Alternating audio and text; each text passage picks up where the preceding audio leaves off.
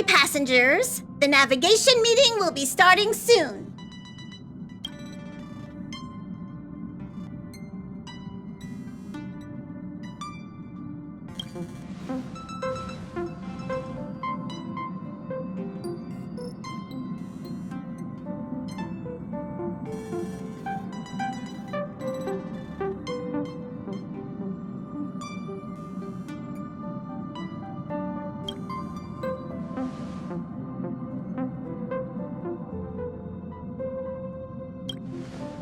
He isn't joining us for the navigation meeting. He went to the party card arrest. Don't worry about him. An unexpected destination could be a great starting point for Sunday.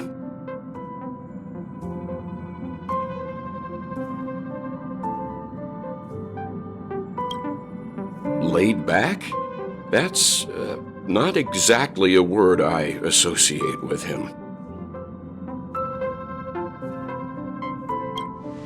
Since everyone's here, Pom-Pom will start presenting our options. First up is the oceanic planet of Lushaka.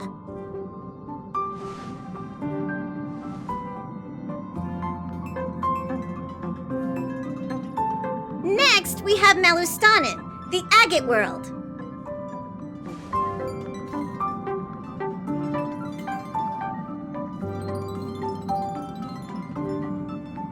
Given the Express's fuel situation, it's worth us thinking through our options carefully. And finally, the most adventurous option, the eternal land, Amphorius. A planet not recorded in the databank, and a world even Achivili has never set foot on. But if this trailblazing expedition works out, it could solve our fuel problem.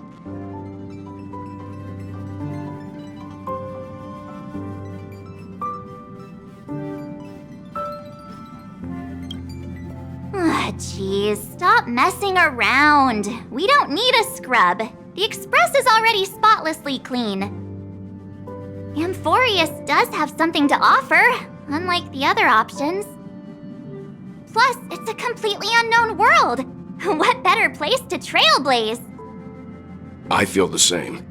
While we know nothing about Amphorius, we know the other two worlds aren't exactly safe options. Anyway, if it's a risk we're taking, we might as well throw in some adventure for good measure.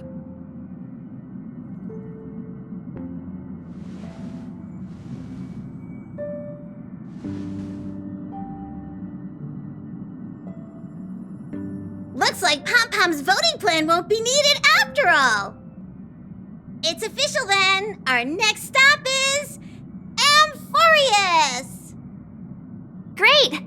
I'm looking forward to the conductor's jump announcement. I'll be in my room freeing up some memory on my camera. I'm going to have to snap tons of pretty pictures this time.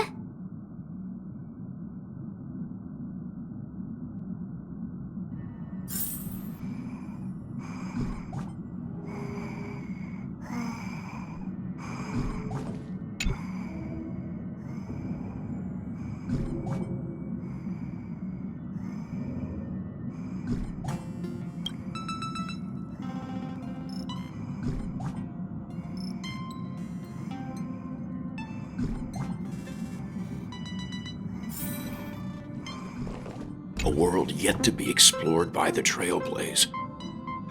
No self-respecting nameless would turn that opportunity down. This is Achivili we're talking about. In the first instance, every one of their stops was a world no human had ever set foot on. The Astral Express has always traveled along the silver rail laid down by Achivili, so we don't normally get to venture into a world beyond the knowledge of the Trailblaze. But this time, we might just get the chance to add a brand new stop to the astral charts. I don't mind telling you, I'm a little excited.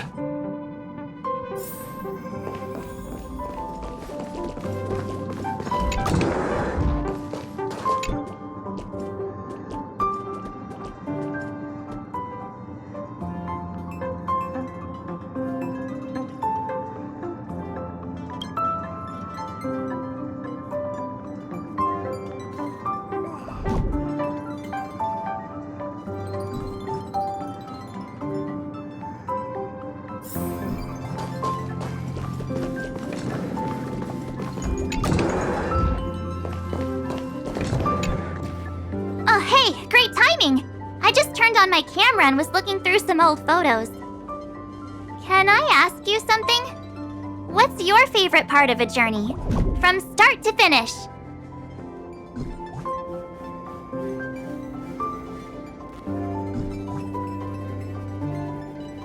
Then let's go snap some photos as soon as we arrive in Amphorius. Anyway, enough chit-chat. I better pack some extra batteries in case we end up somewhere without power.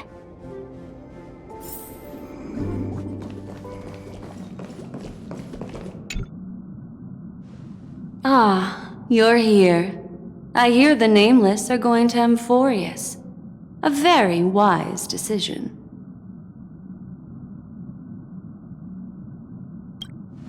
Truth be told, it's more of a personal request. Memo Keepers traverse the worlds only to collect precious memories. Have you heard that before? It's my duty to salvage unknown memories, and the Amphorius that has been revealed by the garden's mirror is like a treasure inside a display case. Dazzling, yet out of reach. I need a sharp nail to break through that glass, and that's where you come in. Only through trailblazing can we reach the heart of Amphorius, cut through the thick mist, and bring the world's memories back to light. I trust you won't disappoint me.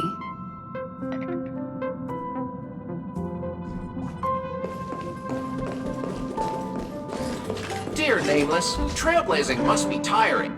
Please sit and rest your weary... Looks like you've decided on your next stop.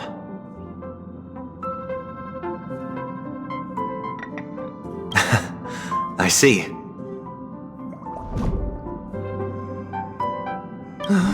Those who embark on a long journey simply need to set off.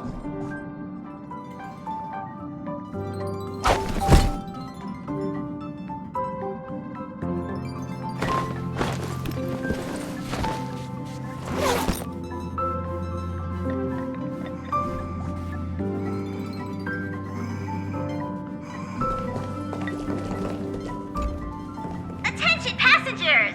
The Express is about to make the jump! Please be seated and hold on!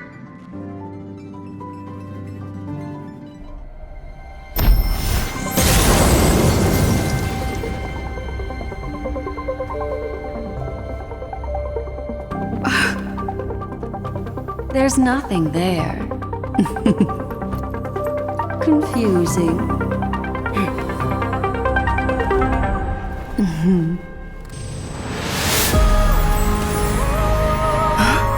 The answer lies hidden in the starry sky. Here it is, the isolated world that can only be seen through the garden's mirror. The eternal land, Amphorius.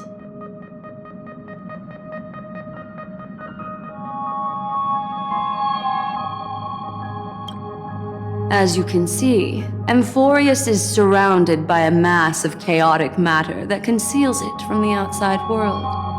Nearly.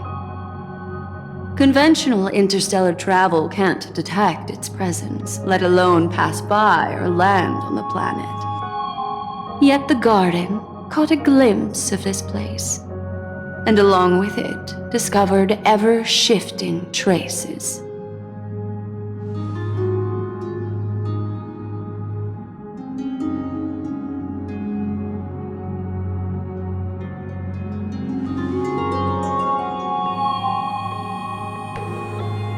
I would even go as far as to say, eons themselves.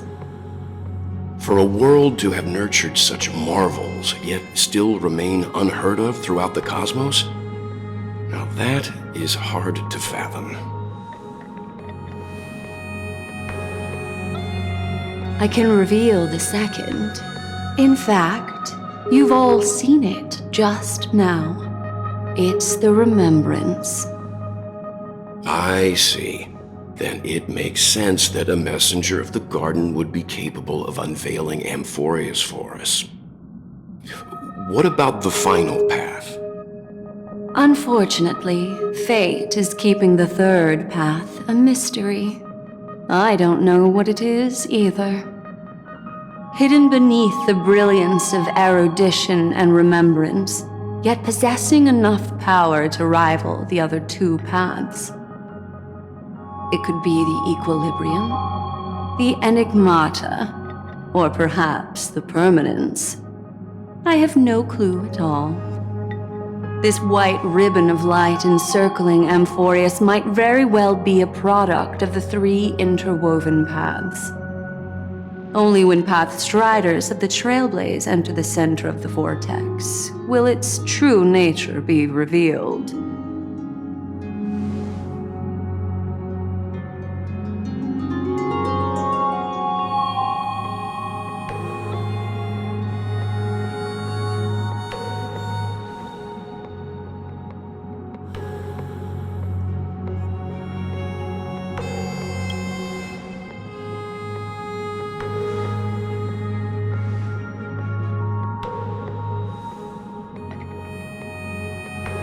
Wait, I think we might be missing someone.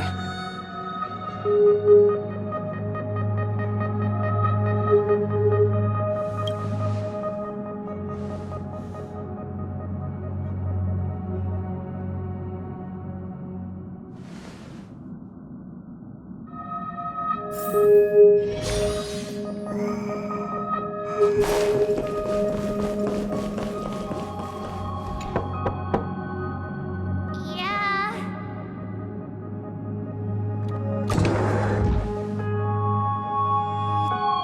Sorry, guys. I don't know what's wrong. I just feel really weak after the warp.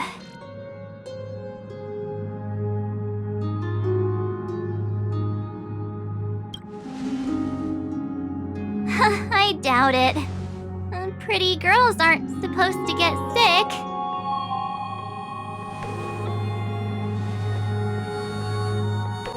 Gladly.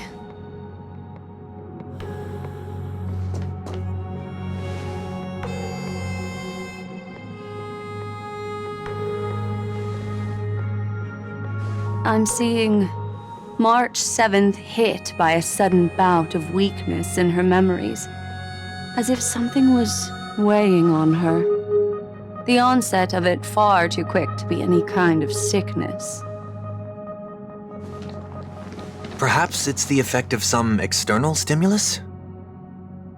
Oh, why is everyone here? I should have cleaned my room. I invited Sunday to help with the diagnosis. He grew up in a star system rich in memoria. When it comes to mental healing, he's quite the specialist.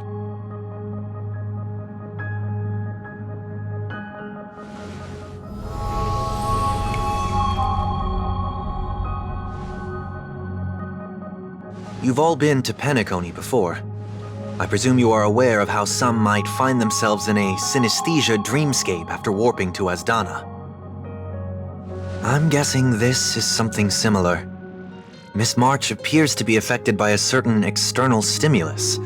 Perhaps a path, an eon, or even Amphorius itself. I agree.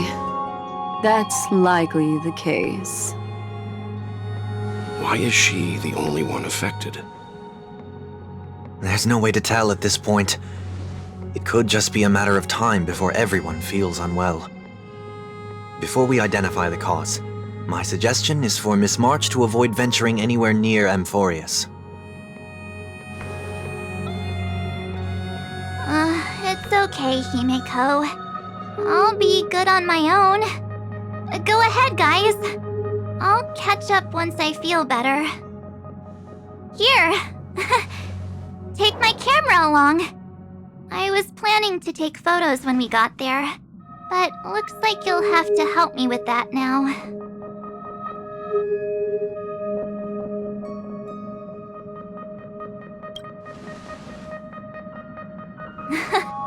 What's with the melodramatic turn?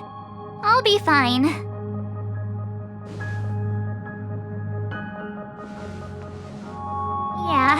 guys go on ahead. Don't worry about me. I'll be back to being my hyperactive and adorable self by the next time you see me. Now, don't forget about those photos, okay? I'll be checking the camera.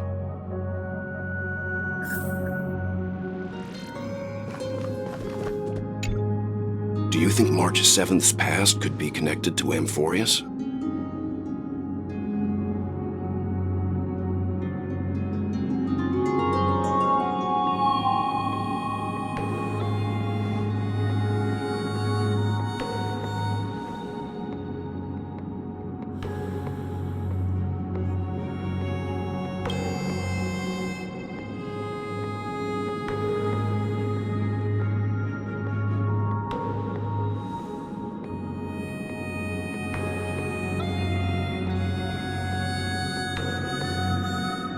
So we're staying behind to take care of the grown-up stuff.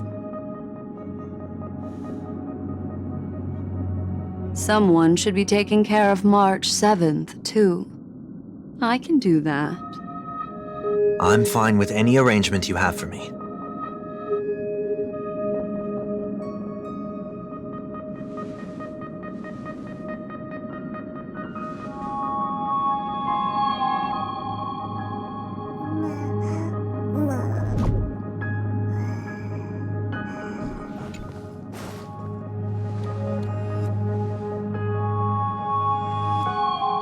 Yes, seeing how this is going to be a perilous expedition, Pom-Pom and the Navigator have come together to prepare a special trailblazing gift for you. Your very own car!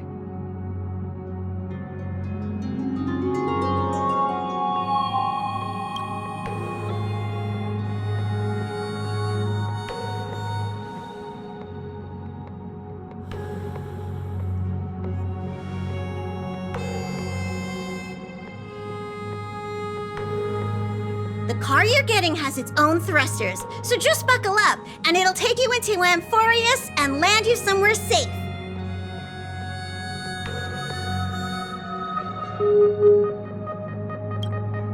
Oh, no you don't. Only in extenuating circumstances. Don't go thinking you can detach cars from the Express every which way, all right? Get going whenever you're ready. Pom-Pom can't wait to hear about your exciting discoveries.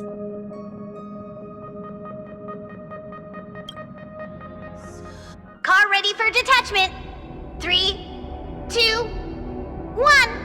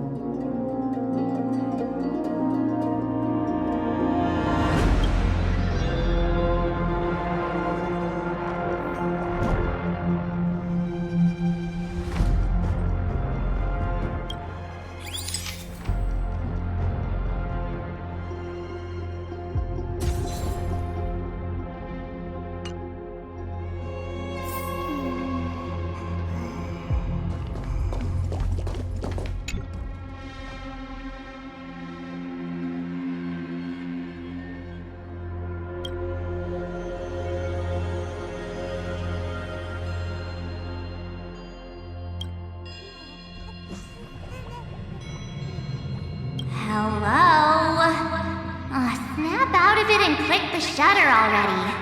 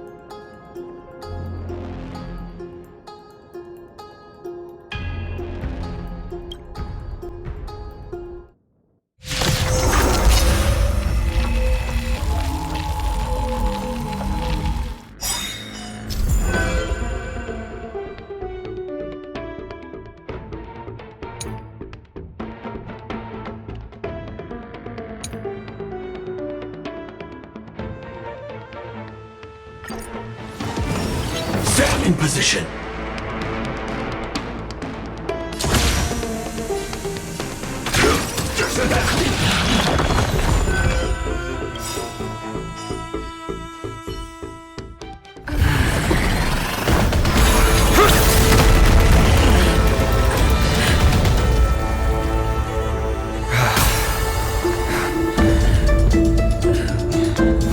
Look out! You've got something interesting.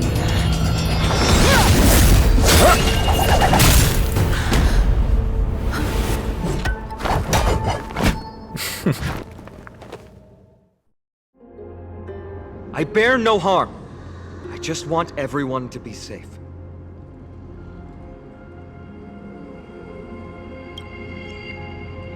Roaming around a place like the Abyss with weapons in tow is a show of provocation.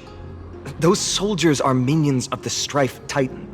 They're not known to stop until all invaders fall under their feet. If you continue brandishing your weapons, you won't only be putting yourselves in the crossfire. Their looming blades will come down on the heads of the innocent.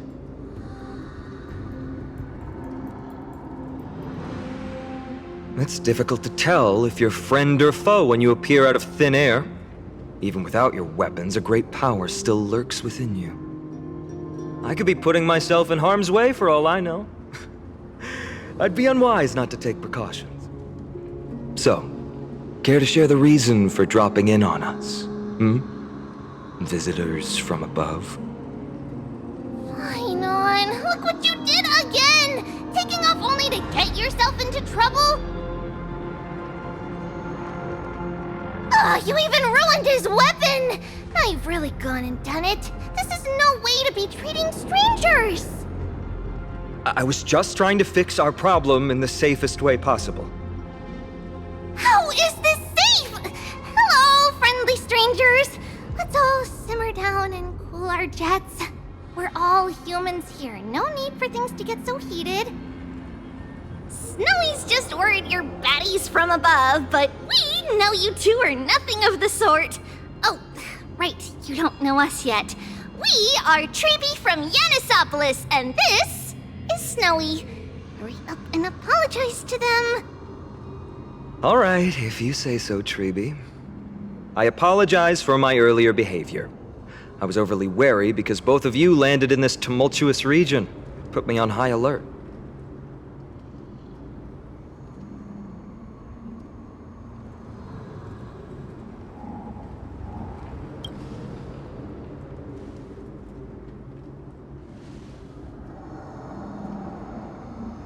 Not from above the sky, but beyond it. Wow, that's something else altogether. You're lucky you met us then.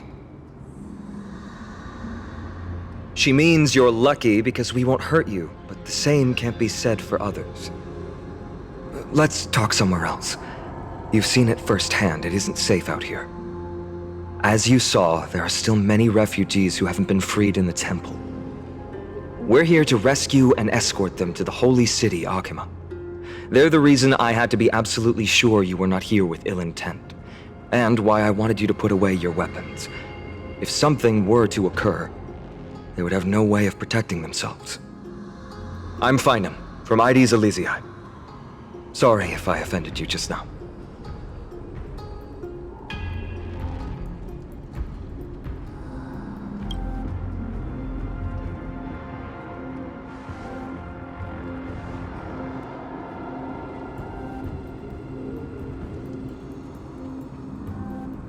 Well, how about that?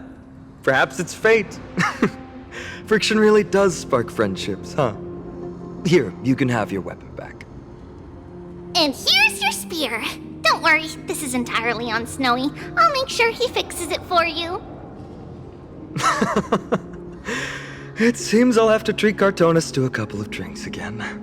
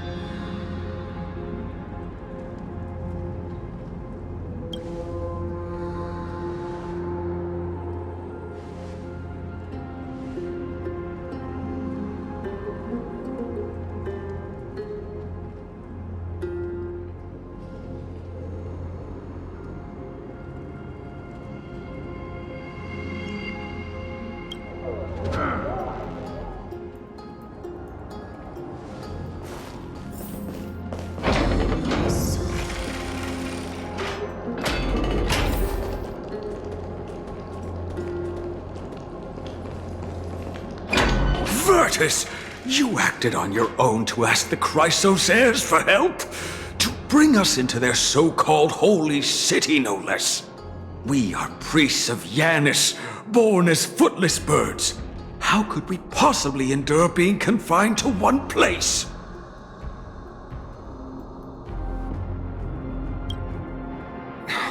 We've lost far too many to Nikador's forces, Mr. Noldus.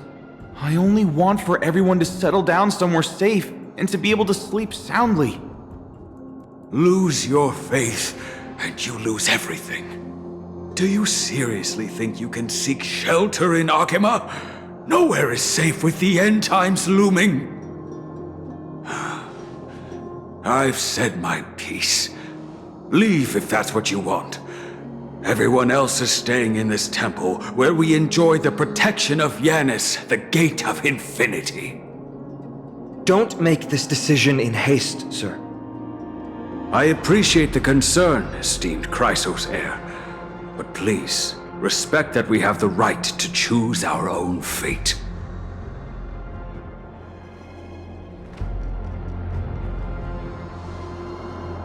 I'm sorry you had to see that, esteemed Chrysos heir. These two with you are... Travelers from afar. They're also headed for the Holy City. If memory serves me right, you are... Virtus? Please, you may call me Finam. What was that just now? It's an honor you remember me, Finon. We are priests from Yanisopolis. Armies of the Strife Titan destroyed our home, forcing us to flee across many lands until we arrived here. A few days ago, I watched another companion fall to those monsters, and I was shattered. I offered a prayer to Akama, thinking the answer would take time, at least enough for me to convince Mr. Noldus. I didn't expect your arrival to be so swift.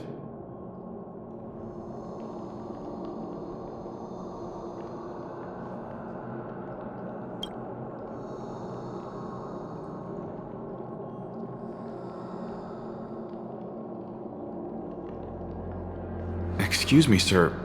Everyone knows about the prophecy. How is it that you... Virtus, right now we must focus on convincing Mr. Noldus to return. The Abyss is swarming with fierce enemies and they have no way to defend themselves, leaving them vulnerable to all kinds of danger. My friends, I have a rather bold request. The two of you are quite capable. Might I trouble you to fetch Mr. Noldus?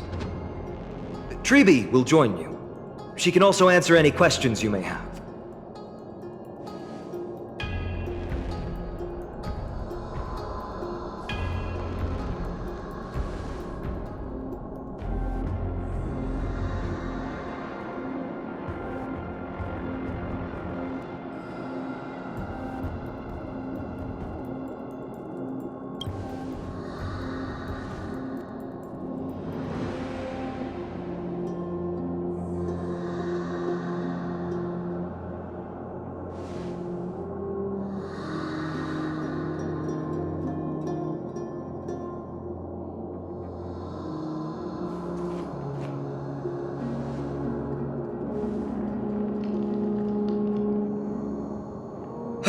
You two are truly honorable. I'll stay behind to guard Virtus and the rest.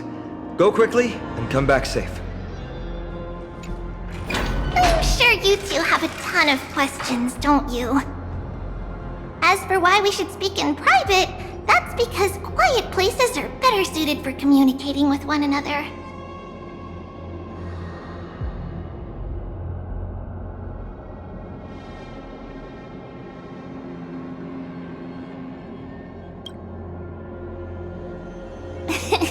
Judging by your reactions, you aren't lying about being newly arrived travelers. In that case, don't blink or you'll miss the next part. Also, Snowy wouldn't dare make plans for us. It's more like the other way around. Alright, silence please! We are about to summon a miracle. We, thy humble descendants, doth surmount the myriad of passages of Yanis to stand before thee and receive the scales of judgment. O selfless arbiter Talantin, declare us innocent in the name of the law. Weigh the fruits of the present in exchange for the sweetness of the past. We summon thee, Orynyx, to lift thy curtain of memory. Once again, stir the ripples of past reverie.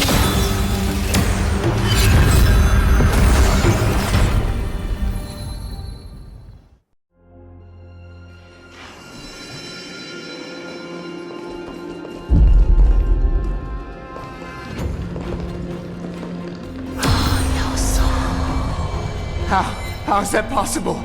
Did Orynyx's prayer fail? My two friends, don't stray too far away from us. Stop panicking. As long as we're with them, we'll be fine.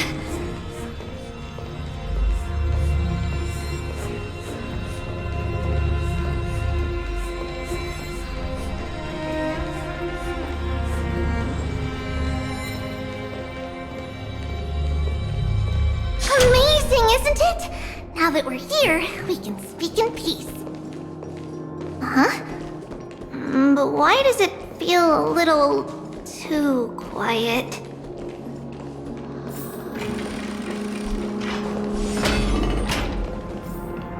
Just what I was afraid of. So much for a peaceful chat. The history lesson will have to wait, my friends. We must help Mr. Noldus!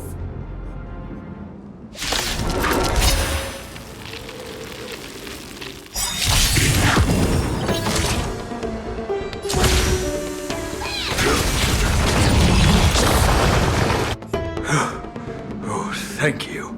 The three of you saved our lives. Mr. Mr. Noldus, Virtus was right. It's too dangerous for all of you to be here. Please, come back to Akama with us. I believe I've made my stance clear, my child. Us priests would rather die in the pursuit of faith than live in a foreign land.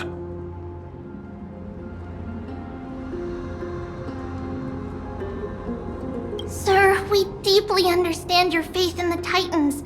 Perhaps in your eyes, Kefali, the protector of the Holy City, is but a god from a foreign land. But we swear to you, in the name of Yanis, the Gate of Infinity, that so long as the Chrysoceres live, Akama will protect all followers of the Titans. We are one and the same. You swear in the name of Yanis? Who are you? Don't you remember, Noldus? Our name is Trebios. What? You're the High Priest? Why do you look like a child? Oh no, to think that I, a mere tribal priest, dared lecture you on faith. Oh, how ludicrous! Please, forgive my transgressions. Noldus, we do not wish to force you, but please think of the people in your tribe. The young place their trust in you, just as you place your trust in us. If you stay, they will remain here too, doomed to fall under Nikador's spear. If that is divine will, then I have no reason to disobey. High Priest, please guide us once again as we spread our wings on this long journey. Ah, Mr. Noldus. I'm glad you're all right. Virtus, I still disagree with your methods, but it doesn't matter now. Let us place our trust in the Chrysoceres. The Dromus caravan that's supposed to meet us isn't here yet, so let's all rest where it's safe for a while.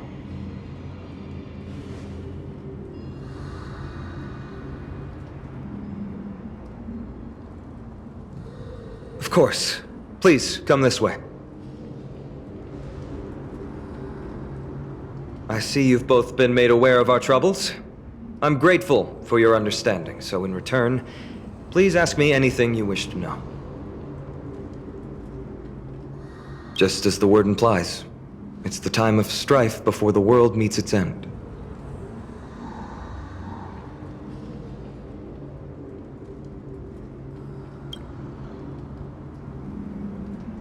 To be precise, it's the whole world that's coming to an end. The ancient gods of Amphorius, once worshipped by humanity, they now stand as their foes.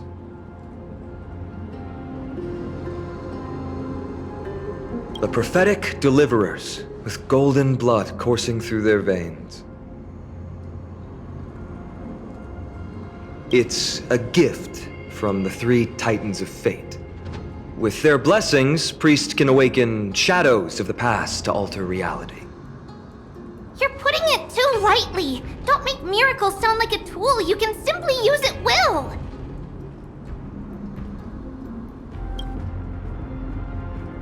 I'm sorry. I guess I'm not good at telling stories. Yet a tedious and overly long explanation isn't ideal either. Let me think. Oh, right! Virtus and the others are priests from Yanisopolis. They should be adept at playing the lyre. How about playing a song for our two friends? There's a ballad that's been passed down in Amphorius since ancient times.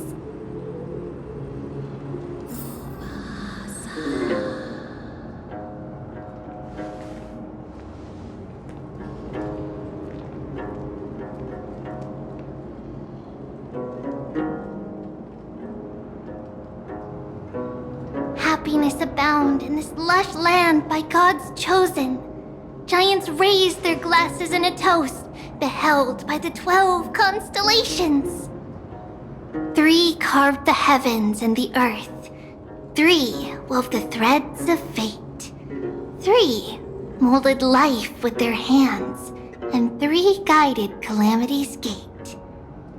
They declared the world too unstirring. hence wish endless laughter upon the living.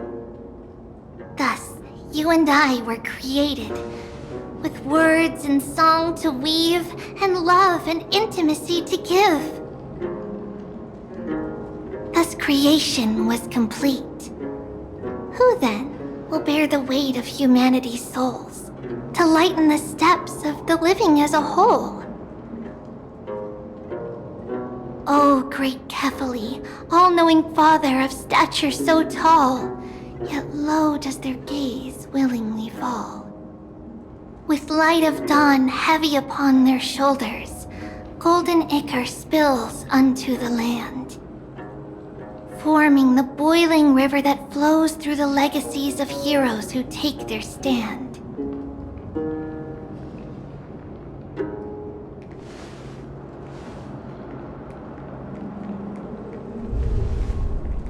Huh?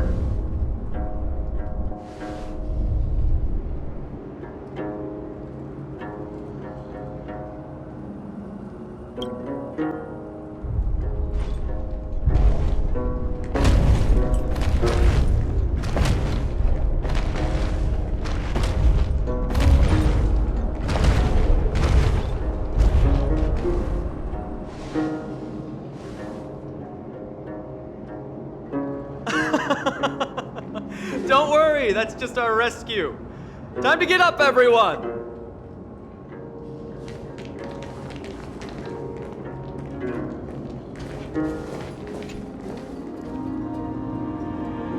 These large, mild-mannered creatures are called Dromas. They're humanity's most loyal companions. We'll be relying on them to get us through the rugged mountain roads on the way to the Holy City.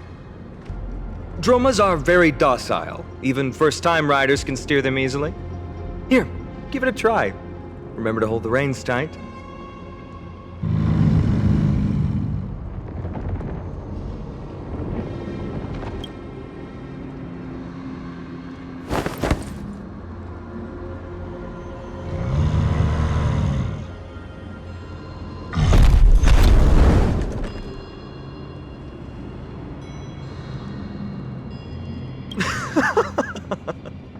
I forgot to mention, don't touch their white stone humps. When the Earth Titan blessed these creatures, it said they also stuffed their ill tempers into these humps.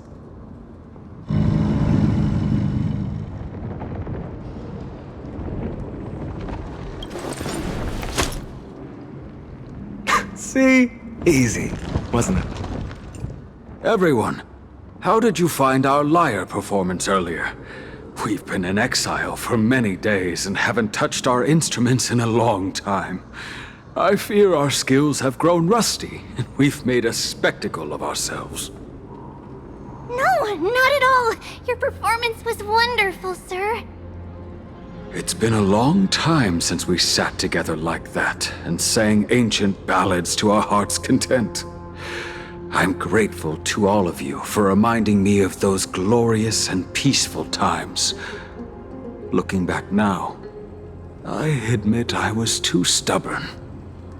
Perhaps you really can save Amphorius from its doom, just like how the four of you heroes saved our very lives and faith today.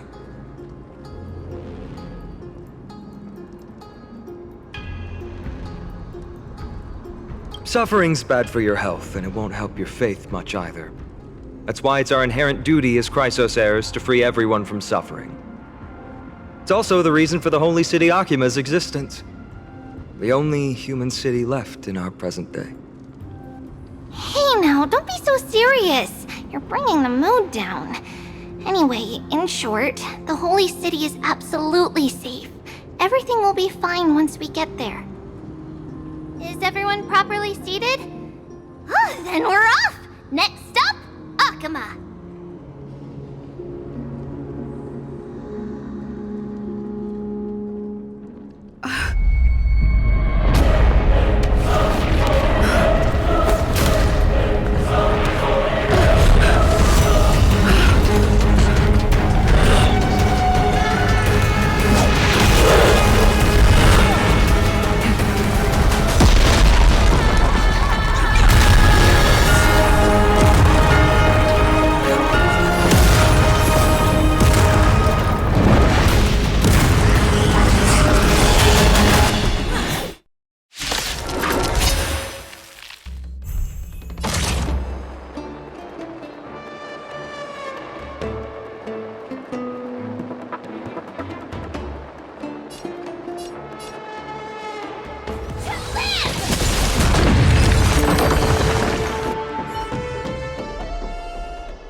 You both fought so bravely.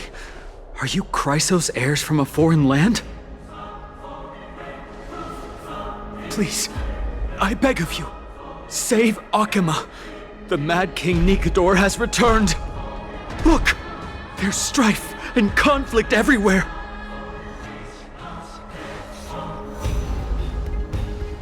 Thank you. Your comrades are fighting inside the city. Fate will guide you to them.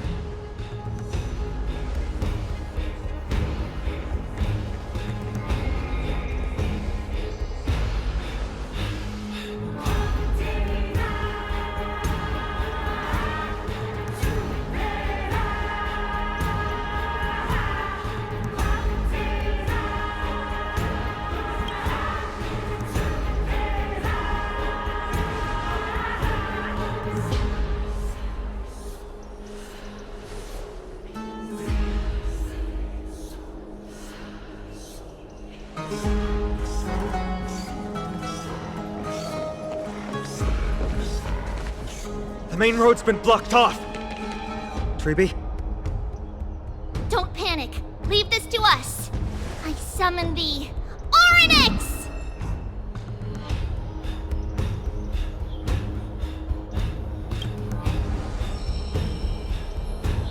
Lift the curtain and stir up ripples of past reverie!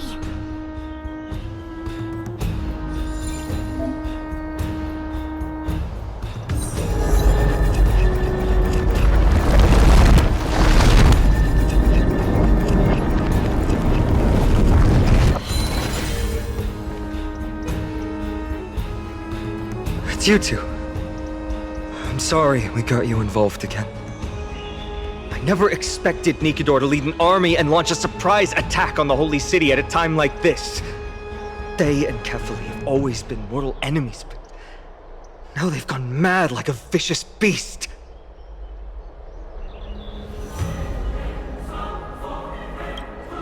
You have my gratitude. Thankfully, Akima is not completely unprepared. The prophecy had warned us about this. This is a catastrophe, but it's not the end. Mr. Noldus and the others have gone to seek shelter. Leave the rest to us. You should evacuate along with the citizens.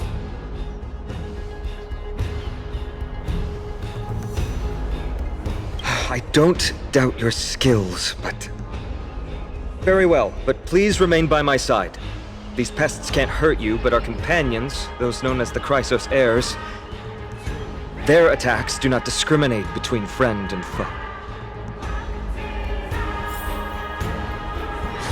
Oh, Kefali, throne of worlds, please end your long silence and grant humanity protection.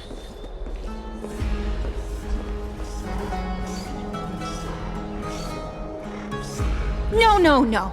It's very safe here. The prophecy has already revealed that the light of Kefali will shine upon all. Watch! No one will die! The heroes will protect the city! Leave them be. Just as Mr. Noldus reveres Yanis, faith is all some people have left in a world teetering on the brink of collapse. To honor their faith is the sacred duty of the Chrysos heirs.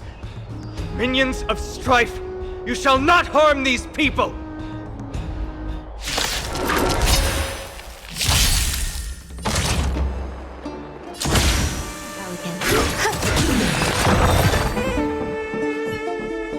Bodies everywhere.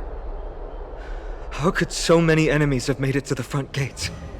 Where were the city guards? Snowy! We're back.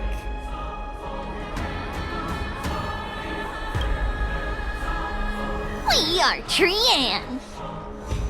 We are Trinan. We are Treeby. Wait. No! Now is not the time for introductions! Snowy, D has been trading blows with the main forces for what feels like forever! From the skies to the city, hurry up and assist him! I knew it. He gets reckless once he gets the urge to kill. I'm relying on you three to handle the task of getting the citizens to safety. Don't Don't worry!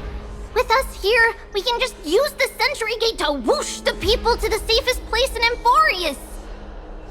Wouldn't that be Akama? Stop messing around and help the people! Anywhere is fine, just send them to somewhere safe! Don't worry. Although they are a little childish, the trio are experienced Chrysos heirs, and one of the pillars of Akama. Therefore, they can definitely be trusted. Well, let's keep on moving then. Lord Paean! Oh, you're finally here. Quick, save the Grand Craftsman. He is surrounded by enemies! What? Cartonus! Hang in there!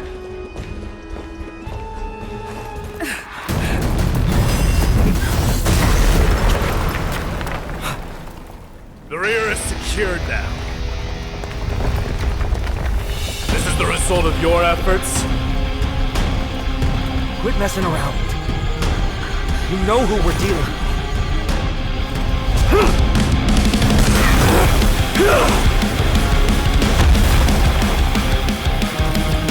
Carelessness will be your downfall.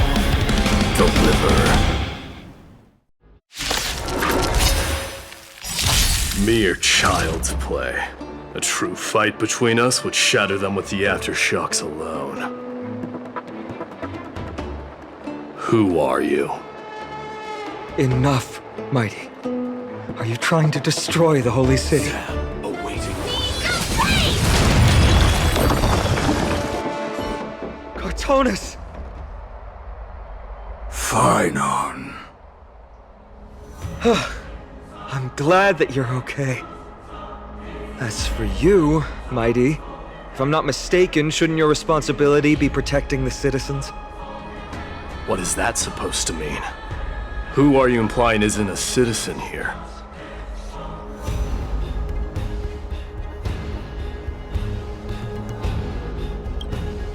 Don't evade the question. Aglaia told us to protect the citizens. Are you ignoring what she said? It is you who forgot the second half of her words.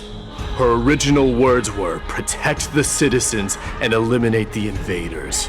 The crisis in the Holy City will be resolved once we've eliminated Nikador. Speaking of which, since you've never considered the pair over there to be citizens, they seem to fit the definition of invaders. The three priests of Yanis share the same appearance and mind, and their senses are also interlinked. The Akamans have long been aware of your presence and what you have been doing. You trust him that much? I suggest you think twice.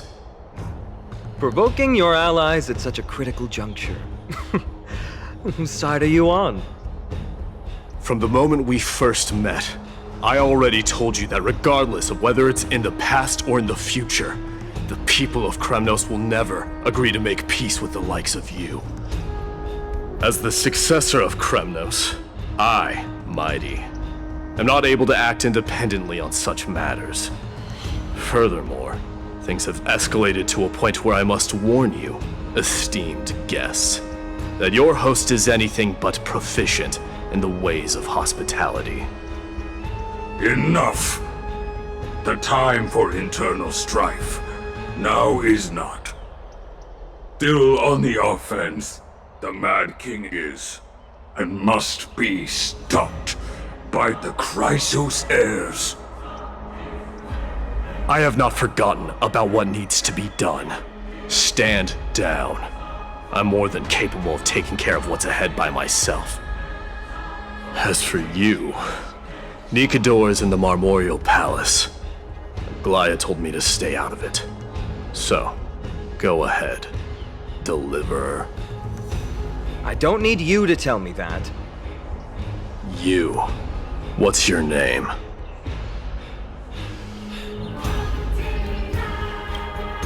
Isn't that name also strange?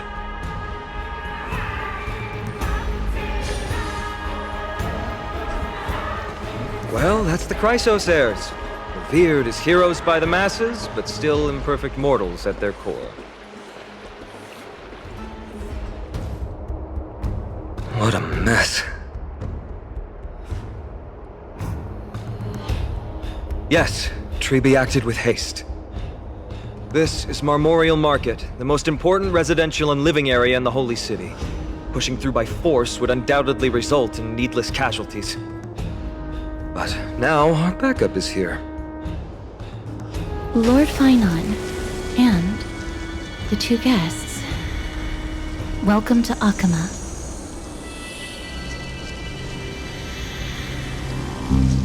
When I heard your footsteps, I thought death was already writing my final chapter before my heroic journey had even begun. Miss Castorus? An abrupt ending to an epic that has barely begun might also amaze the people. But today, Lord Finon, Akama needs you. Well, if the Mortician of the Holy City says I'm needed, then it sounds like I'm gonna live through this mess. Well, that isn't for me to decide. All I can do is clear the obstacles and guide you to the place of Nikator's descent. Dear guests, if you would, I'd like you to please follow me. And kindly keep 5 paces distance.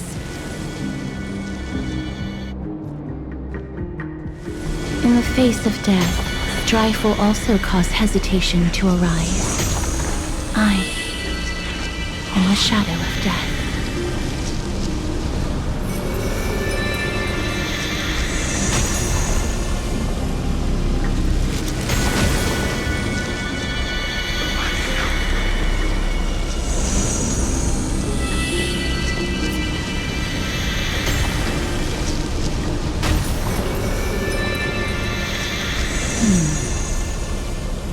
There are also some enemies who are difficult to subdue by presence alone.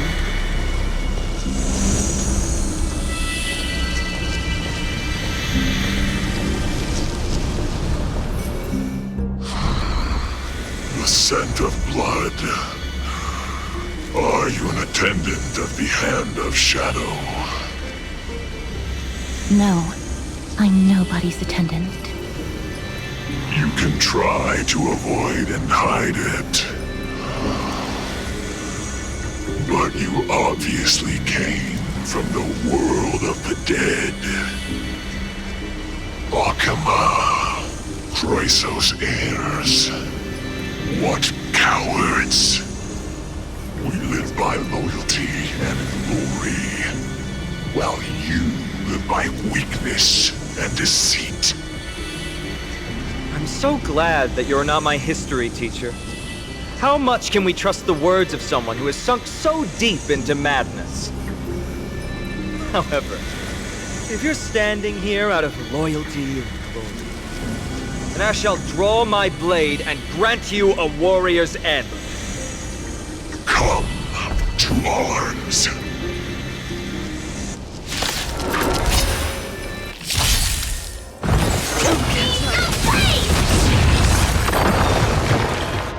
As you wish. Lady Aglaya once said that your time is extremely valuable and shouldn't be wasted on unnecessary conflict. I have the power to lay them to rest. I was about to say the same. It's pointless to waste your strength on these pawns. Let's go. It's time to face strife. Once there, you must turn into birds and fly toward the final battlefield. Miss Castorus, why aren't you joining us? I must stay here and ensure that these soldiers do not destroy the city. Although faith is more important to the vast majority, there are still quite a number of citizens who care more about their worldly possessions. I understand, but... There is no need for worry. The citizens have already been evacuated, and the only living things in the vicinity are the 3 of you. As Lady Aglaya instructed, no civilians will be affected by this. Do excuse my impropriety. Well then, I'll see you later, Miss Castorus. Then, could you all quietly leave?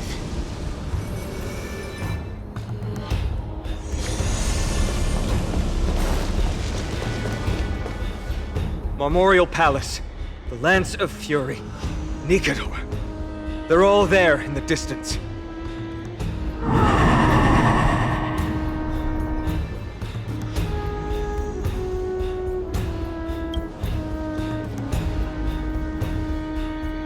That battle cry once crushed all in its path. It knocked down foes and allies alike, leaving people as fragile as reeds in a gale. My limbs trembled uncontrollably as my weapon clattered to the ground. I could hear nothing but the frenzied and shameful beating of my own heart. Fear. This is why the Strife Titan is revered. If a warrior can face this terror and still step forward, no trial thereafter can shake the weapon in their hand. You two, if you wish to retreat, this is your final chance to do so.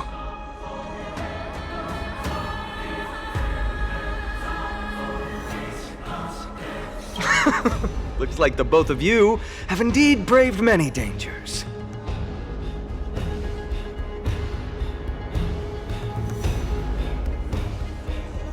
Trailblazing? What an interesting concept.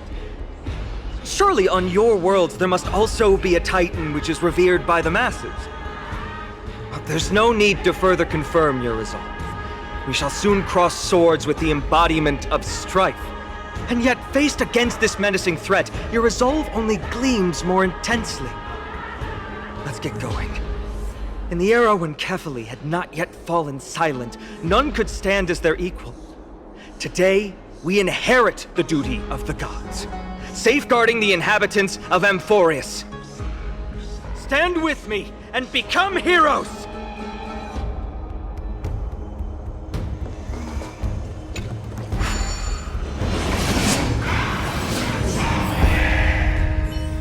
Deathly silence is the proud resonance of Nicanor's war drums. Behind this watery veil awaits the arena of conflict.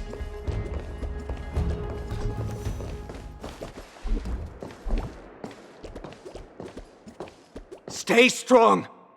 Recall your convictions and everything you hold dear. If you can't do that, then think of death. For doing so might actually keep you alive.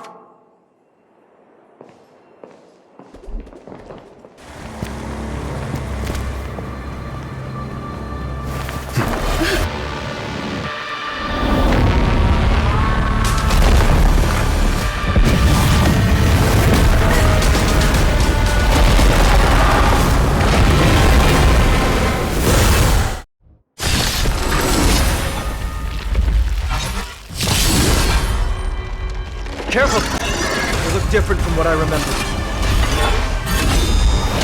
Weaker. So, more distorted? Firefly type board set to the sea complete! Cast aside all distracting thoughts. To me, I shall withstand their wrath! Even gods can bleed. I shall extinguish your core flame, Titan! Dreams do come true.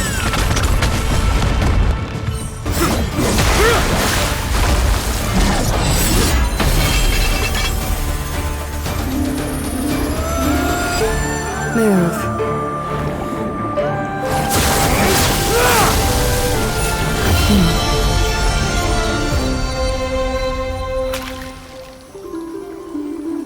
This is not the true Nicanor.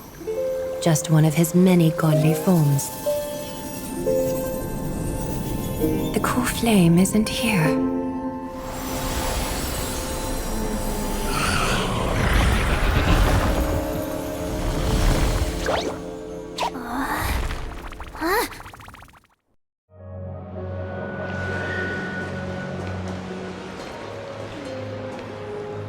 New allies of Okima, welcome to Amphorius. While this welcome banquet is far from elegant, it has helped to remove any misgivings that we had. From this moment forth, you shall be treated as distinguished guests of the Holy City and of the Chrysos as...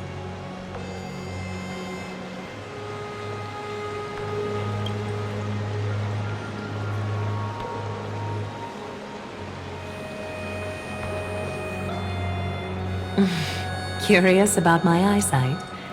Well, I'm not blind. On the contrary, I can see much more than the typical person. Those with golden blood always have something extraordinary about them. For me, it's perception. I don't need light to measure the world. The wind carries messages along golden threads, delivering countless sensations to my fingertips. Just like how at this present moment, the virtues possessed by the both of you have turned into a warm current that pleases my skin.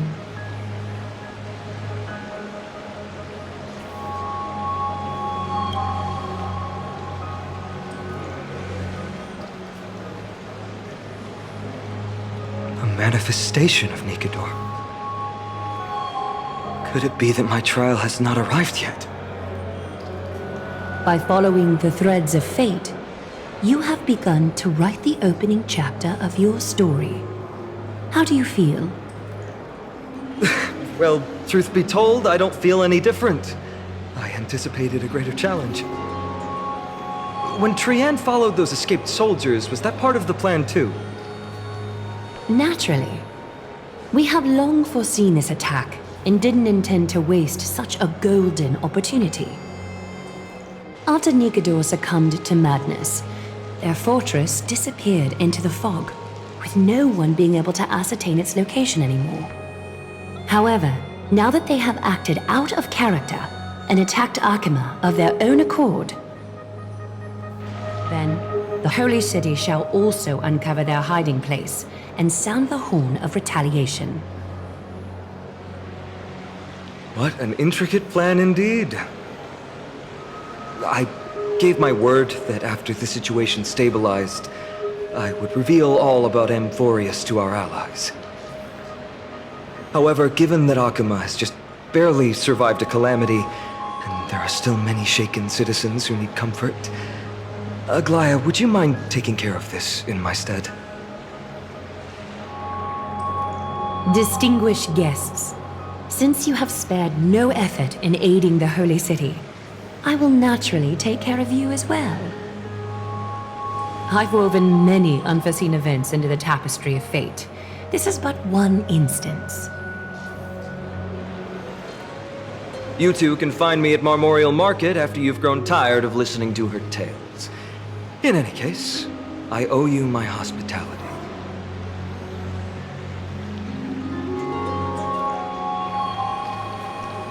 Now then, where should we begin?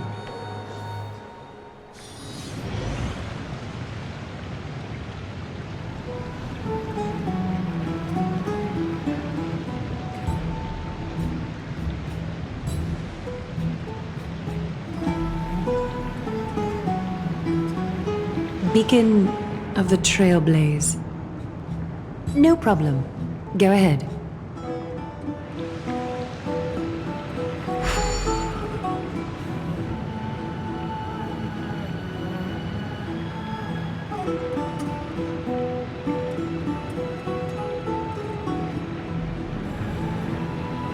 What an interesting way to mark the start of your journey. I grow more and more curious about your cause. But please, let me first properly extend my hospitality to you. The conversation we must have will likely be quite lengthy, so why don't we go somewhere more suitable for that?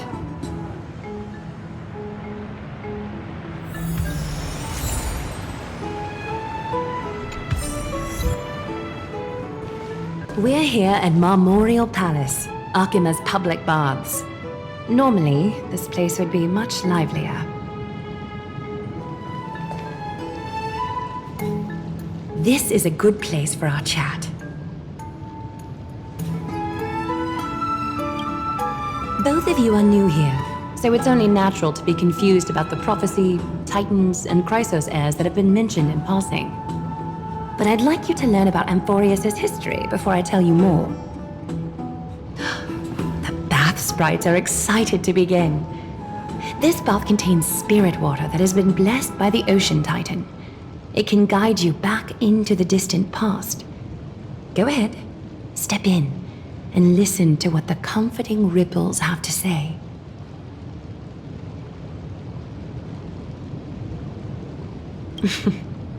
If it'll make you feel better, I can avert my gaze. Quiet your thoughts. Feelings are far more honest than words and can better satisfy your curiosity. Close your eyes and feel the warm ripples of water embrace you. Feel the delivery of this account from the seas. The spirit water shall show you Amphorius's distant and recent past. Before everything began, the world was in chaos. 3 gods conceived space, time, and laws, laying down the cornerstones of life for all beings.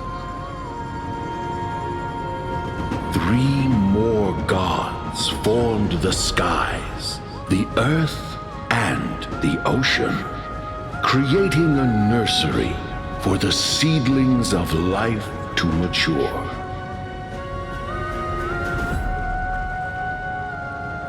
Then came Kephili, throne of worlds, and the father of all people. They walked the face of the earth, delighted by the creations of their fellow gods, though also lamenting at the bare solitude of the gods.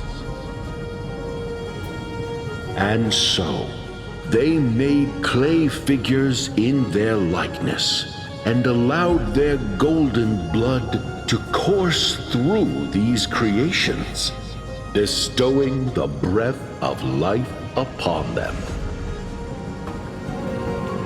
The wise Circes soon came forth and peeled open fruits from a flowering tree, granting reason to these clay beings, allowing them to learn and reflect.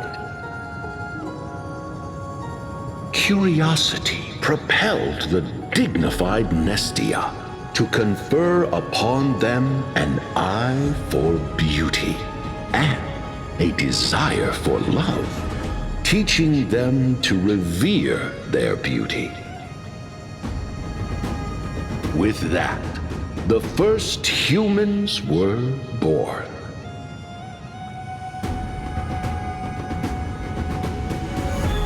In this fleeting golden age, all forms of life thrived and civilizations sprouted one after the other.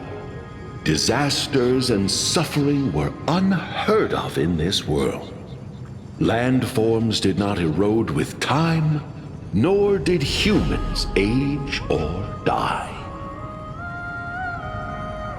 Not until the 3 calamities fell upon the world: trickery, strife, and death. Their descent burst open the short period of prosperity, as though it were nothing more than a dewdrop. The black tide swallowed the world whole, inundating it in blood. Fear permeated every corner of the world like a plague, inebriating mankind far more easily than ambrosia would. Mortals took up arms against one another, waging war in the name of the gods, marking the beginning of a tumultuous age. The wrath of the gods enveloped the earth and hid the firmament in shadows, ensnaring every living being. The divine war only led to one outcome: a shattered world on its death march toward destruction.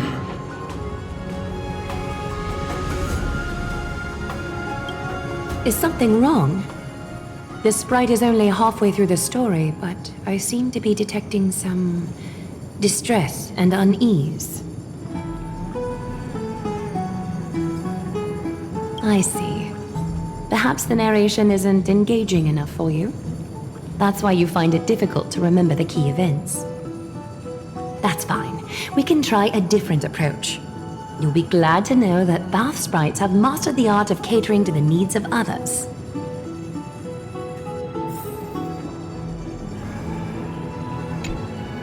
Take my suggestion, bath sprites. Please narrate the story in a style that this guest prefers. Okie doke, make yourself comfortable. Time for a history class on Amphorius.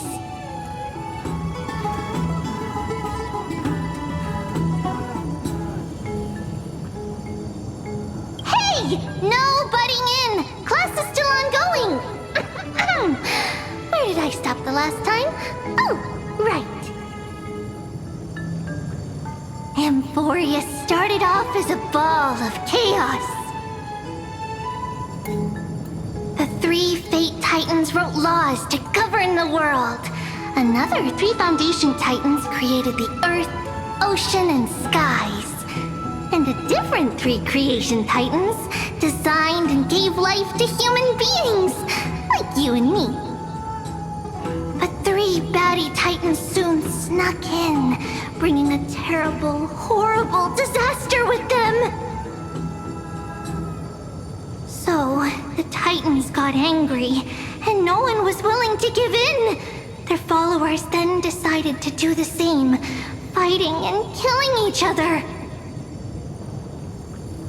Everyone fought for a really, really long time, disturbing and hurting all people living in the world. Until one day, something big happened.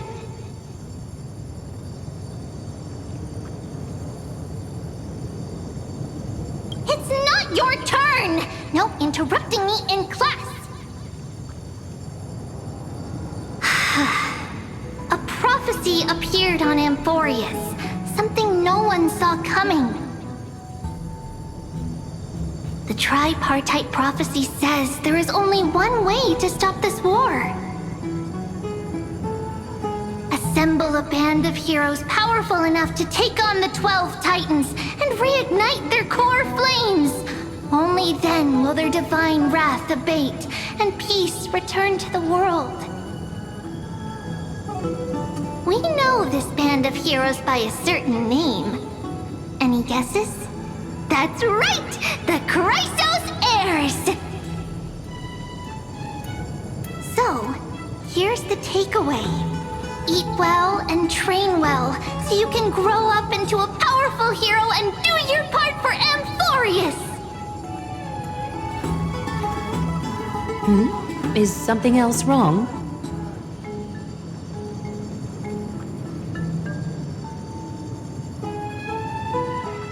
Is that so? Looks like you're a bit hard to please. Trusting and perceptive at the same time.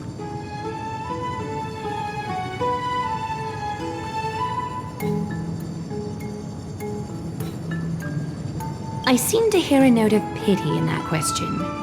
Perhaps you find us to be weak and defenseless.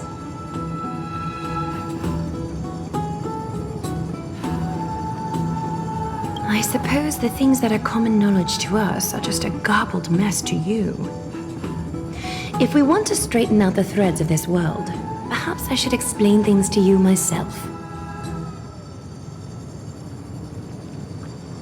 Rough patch. That's a mild way to put it. We can move on to the problem at hand, now that both of you have some understanding of Amphorius' history. Come with me. Please, give me a moment. The way up from here leads to a bath that the Council granted exclusively to the Chrysos heirs. The bath is strictly off-limits to anyone other than the heirs. I'm willing to make an exception, considering you're guests from beyond the sky. But if I were to bring both of you in at once, I'd be blatantly disrespecting our traditions.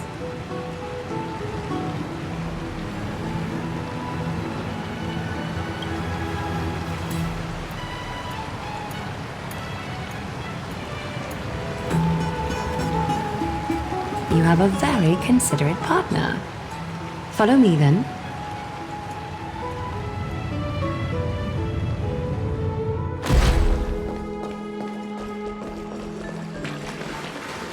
Take a seat, make yourself comfortable, then close your eyes. I won't force you, but people hope to regard one another with bare honesty when they enter a bath. Are you willing to trust me?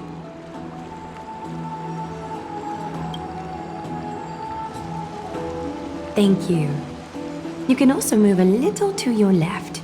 The water is warmer there.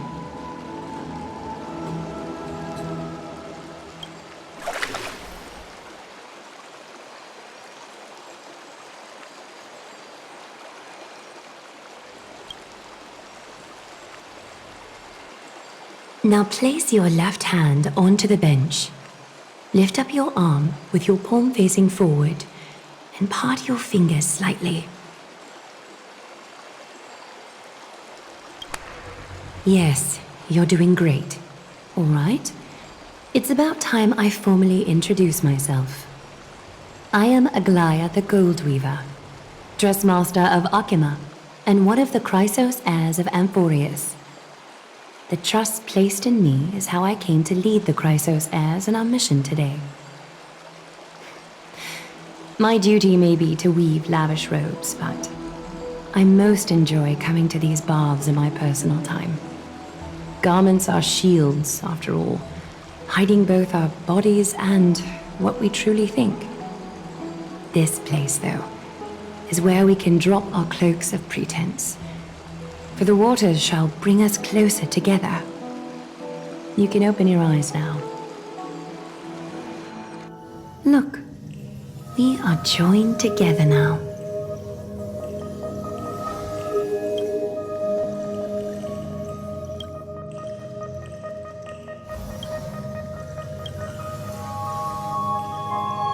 You're not wrong to think of it that way. The golden threads of Nestia entwine us, capable of sensing even the slightest quiver. We are bound to speak the truth to each other this way. You will learn the truth about this world from me, and in return, I ask for you to promise me something. Fulfill this pact between us, and you can expect your journey on Amphorius to be free of troubles. You learned the legends of Amphorius from those bath sprites a while ago. But that was a sanitized version that spared you from the harsh and bitter realities of our history. The pantheon of titans that once ruled our world has become the very affliction that eats away at Amphorius. An unfathomable power changed something within most of these titans, inducing their rage and madness. Amphorius has since fallen into eternal night, the black tide engulfing our world. Akima is now the only city to still receive light, and we owe it to Kefali's protection. The Chrysos heirs gathered here are Amphorius' only hope. People hail us as heroes, as protectors, and as deliverers. They are counting on us to vanquish the Titans, reclaim their core flames, topple them from their thrones, and take their authority for ourselves. It is only upon reclaiming all core flames that the miracle of Genesis can reveal itself, granting a new lease on life to this broken world. This is Amphorius' flame chase journey. A band of heroes dedicated to slaying the gods and reclaiming the 12 core flames for the world to start over anew. With the end times before us, we are expected to lead all of our people toward the summit. Akima needs as many allies as possible to aid us in the upcoming battles. The two of you may be just the reinforcements that the Chrysos heirs have been waiting for.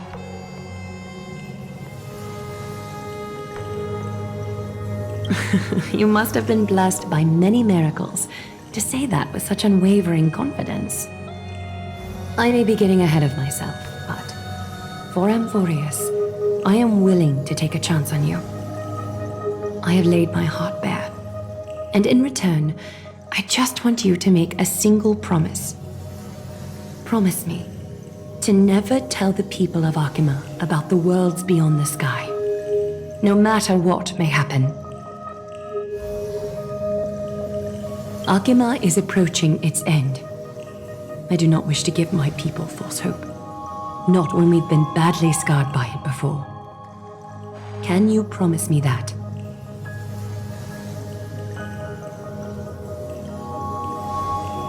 Thank you. The agreement between us is now complete. I apologize if this ritual upset you, but I hope you understand. I had no other choice. As much as I am interested to hear your story, I'm afraid I've already taken up too much of your time. Mr. Dunhung's worrying has created ripples in the water. Why don't the both of you tour our holy city? See how our people make ends meet in this difficult time. I will have your welcome gifts ready later today.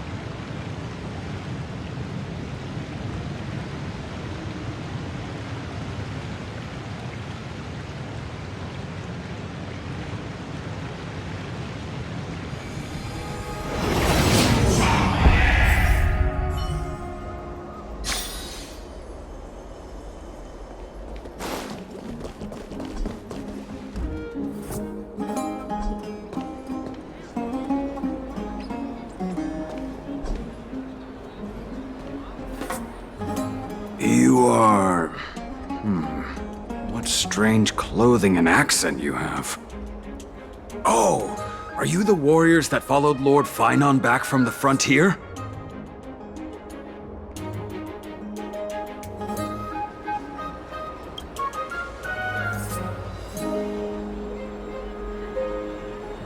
Thank goodness. I hear you're both exceptional warriors, as masterful as the Chrysos heirs. Could you help us restore this column here? Nothing has been going right these days. First those minions of Nikador attack, and now this column collapses right outside our home. Can we really keep going?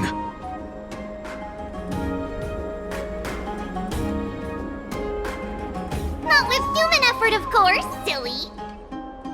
High Priest Treeby, oh Kefali on high, our prayers are heard. We won't need to trouble you any further, kind warriors.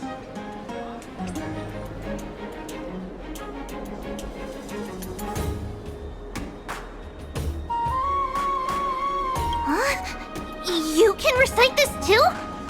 Wait, did you also chant this when we arrived in Akima?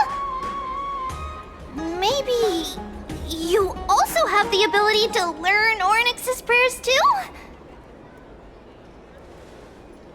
Not at all! We have lots of priests here, but some are more gifted than others. Why don't you both try chanting? Treeby will see if you get it!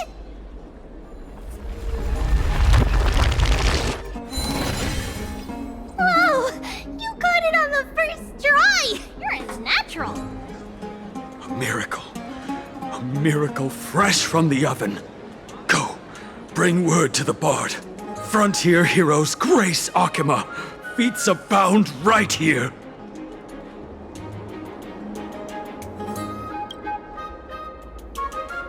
That's okay. There are many others like you. It just means you're meant to be a warrior. Oh, you met Aggie, right? How did your chat go? Really? That's pretty impressive.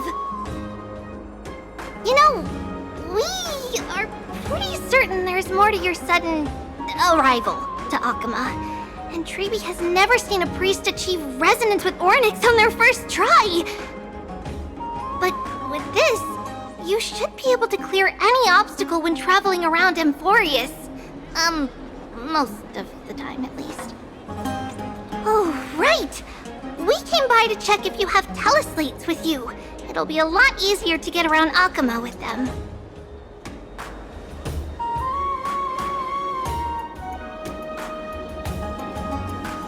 Yeah! We knew it! There are also Yanisopolis priests beyond beyond Akama. Like the city you're from. Let's see. This looks different, but it works more or less the same. Maybe a little resonance will do the trick. All set! Now we can contact one another with our teleslates. Only in Akama, though. Messages won't send once you're outside Aggie's web of golden threads. Did you think we were some backwater people who don't understand anything? You can also use any currency you have on you. Talantan scales will determine the value of all items, so there's no need to worry about being penniless in the Holy City.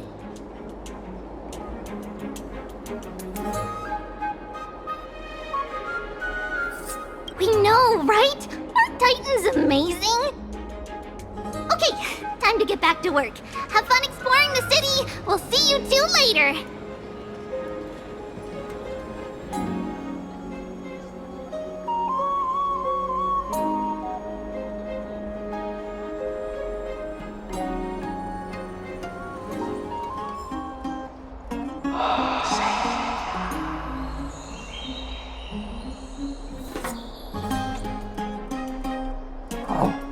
What are you two doing up here? I know you! Oh, you're the heroes who helped defend our city, right? Damionis, saw your valiant figures in the battle.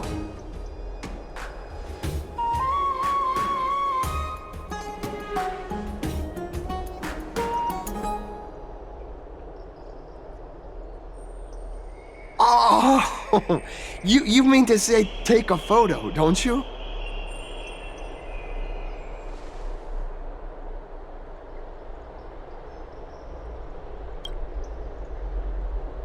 Aha! So you met the right person. The name's Damionis, and I may have some humble insight on travel and photography. After all, everyone in this holy city knows me as the explorer. All right, pass me your photo stone.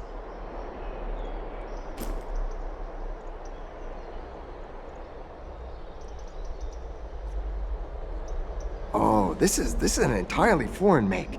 But that's not gonna stop me. I'm guessing this here and that. Easy peasy, I know how to use this now.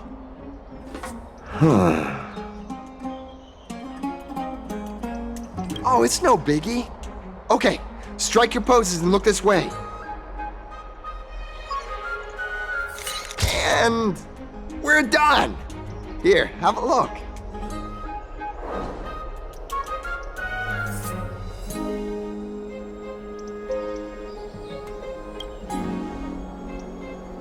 Well, I mean, as long as you're happy with the photos.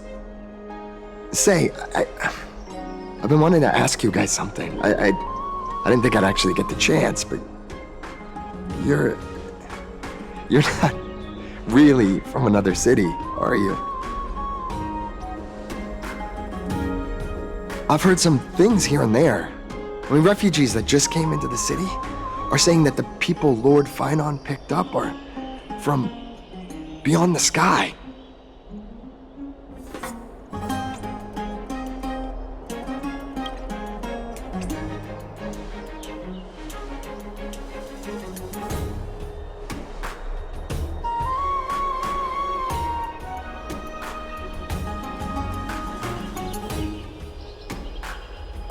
Thalassopolis? Oh, is that so? I thought I'd finally found proof that a world beyond the sky exists.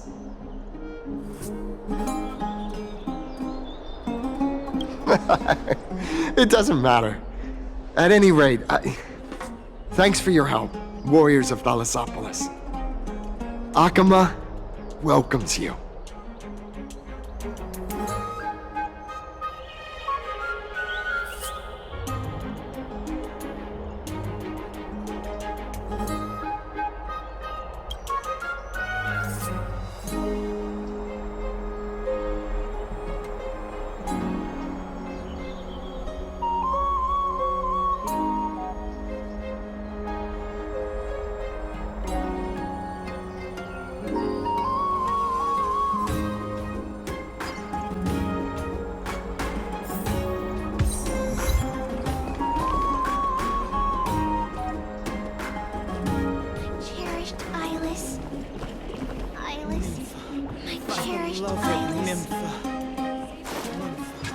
Out of the shadow of the past, you've not stepped, Chrysos heir. The weight of the core flame, if you wish to bear, you must bury the past. Suspend the pain. I'll try my best, Cartonis, but why keep mentioning it if you already know I can't do it? Here, your guests are. You two. You're back much quicker than I imagined. I thought that Aglaya would keep you for a bit longer. Here you go. This is the compensation I previously mentioned. I asked the most famous Grand Craftsman in the Holy City to repair your spear. Once again, let me offer my sincere apologies for any offense I caused during our first meeting.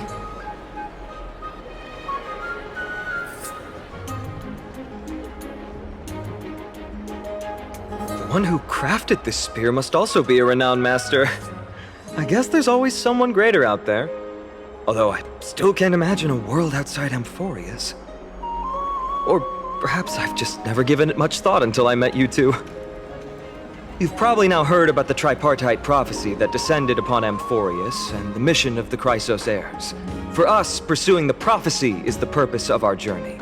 Therefore, thinking too much about other things is unnecessary. The reason it's a prophecy is because it appeared in the form of a miracle. No one knows exactly whose will it represents. There's another theory that it is the whispers of Kefali before their eternal slumber. It was the Skyfather who scattered their divine blood all over the land that gave rise to the Chrysos heirs. Of course, that is just one of many popular folktales. Please, don't simply dismiss it as silly superstition. The people of this world have already experienced the transition from skepticism to firm belief, and this transition wasn't easy to achieve. Many have paid the price.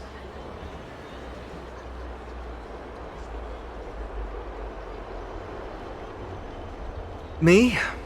I'm still seeking that answer myself. But if the gods favor me, I believe that my core flame won't be far. It's Nikador. I'm a soldier who was taught how to fight at a young age. From the day I was selected by the prophecy, I've regarded the Lance of Fury as my goal. One day, I'll break the lance and take the core flame of strife. But discussing such a bitter topic is a bummer. I'm embarrassed since I think I'm the one who brought it up. Oh, right. Treeby mentioned that you two also use teleslates. Why don't we exchange contacts? Please also accept these gifts as a token of my appreciation. Since the weather is great, why don't you two look around some more? I won't take up more of your time. See you later.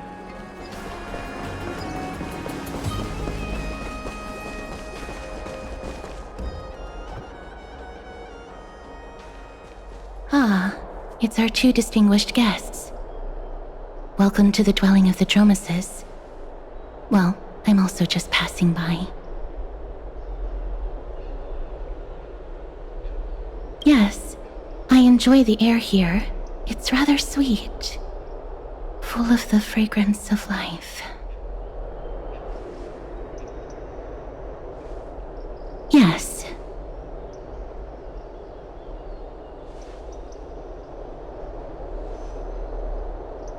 Thank you, Mr. Dan Hong.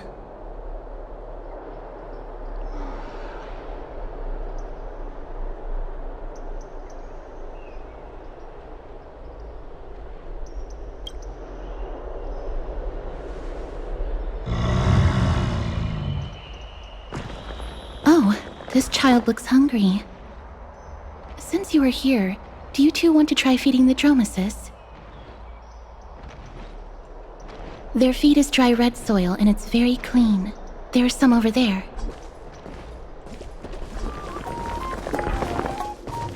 Since it's your first time feeding, just a small piece will do.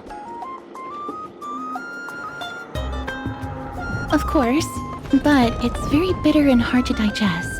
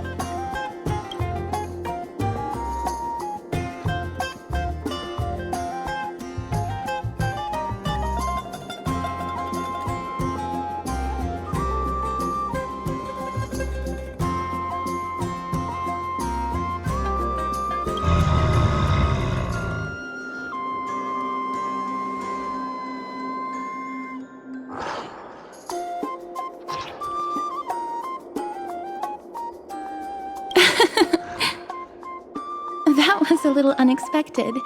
Don't worry, there's a lot more feed over there. Just go get another piece.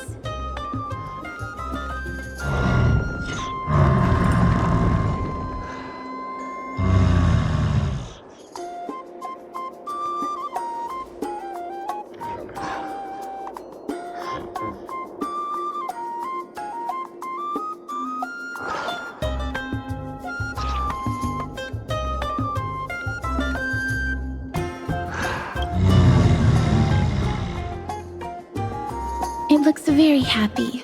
Perhaps you could try petting it?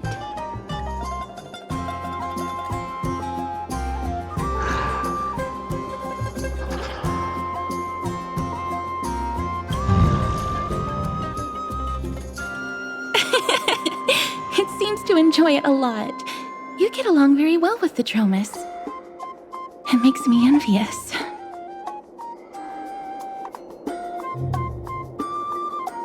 Me? No thanks. It's all right.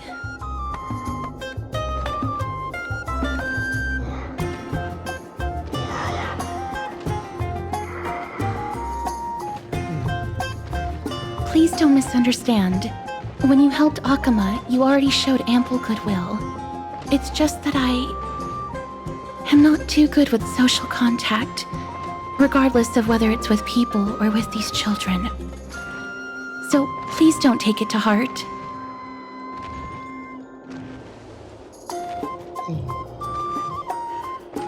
Would you two like a photo with this child?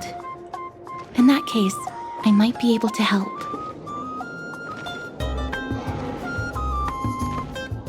That's not it. Photography is an interest of mine. problem. Please place the photo stone on the ground.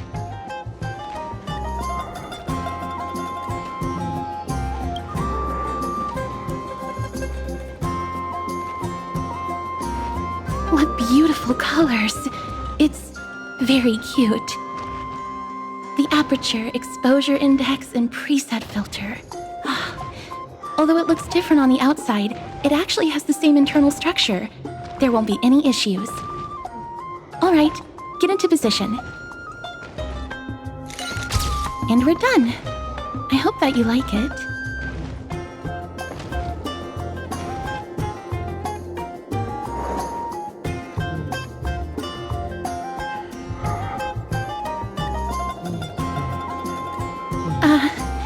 My apologies. It's just personal preference. I like black and white photos. If it bothers you, I can take another photo. I'm glad that I could help. Then, I'll take my leave now. Please continue playing with the Dromesis.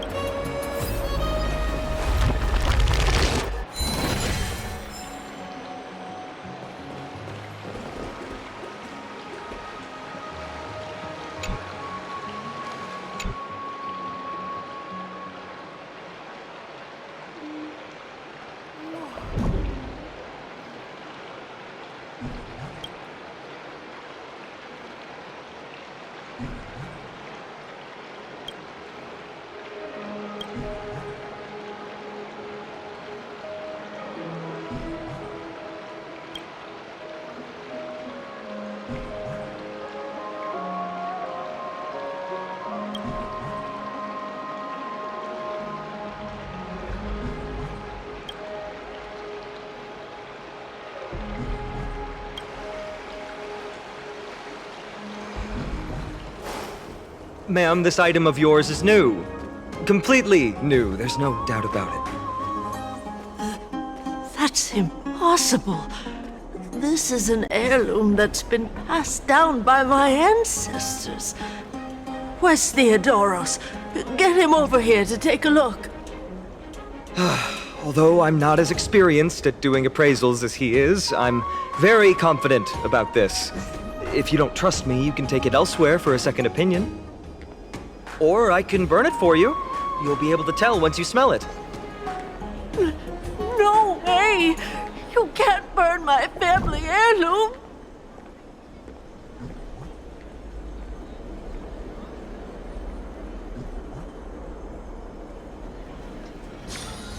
Hey, are you in the forum? Forum? Which one? The one about the rosy celestial maiden? It's getting more popular by the minute. I don't see you in there yet. Hurry up! It's filling up quickly.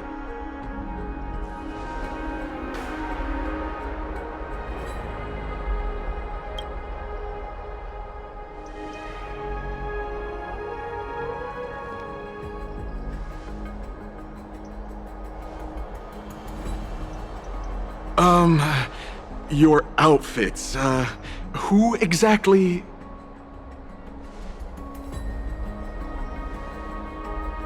Ah, brave warriors. Pardon me. I didn't expect you to be interested in such social affairs, but sure thing. Please, take out your teleslate. I'll help you connect to Akima's World Wound Web.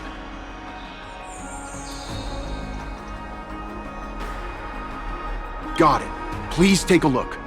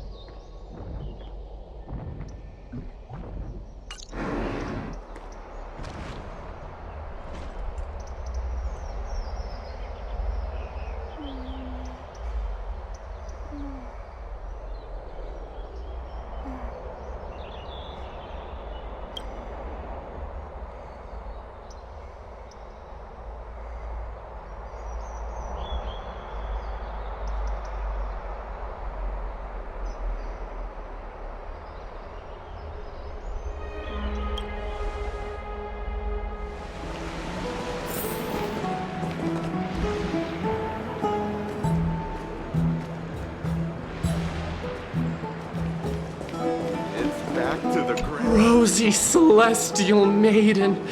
Just from this name alone, I am able to imagine your beauty. You must be the incarnation of Nestia. Oh, you cause me to sink deeper and deeper, unable to get a hold of myself. Oh, beautiful Celestial Maiden, how can I ever win your affection?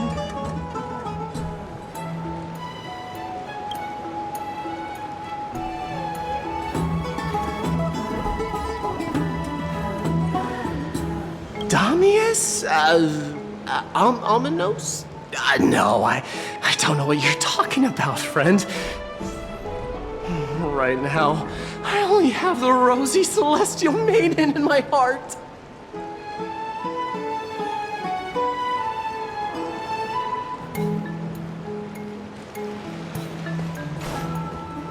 Oh, rosy Celestial Maiden, you truly are a gift from the heavens. A daughter of the sun. Even Aquila cannot restrain you. Will you gently carve open the sky, if only to lead us out of this long, dark night?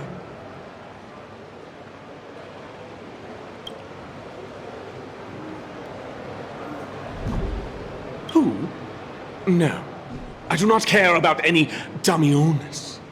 Right now, I only have beautiful fantasies and poems in my heart.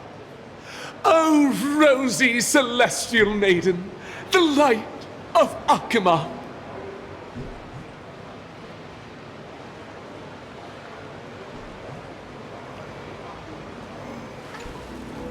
Dear citizens, please stop spreading images of unknown origins. Please wake up! The Rosy Celestial Maiden is a lie crafted by Zagreus as a prank. We should follow the lead of Lady Aglaya and not subject ourselves to such mind-numbing fantasies. Damionis, that explorer who thinks very highly of himself. I've heard of him, but have never met him in person. Others have said he's completely crazy. Rosy Celestial Maiden, a world beyond the sky. What's that commotion?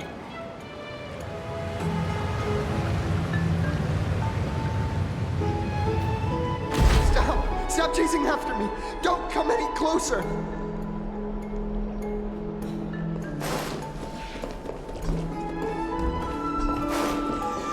He's running toward the Garden of Life! Give chase!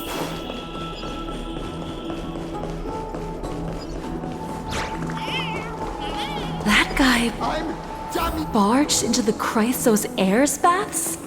What's all this fuss? Citizen, calm down. Don't do anything foolish. This is the Garden of Life, the holy ground of the Bow of Rift. Are you trying to defile the gods? Defile the gods? No, you guys are completely wrong. The wise Circes will be proud of me. Just watch.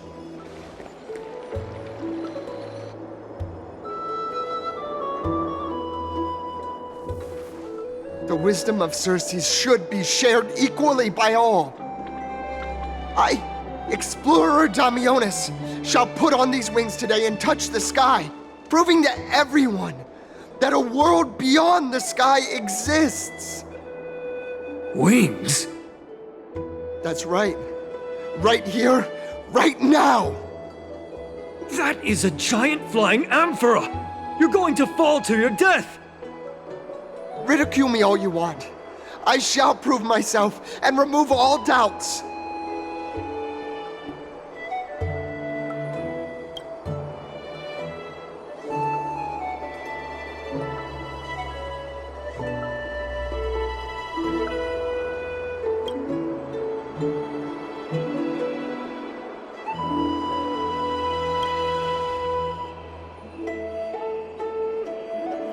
You two are the distinguished guests of Lady Aglaia? My dear friends, I know that you must have your own reasons to hide the truth. I shall not make things difficult for you. But thank you for showing me the image from beyond the sky. Now I shall embark on this earth-shaking undertaking. Damionis always follows through on his words. Save your words of persuasion. I've made up my mind.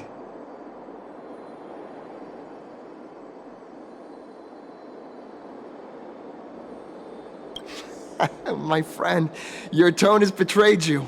I understand that you're trying to persuade me to stay. A clever fool. That's how to describe people like him, right? I'm almost moved by his persistence. Save your words. Aquila, feel my wrath!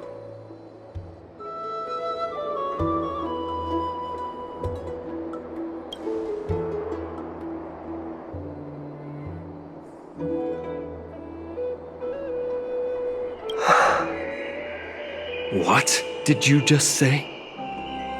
So, I was right? You really are from beyond the sky? A pact? Ah! So that's why he called you distinguished guests of Aglaia.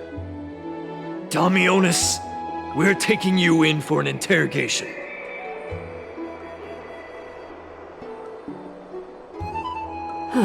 This is not going to go well. He learned something that he should never have learned. We can only hand him over to Lady Aglaia for judgment. Instead of worrying about his safety, perhaps you guys should worry about the impact of the rumors. Although no one believes what Damionis said about a world beyond the sky, the rosy celestial maiden has already spread everywhere.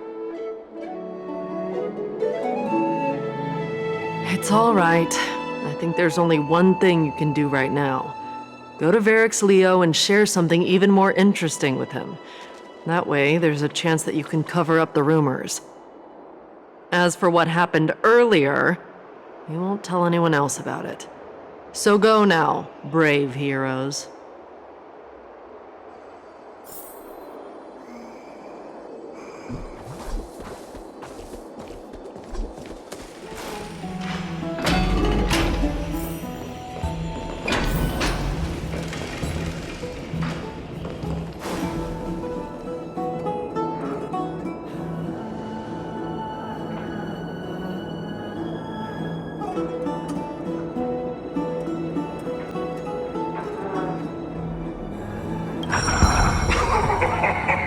Look who came to visit this mighty lion. Aren't you Akima's 2 new friends? The brave warriors from a faraway place. It's an honor to meet you.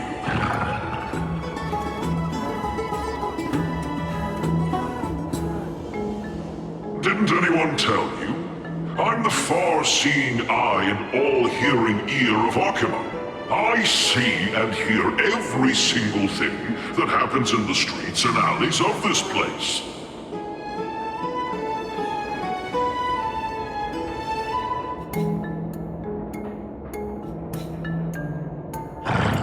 Brave warriors.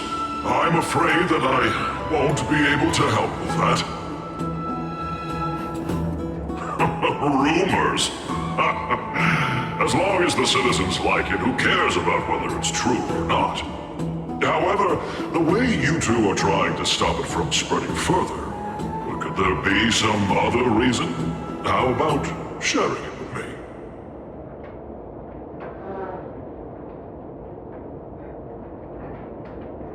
Don't be fooled by it. This lion loves engaging in gossip and rumors. A few days ago, when people were besmirching my tribe's honor, didn't you also turn a blind eye? Isn't this Lord Mighty? How have you been lately? The face of a lion, but the courage of a soulless hyena.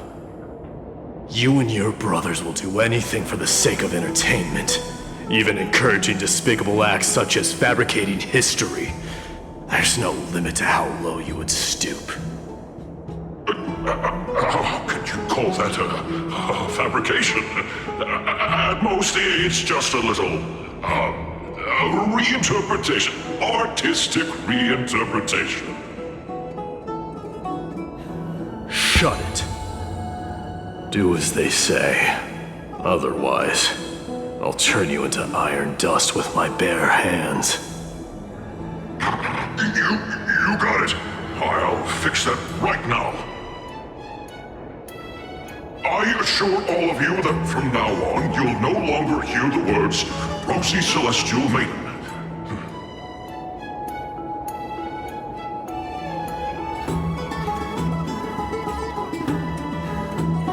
Don't misunderstand. I'm just annoyed at that lion head.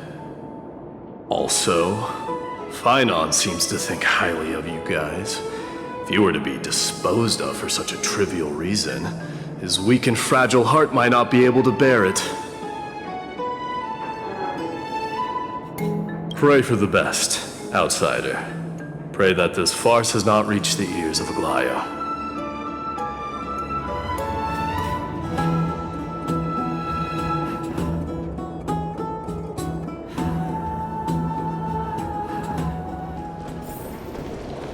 Hey! Over here! We've been waiting for quite some time. Where have you two been?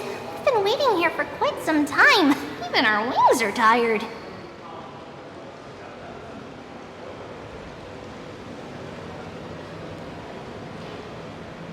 Wow, you guys are well informed. You even know about the World Wound Web? Young people sure are full of energy. But it's been such a busy day. Where would we find the time to surf the web?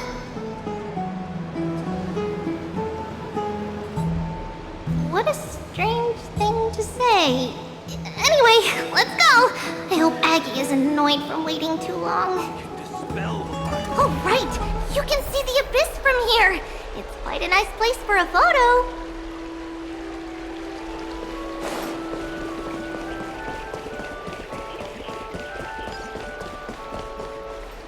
Look, the Gate of Infinity. It's very eye-catching, isn't it? That's where we met.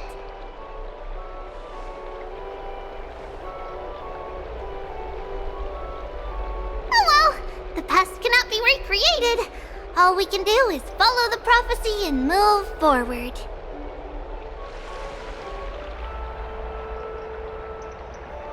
Those are two different concepts. We can draw upon the power of the Veil of Evernight through prayer, and then salvage necessary items from the past for our own use. it isn't actually reversing time.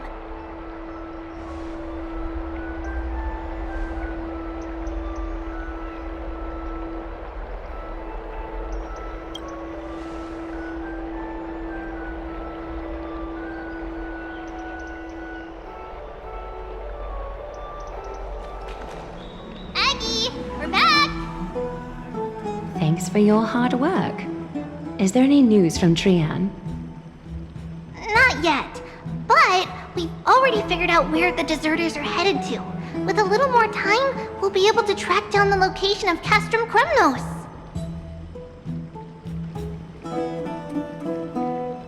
Oh, he's that candid with the two of you.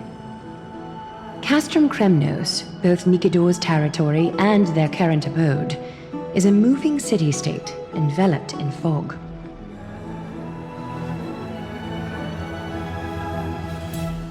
Let's talk about something less serious for now. Would you mind giving the three of us some space, Treepy? Of course! Hope you like this gift. As Treepy mentioned, the both of you spared no effort in protecting the holy city. I would like to present you with a gift in recognition of that. If you are to stay in Akima, you'll need a place to rest. This gift will address your troubles.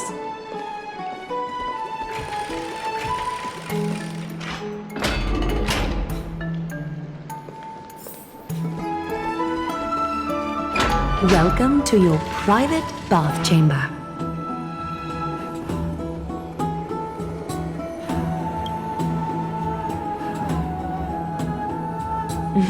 I'm glad that you're satisfied with the arrangements.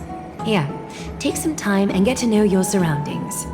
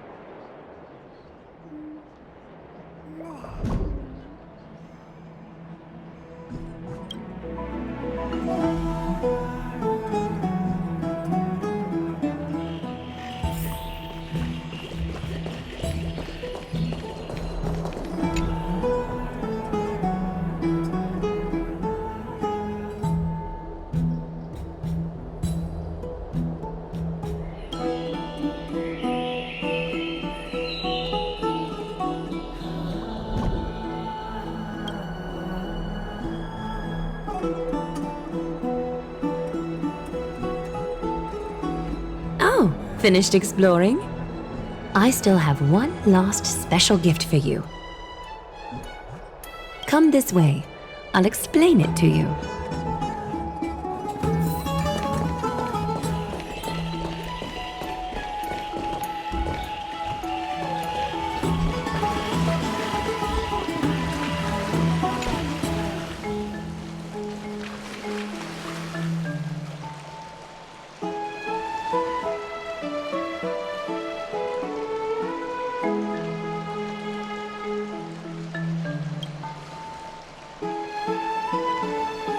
It's not your average wash basin. This ceremonial vessel belonged to the Chrysos heirs and is now my gift to the both of you. You have learned, to some extent, about the history of Amphorius and of the holy city Akima. Now, I wish for both of you to witness the journey of the Chrysos heirs for yourselves. In ancient times, Fegusa, the Chalice of Plenty, concealed the beginning of the world amidst billowing waves. When the ancient ocean priests discovered that place, they used spirit water to build a barrier in order to prevent the site from being disturbed by external forces. However, they also left behind a passageway. That passageway is none other than the ceremonial basin in front of you. Clear yourselves of all distracting thoughts and wash your faces with the spirit water inside the basin. When you next open your eyes, you shall witness for yourselves the Vortex of Genesis, a great sanctuary that houses the original divinity of the 12 Titans. It's also the place where the prophesied miracle of Genesis will occur.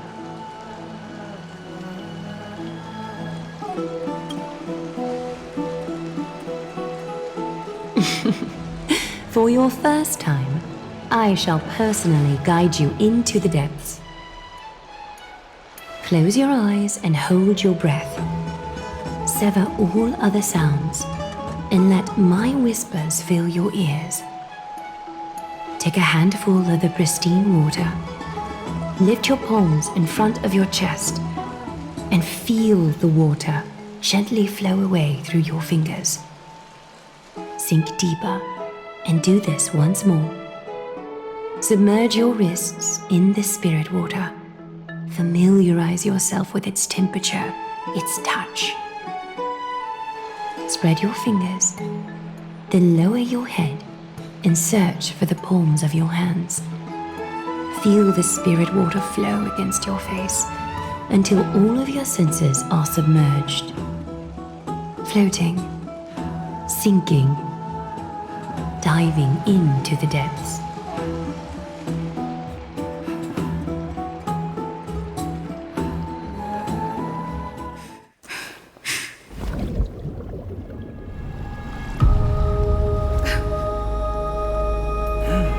You now stand at the heart of this world. Now, I require your honesty.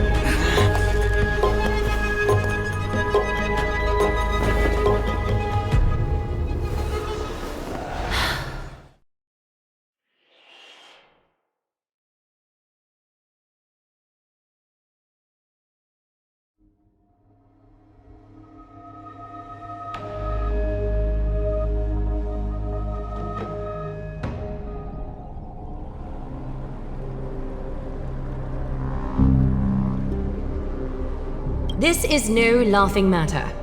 It's an interrogation. While the both of you were roaming the city, someone was paying attention to your every move. Unfortunately, you have broken your promises.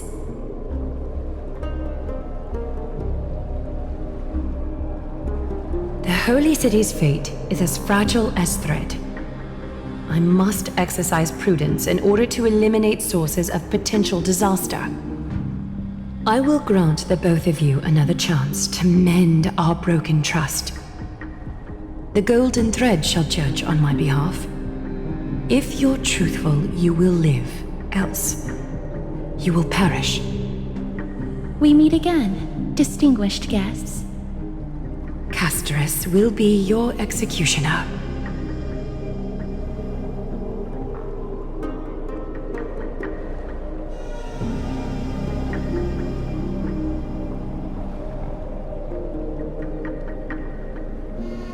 A reasonable request. It is indeed my oversight for failing to tell you everything in time. There have always been people in Amphorius who looked beyond the skies. Indeed, there used to be a usurper nation that spared no expense in constructing skyships with the desire to break through the blue sky and reach the stars. However, Aquila's divine punishment fell the instant the fleet of skyships took flight. An entire city-state, along with all of its subjects, was reduced to ash in that moment. It's not that Amphorius is unwilling to head toward the stars. Yet, anyone who even thinks about breaching the firmament would undoubtedly infuriate the gods, causing this land of the living to burn, and an entire nation of mortals to perish. The Eye of Twilight is only one example of this. This is forbidden territory which can never be ventured into.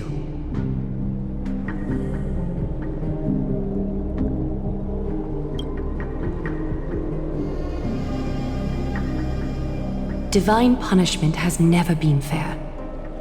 As Okima's guardian, I must do the same. This is a world dominated by Titans, and that order can only be toppled by the Chrysos heirs. Therefore, the only thing that I can do right now is to ensure that the both of you remain devoted. 3 steps, Castris. Yes, Lady Aglaya. I shall ask you 4 questions. Dishonest answers will cause the golden thread to vibrate, while truthful responses will not affect the thread. The number of times that the thread trembles is the number of steps forward that the executioner will take.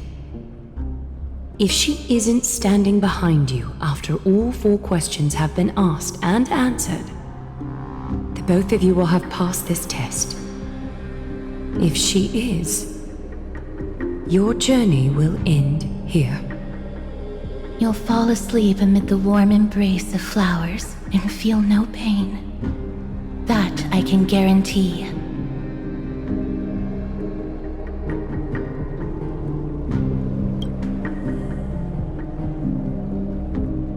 If you treat your lives as mere trifles, then you may do as you wish.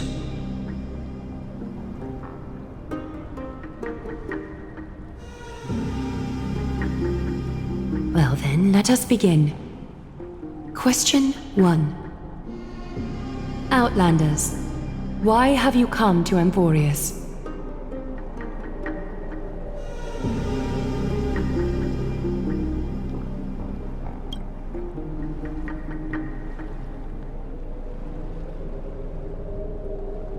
A truthful response. A step will not be recorded. Question 2. Outlanders, why did you lend your aid to Akima?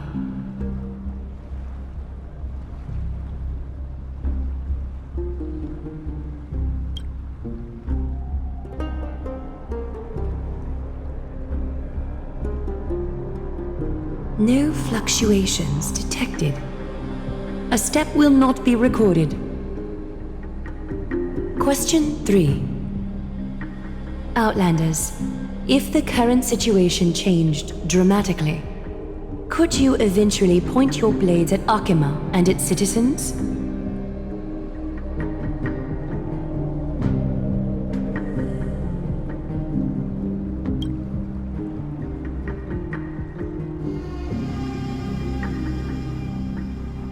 Although you attempted to make a promise, your resolve didn't match your response.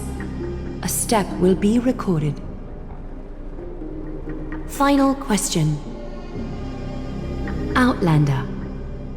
An unknown but surging power exists within your body.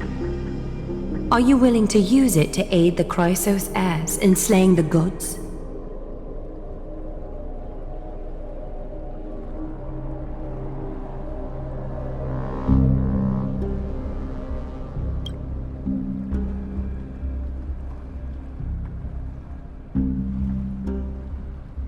An angry threat, but one laced with uncertainty. You don't understand the power within your body either. A step will not be recorded this time.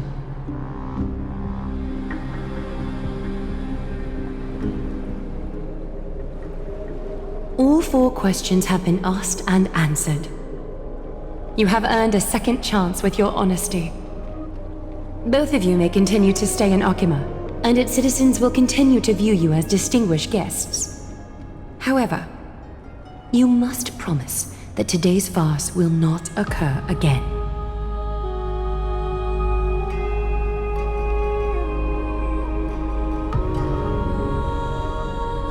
Regardless of your choice, the Chrysos heirs will continue to follow the path in the prophecy.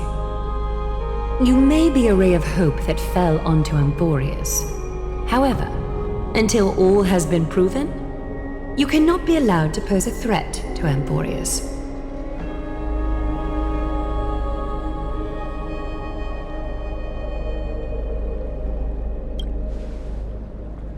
For the Holy City, I am willing to bear all the traits that others despise and use every heartless yet effective trick in the book.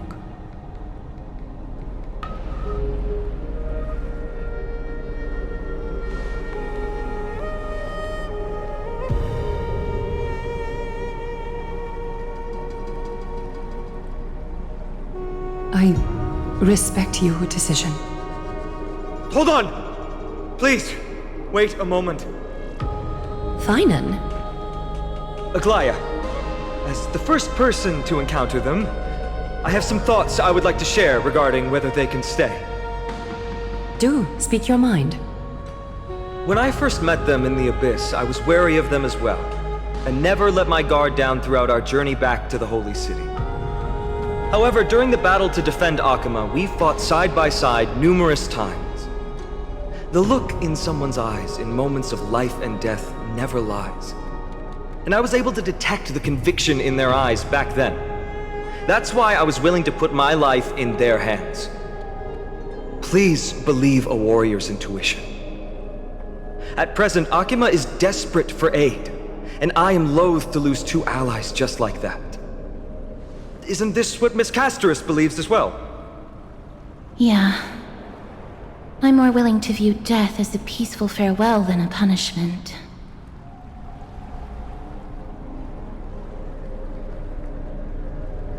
So 2 crisis heirs are willing to vouch for you. It seems my actions were too high-handed. Finan, will you fulfill your duty as host and look after our distinguished guests? Well, I'm not good at formalities. I'll do my best. Cass... Next time, I hope you will express your thoughts openly. I will. Now, it's time to welcome the newcomers to the Vortex of Genesis. As you both have chosen to trust these Outlanders, ensure they are adequately informed about the mysteries concealed within. Sorry, I should have gotten here earlier. Please, hear me out before you make up your mind.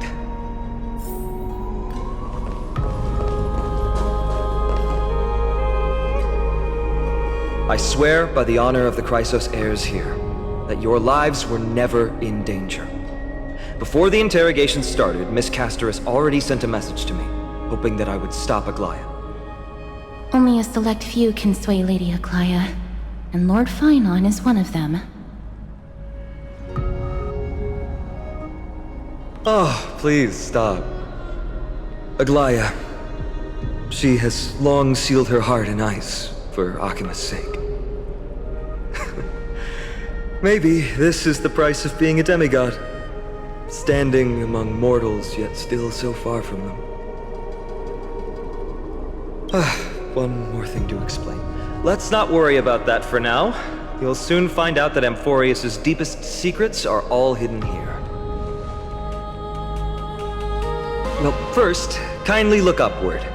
What you see right now is the astral zodiac of the Vortex of Genesis, divided into 12 parts that record the flame-chased journey of the Chrysos heirs. The 12 vacant signs symbolize the 12 titans of Amphorius, while each illuminated constellation represents one core flame that mankind has restored to its rightful place.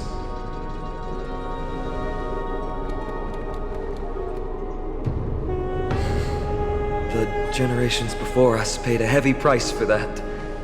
The journey of the Chrysos heirs once faced immense hurdles and made no progress for a very long time. It was Aglaya and Treבי who rallied the Chrysos heirs from all over the world once again, leading us to re-embark on this prophesized journey. And they are the only 2 demigods in the Holy City.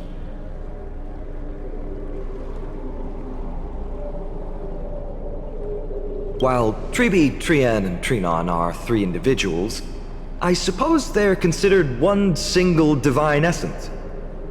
In the past, the Titans were the pillars of the world. Yet the prophecy's revelation is that these 12 pillars must be shattered and the world's order reconstructed. But here's the problem. After the fall of the old gods, someone must hold up the broken pillars, and fill the vacant seats until the coming of the miracle of Genesis. Otherwise, the entire world will collapse before the prophecy comes true. Aglaya and Tribi have already laid their own gods to rest, making them now both human and divine, as well as the bearers of Amphorius' fate.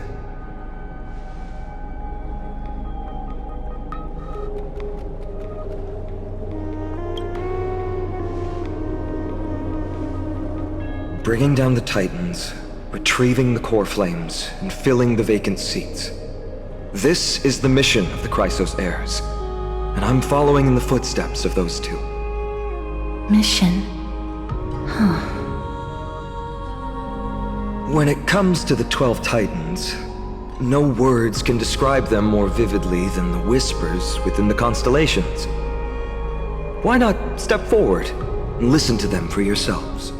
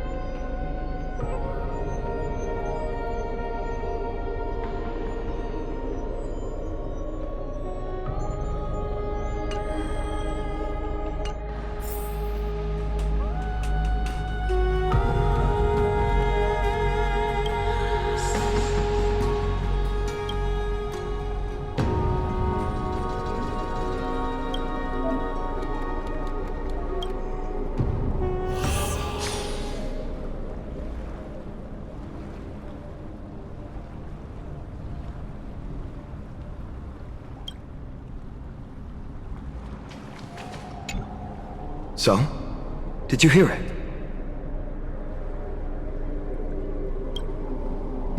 The first time I heard the voices of the Titans, I was just the boy playing with swords, oblivious to the meaning of life.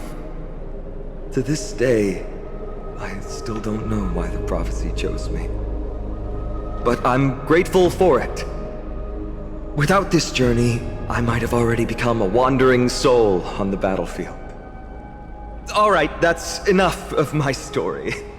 I want to extend a heartfelt invitation to you. Join the Chrysos heirs and aid us in hunting down Nikador and retrieving the core flame from the Titan of Strife. If you still harbor doubts, I'll do my best to provide you with answers. Unfortunately, the workings of the prophecy still remain a mystery to us all. The only reliable speculation is that it favors those caught in dire circumstances and bestows miracles upon them.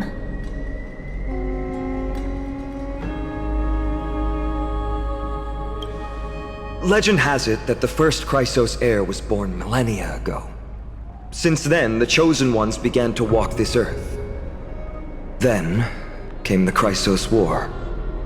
A conflict backed by the gods, yet one that brought much bloodshed and claimed many heroes. By the time of my birth, the tales of the Chrysos heirs had become more like legends than historical accounts. If there are others called forth by the prophecy, I trust that fate will guide them to us. Armed with courage and unwavering resolve, our quest will begin as soon as Trian locates Castrum Kremnos. Without a doubt, it will be a momentous battle to the death. Prepare yourselves. The path ahead is bound to be perilous, and I won't impose my will upon you. Yet, if you choose to stay, I, Finam, from Aedes Elysiae, will spare no effort to bridge the gap between you and the Chrysos heirs. Thawing the ice in Lady Aglaya's heart won't be easy. But I will do my best as well.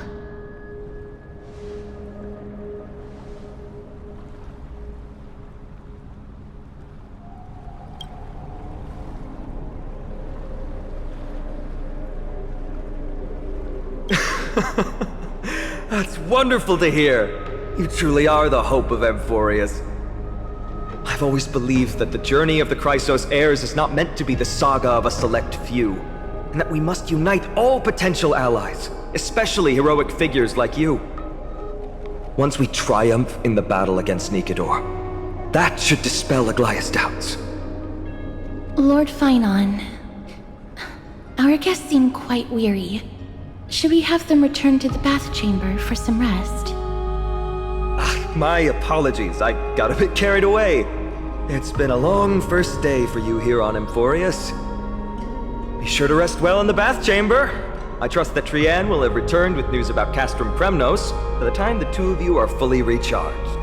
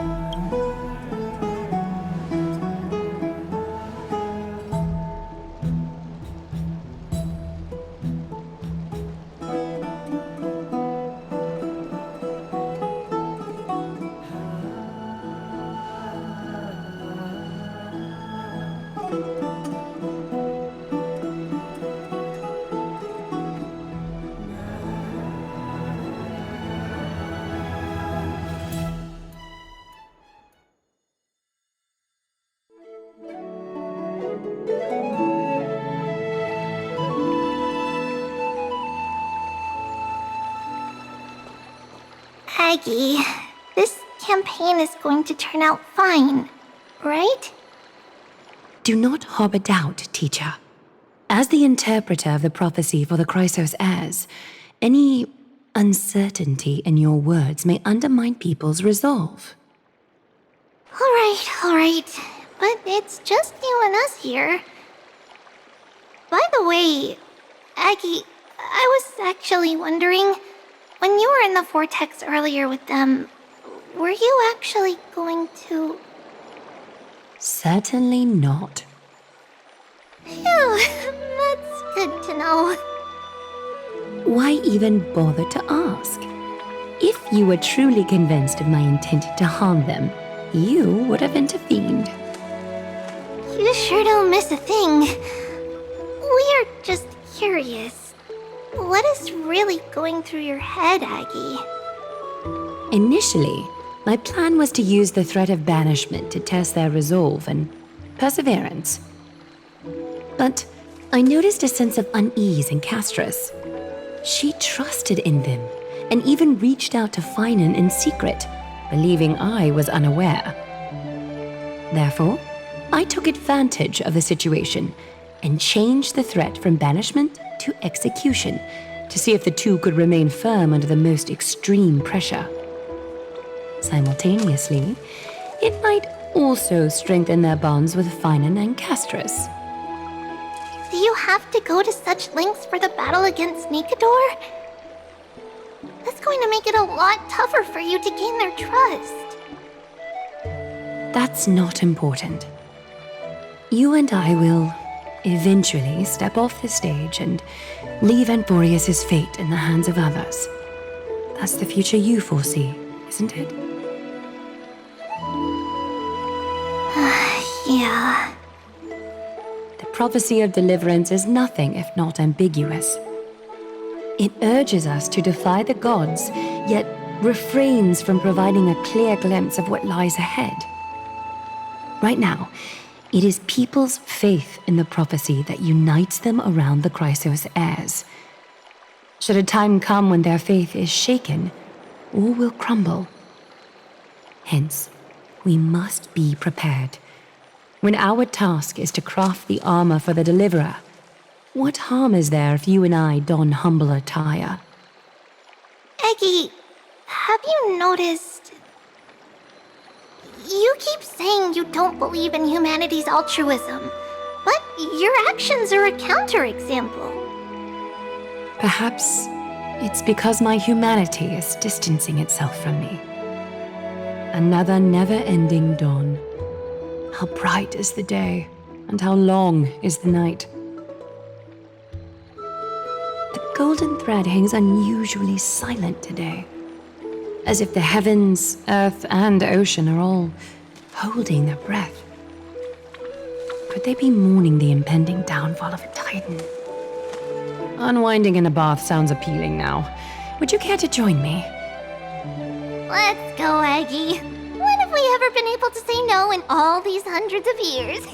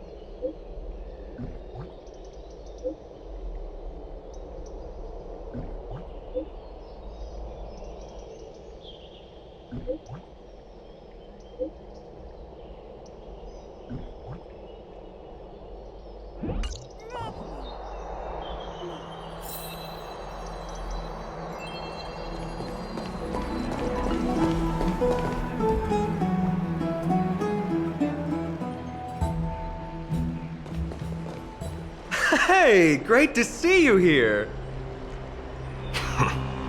Trusting our fates to two strangers? Is this madness or folly? Maybe both. You should really make more friends, Mighty. Heroes, your attention, please. Trian has returned with news. For the first time in many years, we have dispersed the fog around Castrum Kremnos and verified its location. The awaited moment has finally arrived for the Chrysos heirs. Our path forward is now clear. Vanquish Nikador, the Violent Lance of Fury, and bring the core flame of strife back to Akama to fuel the prophesized miracle. This is an arduous mission, and I must heed the voices of all to determine the best candidates for this campaign. Should you harbor any thoughts, this is the moment to bring them forth. I, Finan, of Aedes Elysiae, wish to join the crusade against Nikador. Furthermore, I recommend the two warriors from foreign lands. They have fought alongside me against Nikador's double, and I have full faith in their bravery.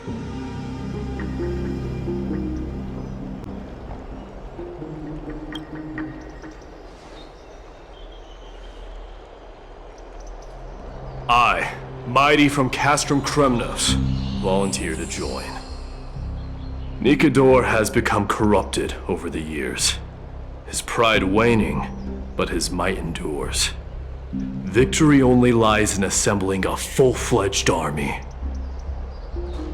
I'm willing to join as well, to help guide departing souls and ease everyone's burdens. I concur with your opinion. Though his divinity has faded, Nikador remains a formidable adversary. Yet, I cannot jeopardize all of your lives in one single battle. As we speak, the Hand of Shadow remains missing. The Eye of Twilight is still coveting our land, and Circes and Orynyx present significant threats, despite their lack of overt hostility toward humanity. Even with two demigods protecting the Holy City, the risk is too great. Hence, Casterus, you must remain here. Your place is not on the front lines, and the battlefield is best left to the warriors. I understand. As for the two foreign warriors, select one to accompany you, Finan. Placing both esteemed guests on the front line would not be proper. She excels in wielding a range of weapons, and her flaming lance has quelled the enemy's advances multiple times. Mighty and I are both better at offense, so from a tactical standpoint... Would you be willing to fight alongside us?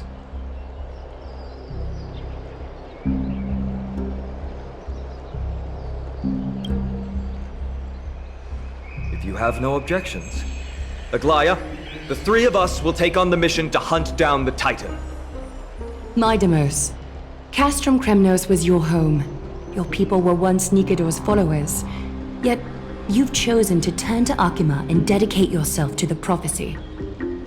Do you swear, upon Kefali's body, to make this mission of the Chrysos heirs your foremost duty? When Nikador succumbed to madness, they stopped being a god to my people. I will use my wrath as a human to strip that god of their authority.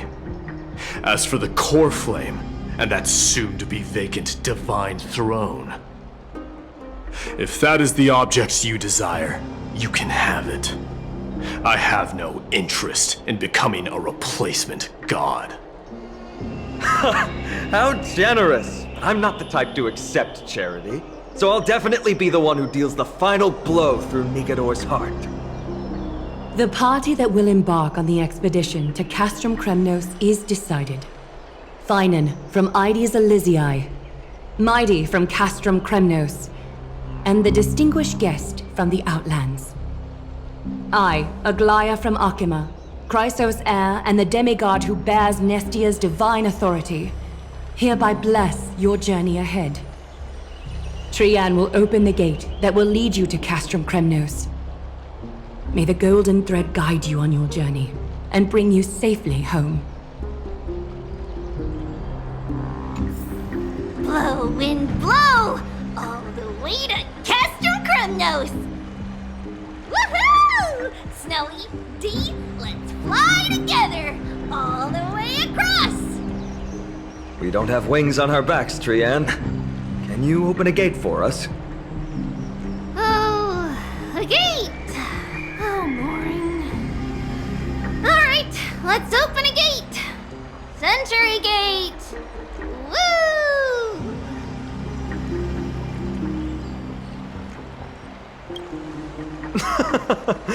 Were you expecting actual city gates? It's true, Trian is very playful, but she's the best gatekeeper in Amphorius. Her Century Gate never fails.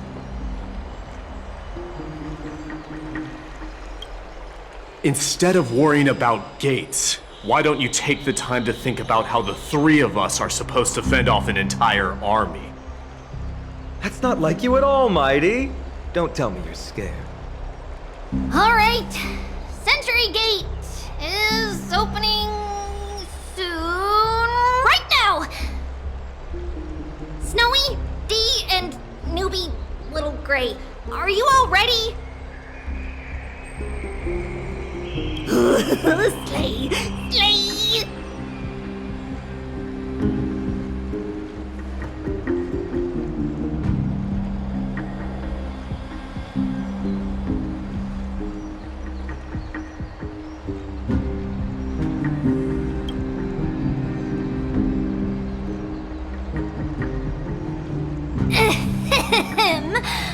Stand still and listen up. We, Treeby, Trian, and Trinan from Yanisopolis, messengers of the Chrysosaurs and the demigods who bear Yanis's divine authority, give unto you our blessings. May fate show you benevolence and seal away all paths that lead to dead ends, and throw open all gates that lead to victory.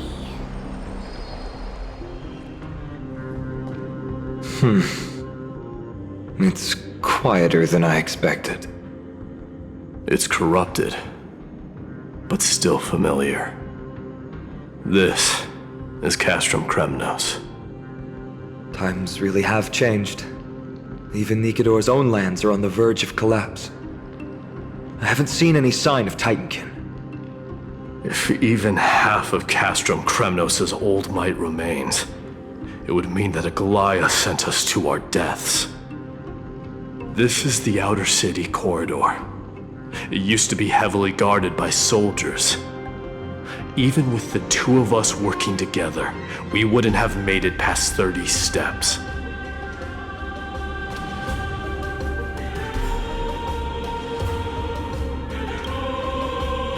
Think whatever you want. Yeah, Kremnos used to be the place every warrior longed for.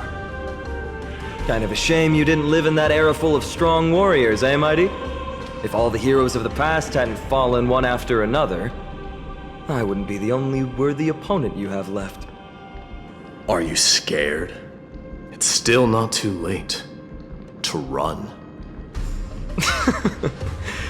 No, I'm just thinking about the warriors who also braved this very corridor in the past. They all ventured towards the city of the Lance of Fury, all just to set their names in gold. The fortress may be in ruins now, but what we're about to do is no different from what they were striving for back then. Let's go. We'll take back the core flame of strife, or die in Kremnos. Those are the only two paths to glory we can choose from. How does it feel to be home again after so long? Not here. I lived in the inner city. Oh, as befitting of the Crown Prince of Kremnos. There. Once we pass through that gate, we'll be in the Acropolis. We'll finally see some soldiers roaming about. They're minions who succumbed to depravity. Smashing them to pieces would be the greatest mercy. It seems enemies aren't the only things stopping us. This bridge has fallen into disrepair. I suppose even Kremnoan craftsmanship can be unreliable sometimes. Sorry to disappoint, but the outer city was built by convicts. No wonder it's so fragile. Maybe these people were taking their grievances out on you. Doesn't matter. There's no shame in resistance here, whether it's from an adversary or a convict on death row.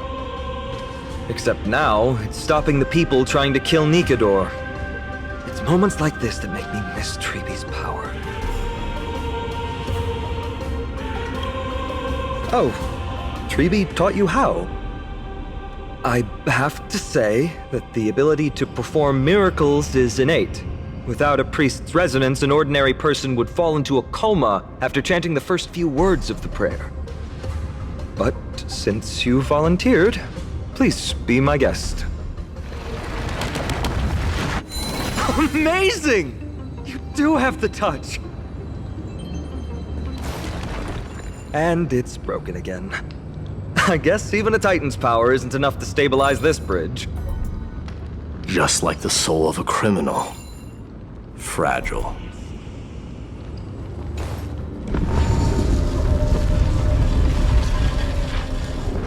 Look, the gate opened. Genius. We never would have known if you hadn't said anything. Let's go. We can take a detour from the broken bridge.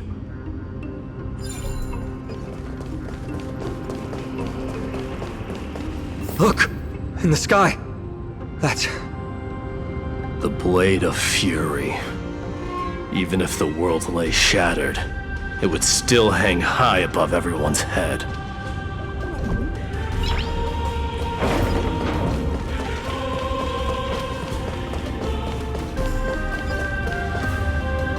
It's...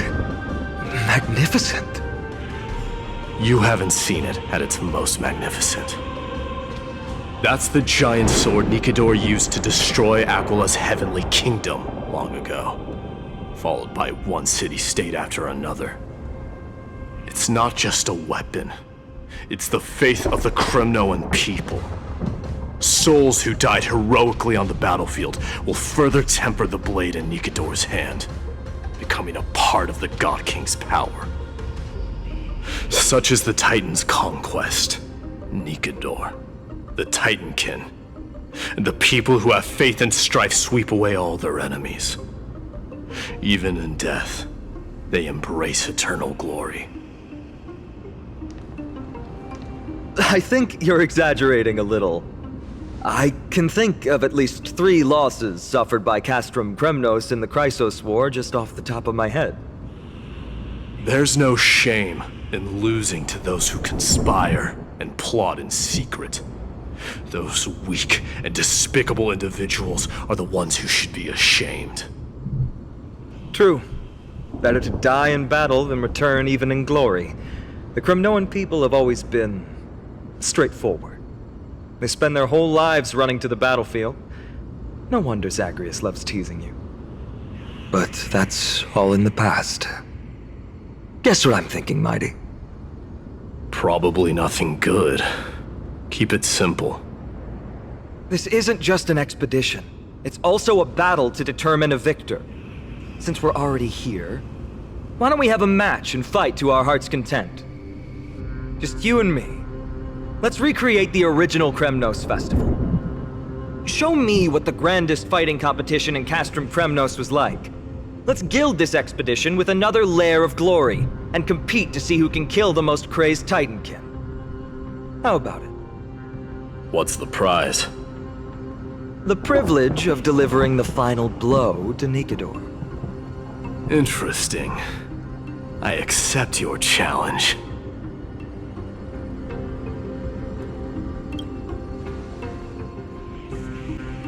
I know, Mighty. He prefers to fight alone. There are 2 paths ahead. You and I will take the same one. We won't compete on who's fastest, but on the number of trophies. So we'll each be responsible for our own tally. Don't worry, I won't add her kills to my own count. Doesn't matter to me, even if you do. You don't know the lay of the land, so I'll give you a 10-step head start. He already thinks he's won. But I won't decline the offer either. Let's get going.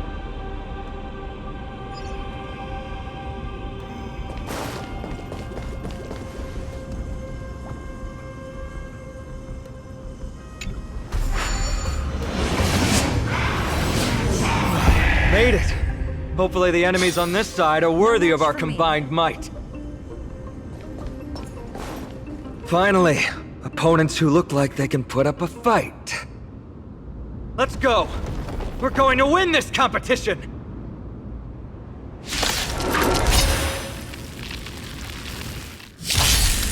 Stand in position!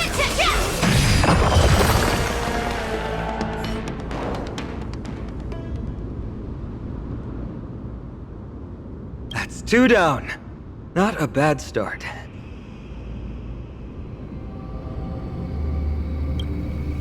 We fought them together, so naturally I can only take half the credit. That's what I call fair play.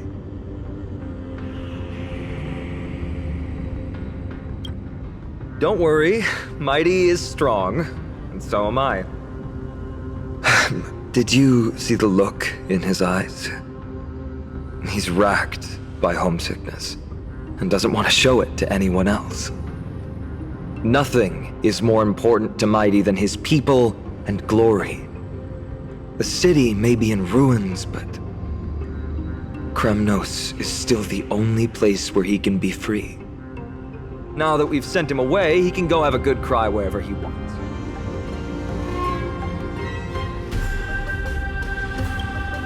He's both my friend and my foe. It's always been this way. Working with him always brings out my competitive side. Why are you just standing there? Giving up already? Now, what do you know? We're talking strategy here. Let's go. The competition might not be the real goal, but I still really hate losing.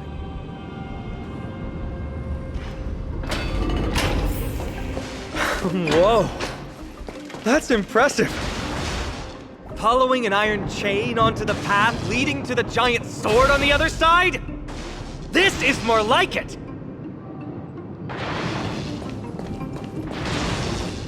Huh? When did you get over there?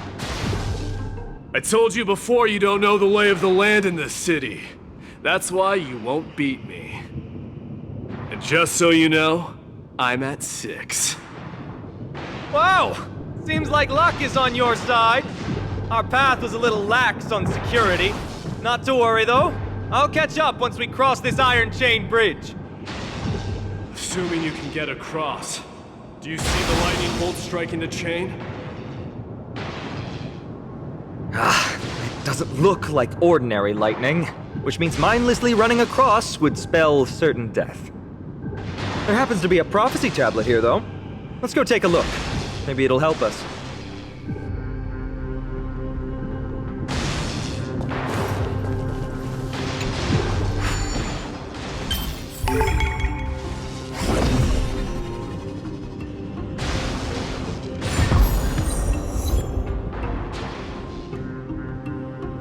Great. Should be smooth sailing from here. How's it going? Oh, you look stumped. I'll be going on ahead, though. Your lightning won't stop warrior of Castle Kremnos.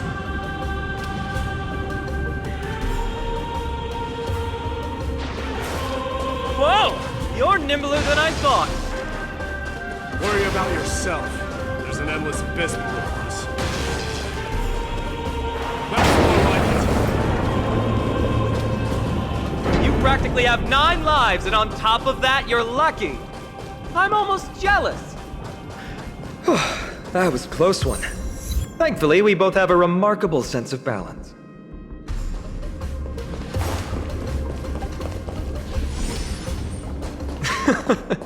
So, this is a lounge. It feels out of place. Maybe this is where all the warriors in the past took their breaks during competitions.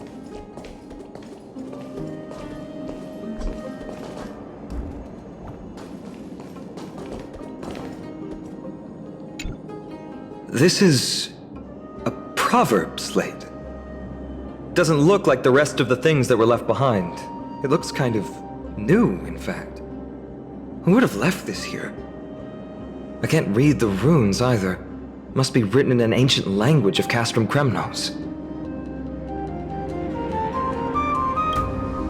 What does that mean? Alright, give it a go.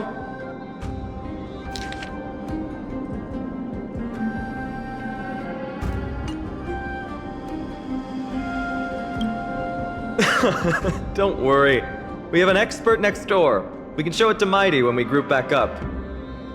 Though that does remind me. I've been wondering how you can understand the language and writing we use in Amphorius when you're from beyond the sky.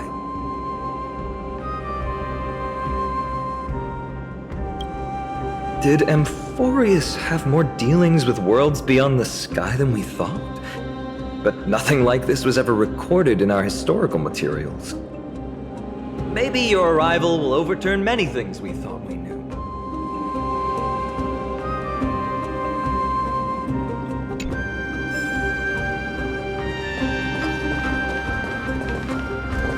It's a gadget that records your voice. People don't like this sort of thing nowadays. Why don't you hold on to it? It makes a sound when you shake it. Should make for an interesting collectible. Give you something to show for your trip, in addition to the photos.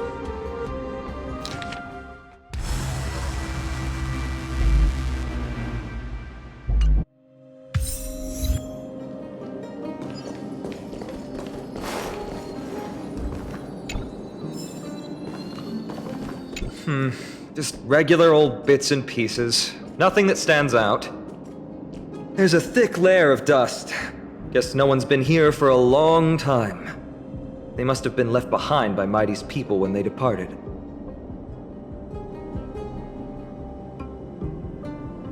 You've likely seen them in Akima, but it's hard to tell just by appearance. They look the same as anyone else, they just have traditions that are slightly different from ours. Well, we've turned over every nook and cranny. It's time to move on.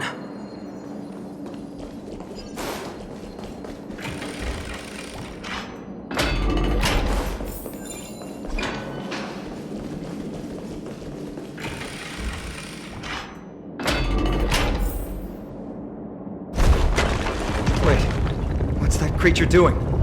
Is it trying to stop us? Killed its own comrade.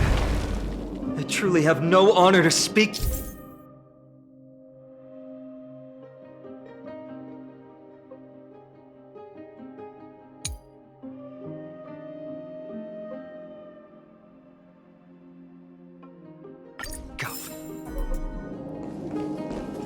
The road ahead is blocked by the iron ball. Can you call upon Orynyx's miracle again? No, that's not going to work.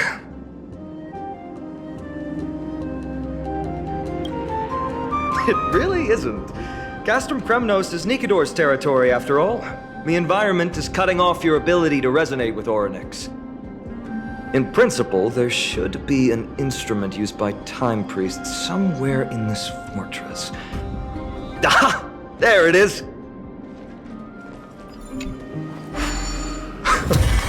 Not bad. Something feels different about you already. Why don't you give it another go?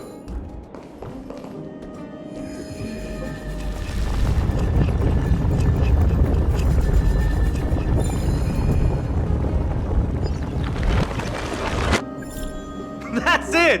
Nice work!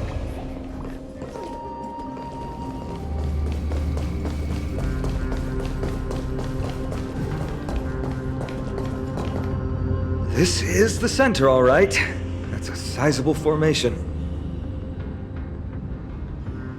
My thoughts exactly. You have the heart of a fighter, my friend. If the records are correct, directly beneath the Blade of Fury lies the world-renowned Kremnos Arena. The path before us leads either to glory or to death. Of course, glory is ours, and death is theirs. Approaching now are the duel of gladiators whose names strike terror in all who hear them.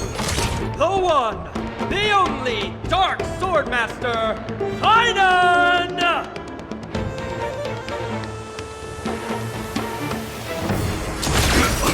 Initiate cleanup. Detonate. Marvelous teamwork, these two gladiators! These illusions of yours are seriously getting on my nerves. Must also contend with the noise from outside the arena. How unfortunate!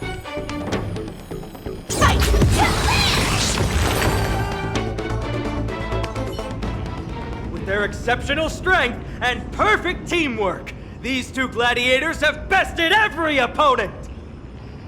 But the glory they've been striving for has not come as anticipated. How disappointing. No sign of the Titan at all. Is Nikador hiding somewhere? They're most likely in the soul forging zone. The path is right behind you. Thanks! What about you? I'll take the other path. It's crawling with parasites. You've definitely had the upper hand in this competition. Shall we go? Well, it's not every day you see a view like this. Go ahead and capture it with the photo stone.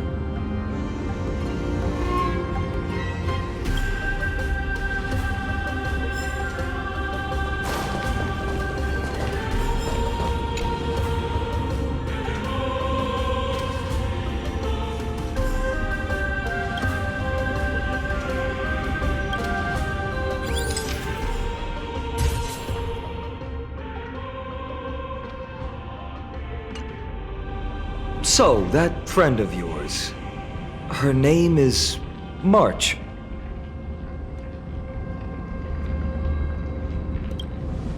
You guys mentioned her name in the Vortex of Genesis earlier. I must say, her name is pretty unconventional, wouldn't you agree? You must really value your friendship with her to go through all this effort to document the journey for her.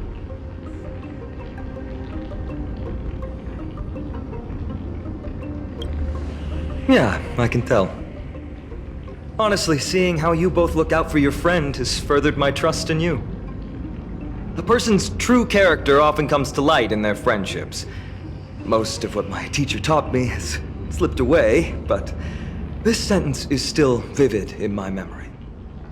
Especially in these tumultuous times, friends who you can trust completely are a rare and precious find.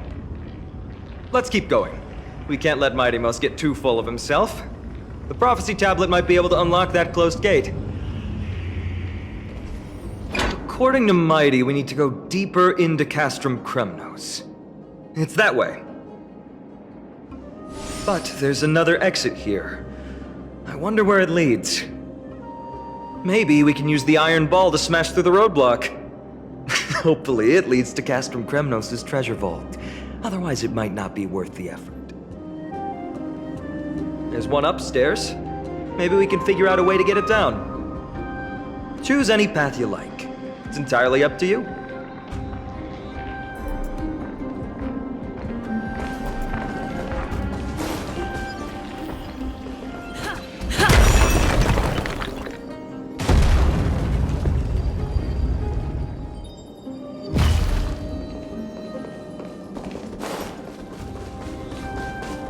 Well done!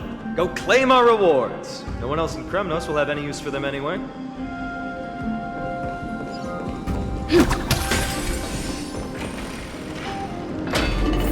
A fallen titan, soulless kin, and a desolate fortress. This place has fallen pretty far from the way people remember it.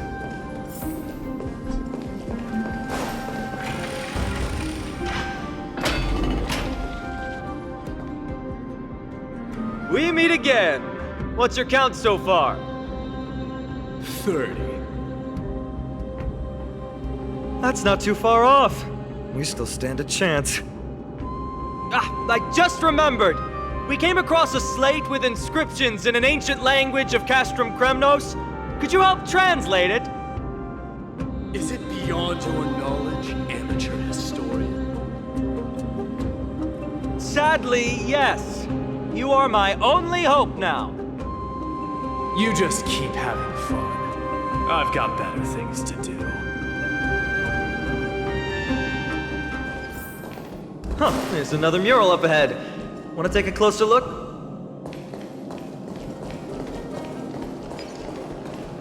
Looks like they're creating Titankin.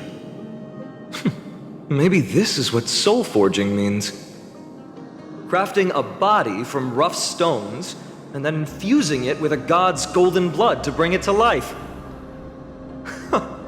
No wonder Castrum Kremnos keeps winning battle after battle.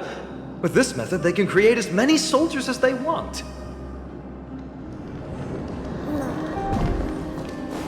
How did you beat us here again? But there are still plenty of enemies around. What's wrong? Already tired? I gave you two this final chance on purpose. If you're not interested, fine. Well, how generous of you! This is the stockpiling zone. We must be getting close to Nikador. That's right. But by the time you arrive, he might already have fallen by my hand.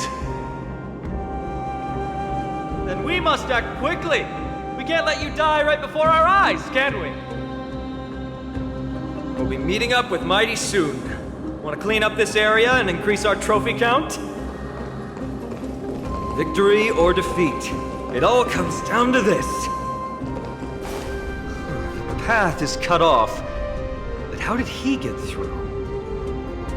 Oh, did he set up this roadblock on purpose? He might look honest, but he's a lot shrewder than he seems. Enough joking. Let's look around. Ah, this might come in handy. A stone table for the hand of Zagreus. Let's use it to fill the crack in the path. Simply put, Zagreus is the titan of trickery. Thievery, deception, and betrayal. These unsavory acts are all tied to them. That titan has fallen. But they left bewitching hands scattered all over the world. Now people use these giant hands to move things around. And, well, to steal things, too. I don't normally approve of this, but given the circumstances, let's use it this one time. Flawless work! Great job!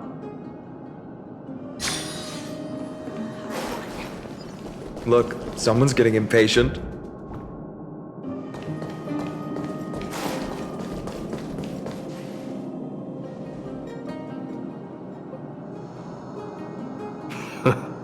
You took your sweet time. Apologies, but someone forgot to clear out the obstacles along the way. Enough chatter. Show me your tally.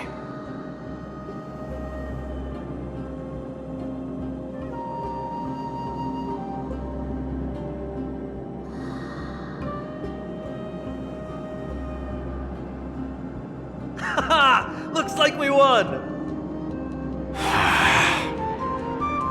Well, I'm a man of my word. You can deliver the final blow. Wait. On second thought, the stakes seem a bit too high. Deciding who gets the glory with just one competition might be disrespectful to the gods. Let's change the stakes. You can just share half your spoils with us. As for Nikador, we can take him down together. The real question is if we can pull it off. Well, here's your spoils. They're right up ahead then? There's just a faint scent, but I'm certain they're here. We're about to cross paths with strife.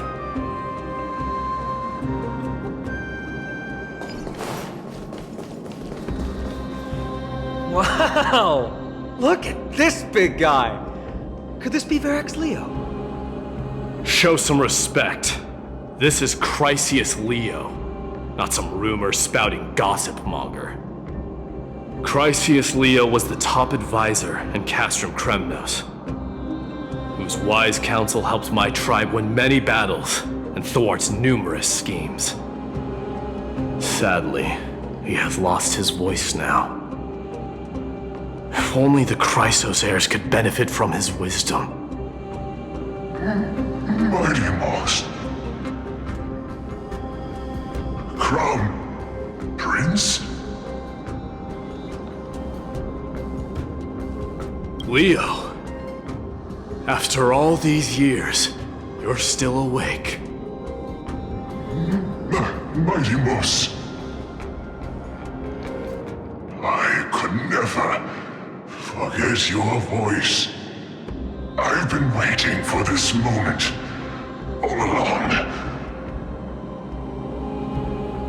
Please, teacher, share your wise counsel with me. Crown Prince Castrum Kremnos has lost everything. Its people, traditions, and most importantly, its glory. To survive, our people have migrated, and our traditions have faded with time.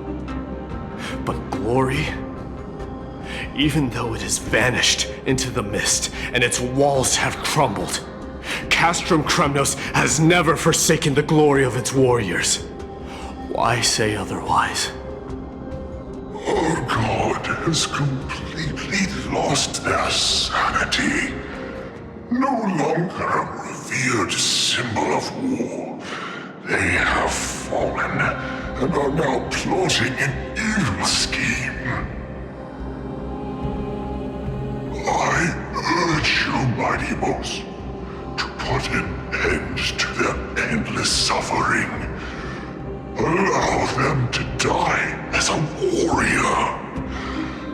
They must go with honor.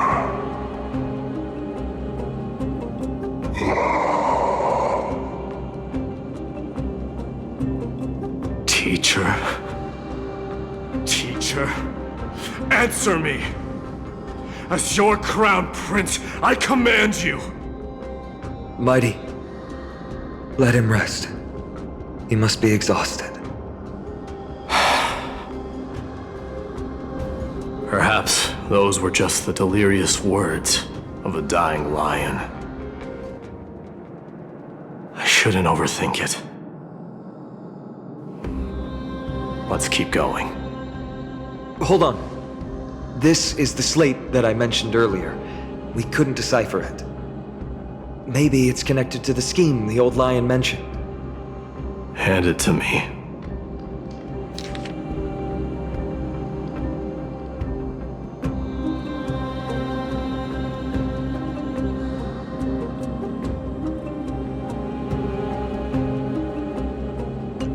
No. Nikador would never. That explains the surprise attack on Akama. I didn't think that the Mad Titan could have orchestrated it. Akama is on the brink of destruction. Someone needs to go back and rescue them. No. We need to press on and finish our mission. Are you blinded by glory? As I said before, victory only lies in assembling a full-fledged army. We're just one step away from Nikador.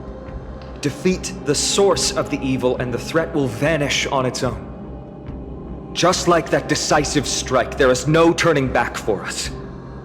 Nikador could drive Akama to the brink of ruin, but we can do the same to them.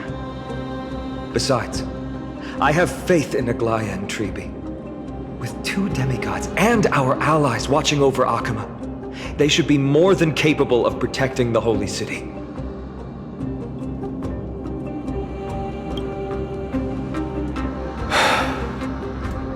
All right.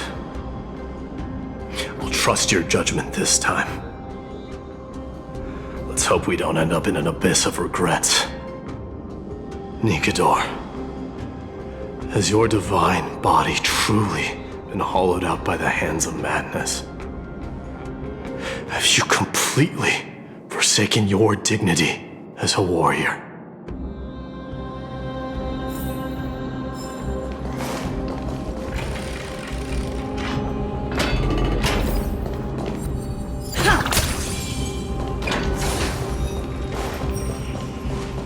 The sweltering heat. The Titan's wrath has set the air ablaze. Yeah, we're getting pretty close.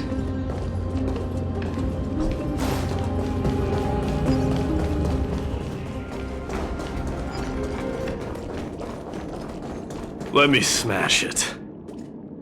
Hold your horses. Don't waste your energy here. Use your head. Looks like we'll need to use the hand again.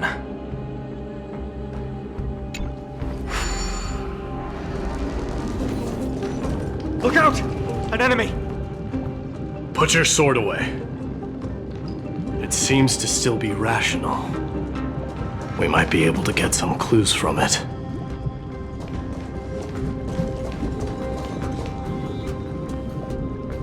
All hail Nikador, my master and guide. Immortal soul of war, ever by my side. Titankin, let me ask you this. Is Castrum Kremnos planning to destroy Akama?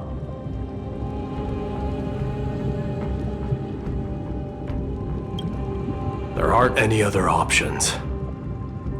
All hail Nikador, my master and guide. Immortal soul of war, ever by my side. It is indeed rational, but just barely. Immortal soul of war. Let's keep going. There might be other Titankin nearby we can talk to. Aren't you going to take care of it? If you see it as a threat, go ahead. I have no reason to do it. Sculpt an indestructible body with steel that never rusts. The all-powerful Nikador, ruler of all lands. The all-divine Nikador, bringer of 1,000 fears. An indestructible body. The Nikador that attacked Akama was only a double. Considering what the Titankin said, could there be more of them in Castrum Kremnos? By the end of the war, Nikador had succumbed to madness, and their divine power dwindled. Now the Titan's remaining strength is less than 1/10 of what it once was.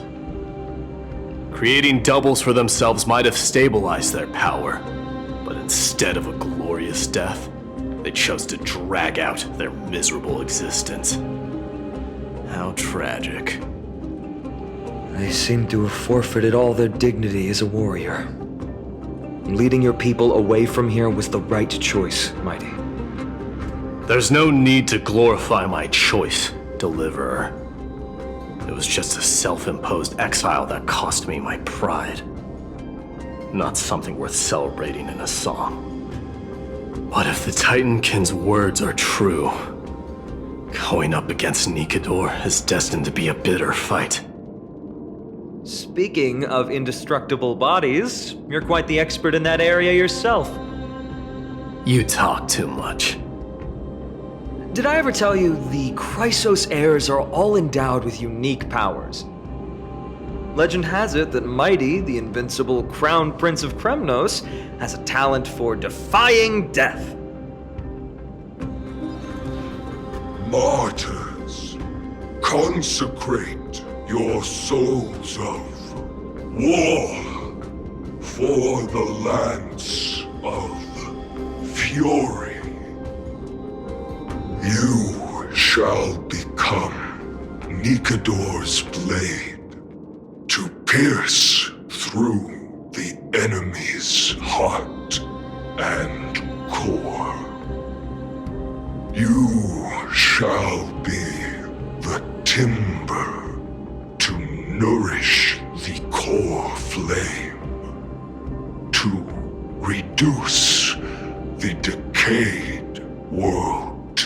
ashes. Reduce the decayed world to ashes with nefarious schemes. They've been twisted by madness, just like Castro Kremnos. They remember how to kill, but they've forgotten why. I've always believed that killing with blades isn't any nobler than killing with subterfuge. Aside from one's mission and survival, no other reason can justify violence. That's where we differ. For my tribe, glory and conquest are also valid reasons. But deep down, you don't really agree with that, do you? Martyrs. Was it facing us the whole time? Ready your arms. For the lance of fury. Consecrate your souls of war.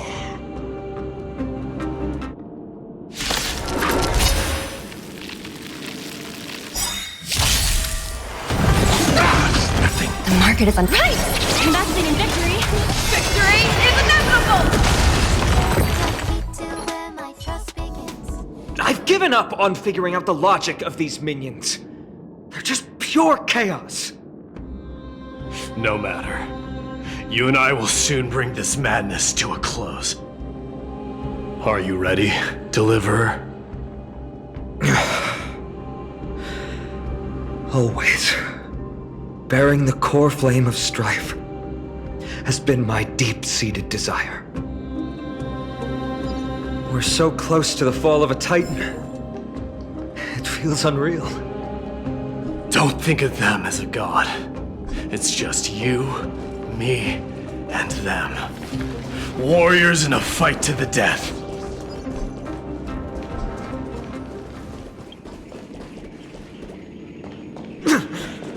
That oppressive feeling from earlier. It's back. Do you feel it? But that bluster is no longer pure. It's mingled with scent of blood and the cries of lost souls. The fate I've been hoping for lies behind this door.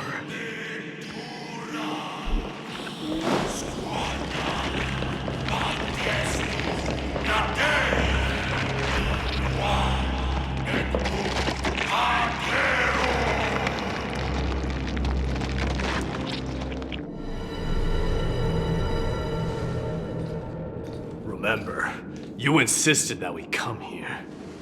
Now, show us that cursed resolve! But how can I pretend that this is just an ordinary battle? My mission and purpose all depend on this. Can you forget the suffering of your people and your corroded homeland? Never. But I've learned a method you probably wouldn't understand. All that anger and regret I feel right now.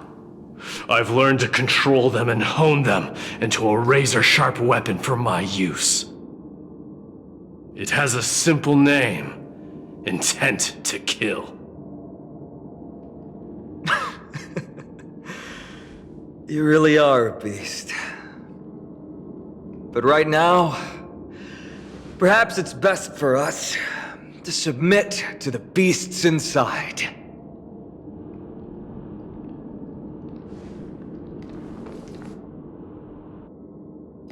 Corrupted God! Face me and meet your doom!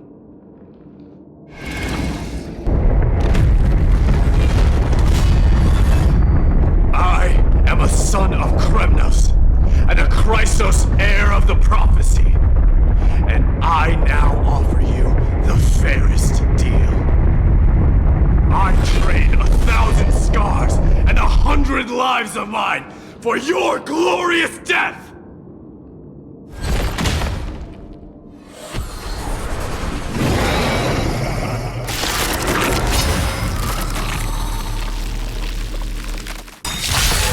Mighty, I may not be able to fight like you, but I will do battle in my own way and bring down this god!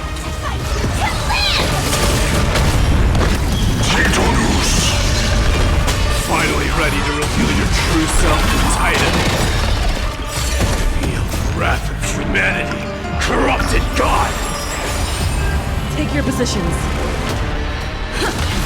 They're already near their end!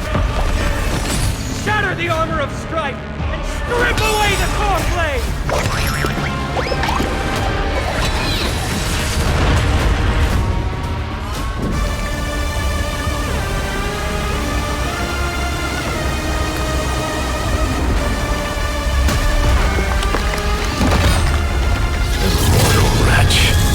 How amusing.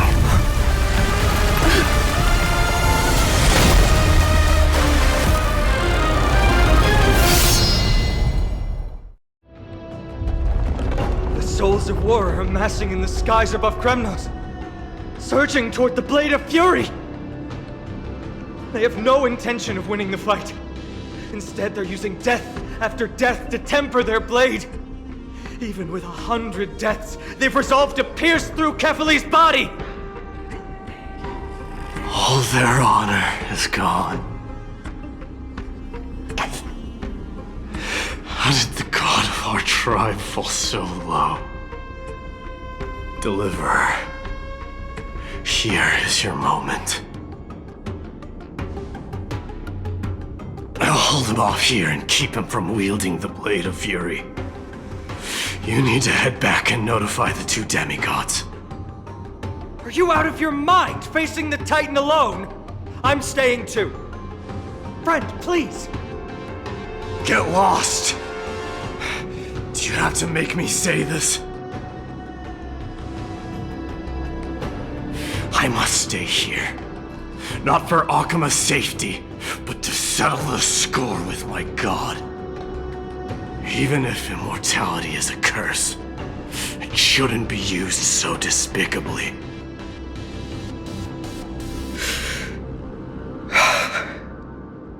Go, Deliverer. Your battlefield lies elsewhere. Stay strong. Try not to get killed too many times.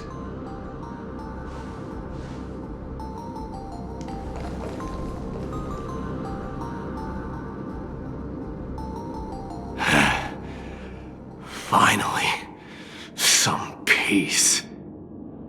You and I, two warriors rejected by death. Is there any contest more fair than this?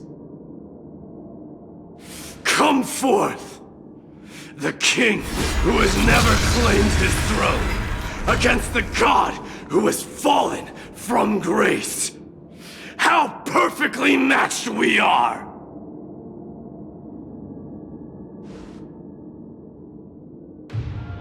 Let's battle till the world's final breath.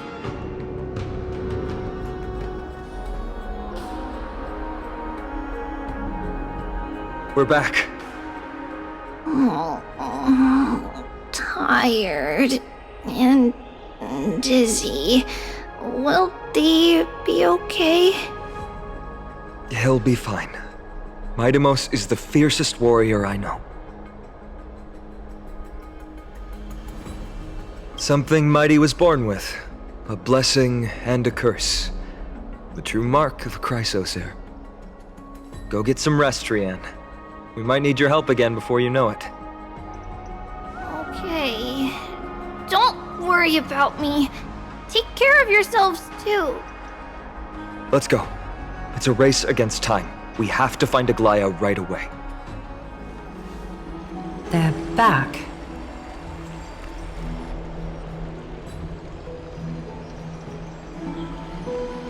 Aglaya! Wait, where's Tribi?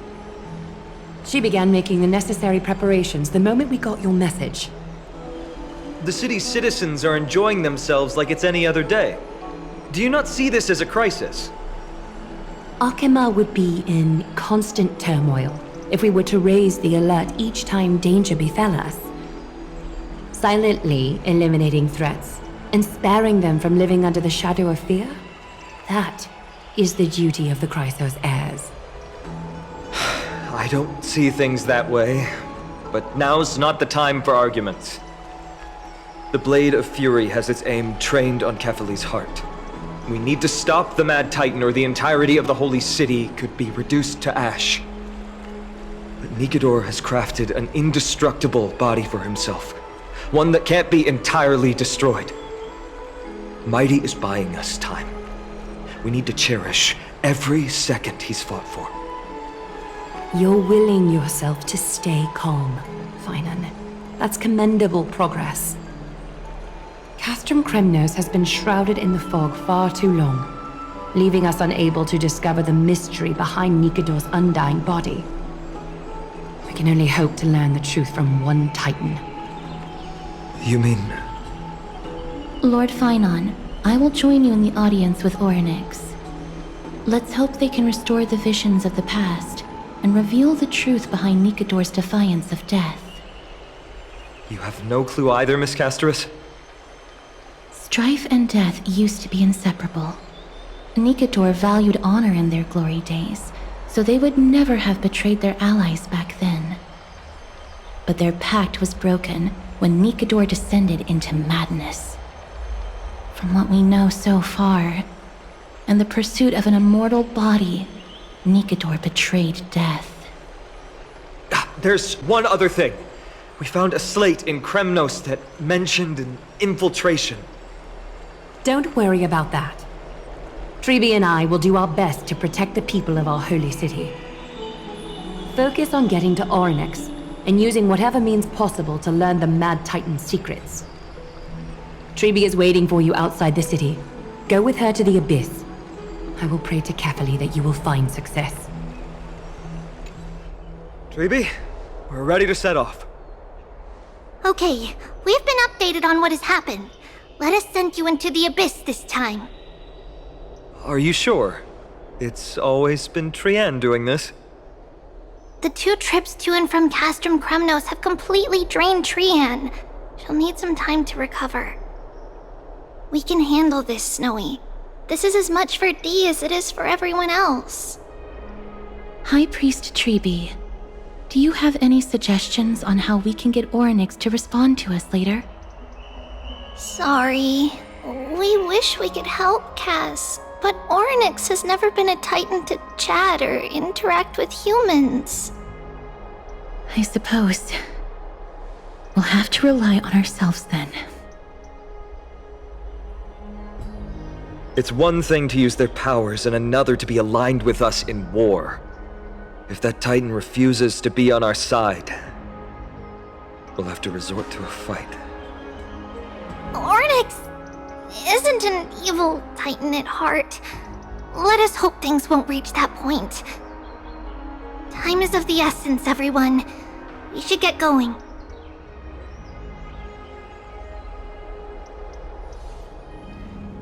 This is it! The Century Gate can only take you this far. Although the Temple of the Three Fates has been abandoned for a long time, the magical barriers woven by the priests still linger around it. Approaching with Yanis's power recklessly could be extremely risky. We understand. Thank you, Treeby. We have to go back to Akima to help Aglaya.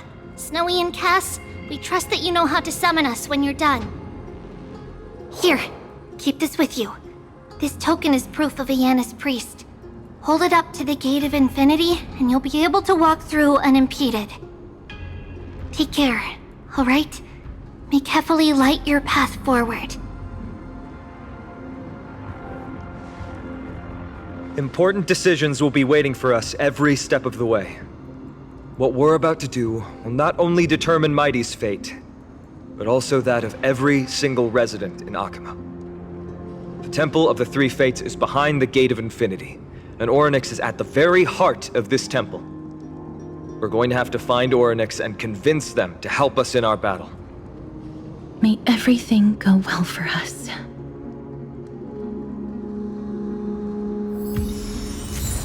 It is. The world seems to have plummeted to its end in the blink of an eye.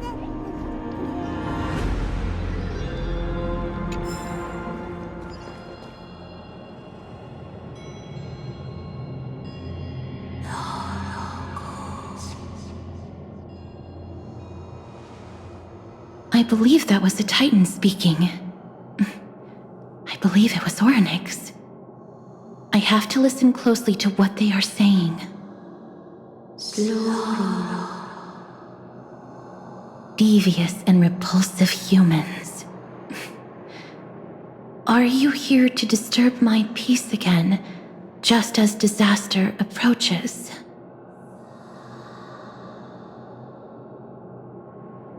Miss Casterus can understand the Titan's words. That's exactly why we need her on this trip.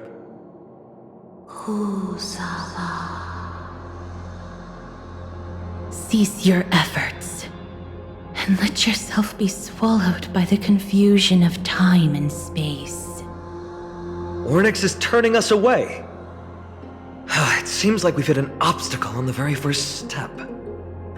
Could the Titan have created this chaotic scene we see in these ruins as a barrier to hinder us?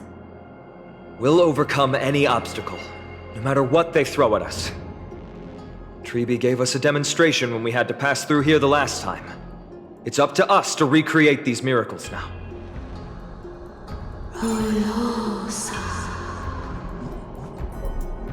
Curse you mortals. Curse your pride and your merciless ways.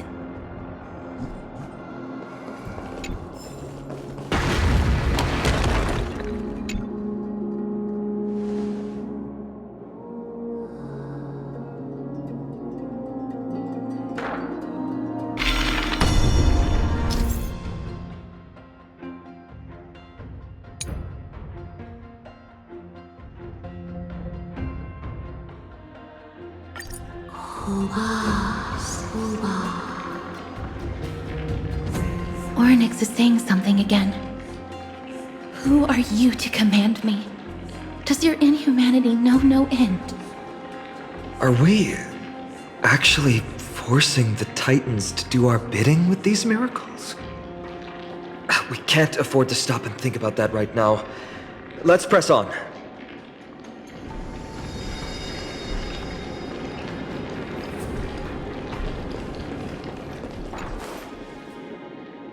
Perhaps this gate only opens in the right time dimension. There!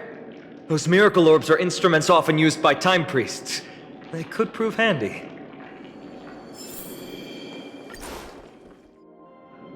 Look!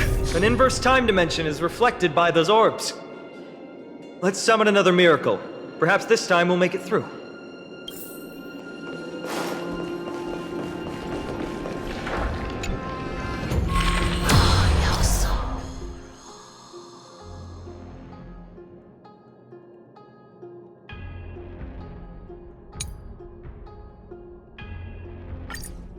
Great.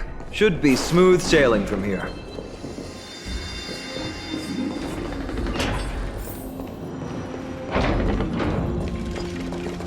The distorted time and space is likely a reflection of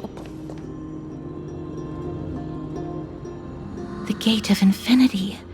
It represents the divine power of Janus. According to legend, Janus is the eldest of the three Titans of Fate. They created the space of Amphorius. But the Titan has long fallen and surrendered their core flame. Treby is the demigod that inherited their divinity.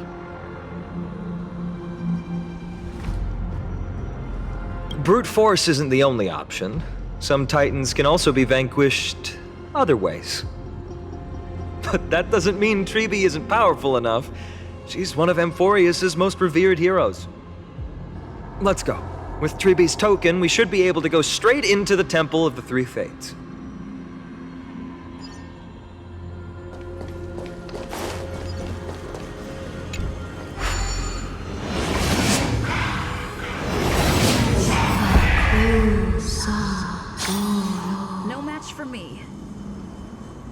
Please pardon me. Words this vile should not be relayed. It's not going to be easy getting Ornyx's help.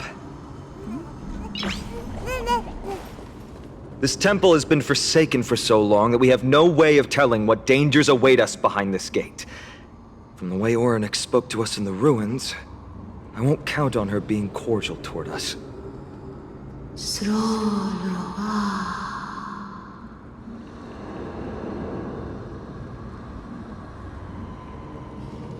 Venture no closer. Keep out. You won't find anything you desire here, save for despair and demise. Is that you, Ornyx? Forgive me, but if you refuse to help us, then despair and demise will be all that's left on this world.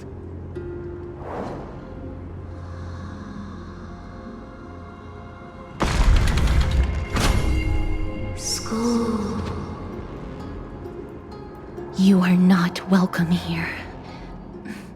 You have no right. You'll never pass my challenge. A challenge?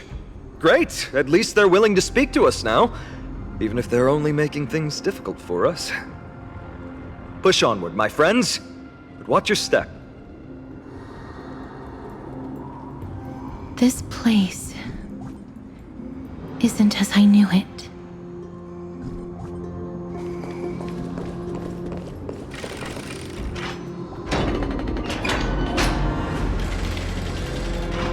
Scales of justice. It's my first time seeing it in its full glory. Talantin, the second of the three Titans of Fate. They were said to have created the laws that govern our world. Talantin surrendered their core flame, though the Chrysos heir taking over their legacy is nowhere to be found today. At least the laws that govern our world are still in place. So that demigod must be performing their duty still, no matter where they are. There's no exit in sight. How do we proceed?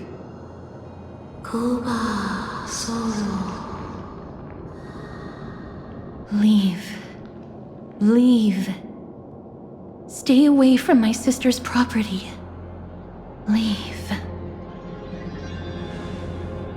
There are also people who describe the three Titans of Fates to be siblings.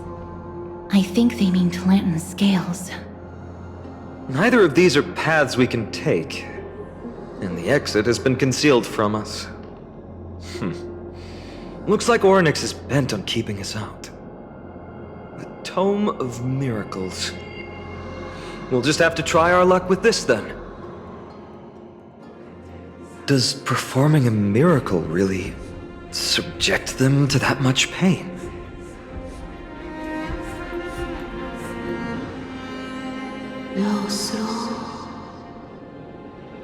No, you cannot. You must not come any closer.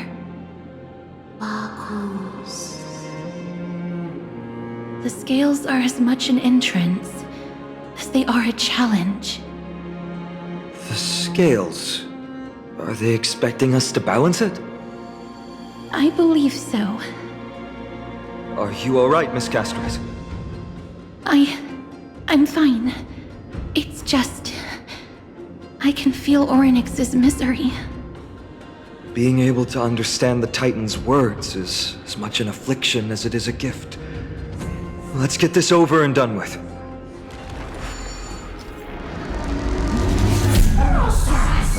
What do you mean, Mr. Danhong?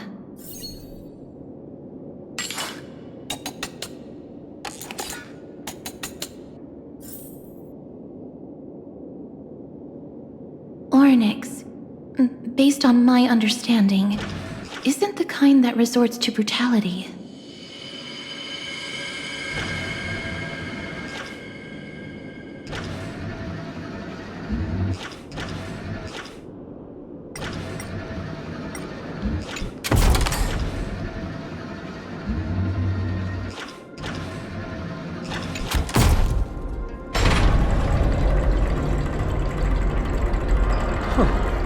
this mean we've passed the challenge? Ornyx, we completed your challenge. Can you let us pass now?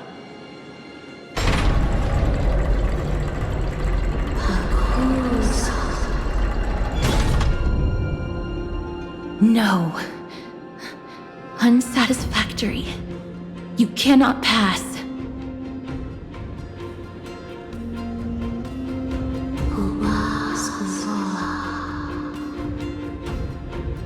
Another challenge must deter the mortals. Are they just stalling for time? We don't have the time for games.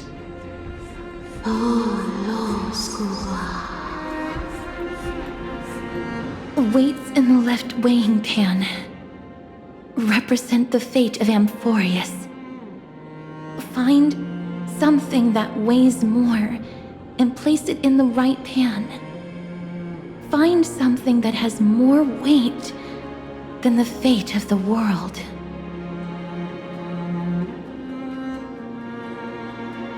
They seem somewhat fickle, much like a child. Something that has more weight than the fate of the world. That's a baffling riddle.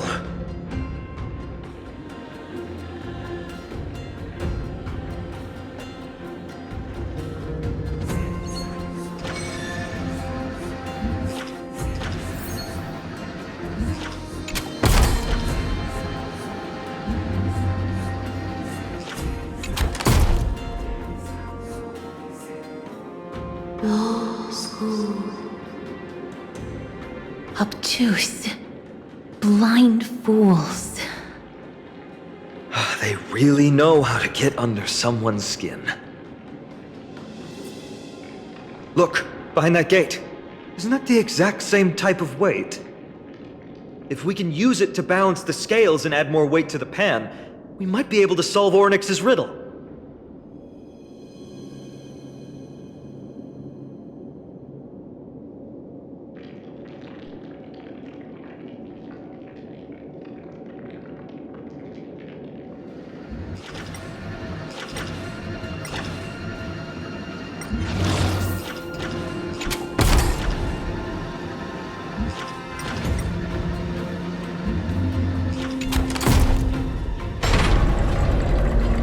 Worked! Now the scales have once again been balanced.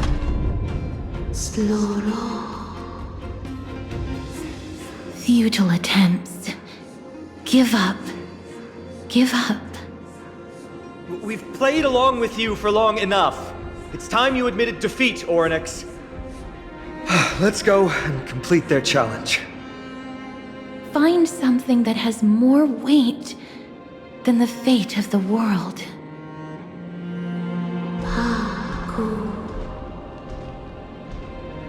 You think that you've won? Arrogant. Foolish. Titan, are you still trying to hold out?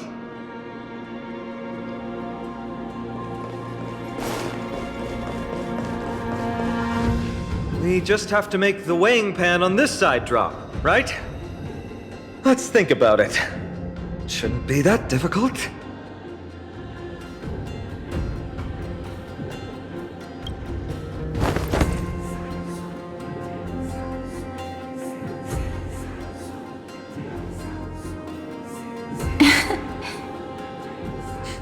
Come down. Seems like this isn't going to work.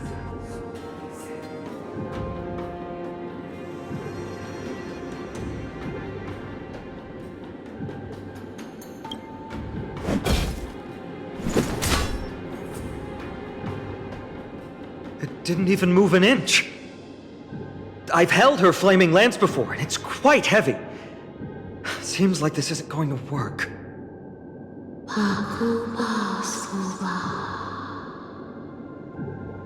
Ornyx is mocking us.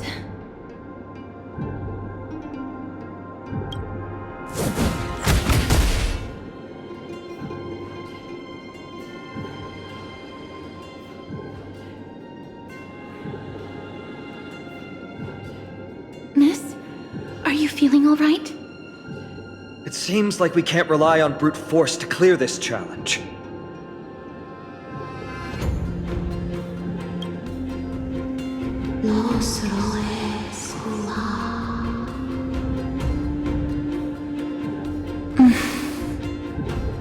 What did they say, Castros? Oryx is frustrated because we're treating their challenge like a game.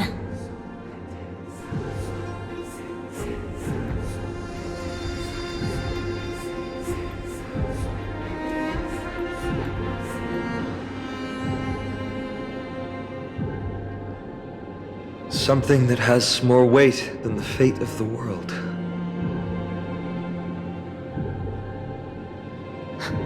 No, Lord Finon. There must be some other way. A more comprehensive way. Even if our time is tight.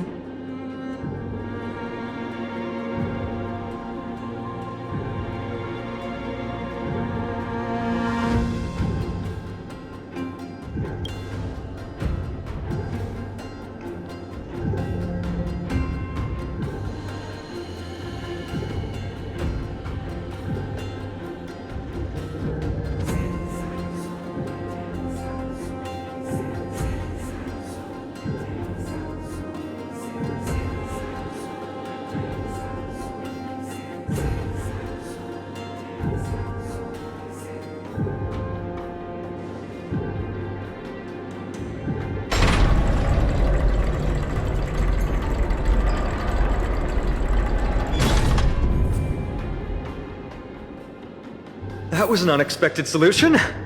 Thankfully, we had you two here with us.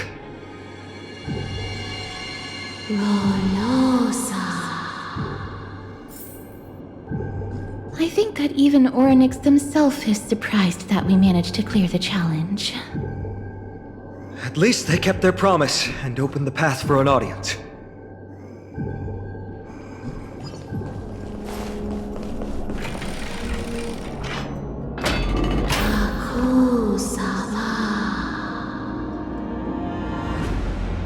This?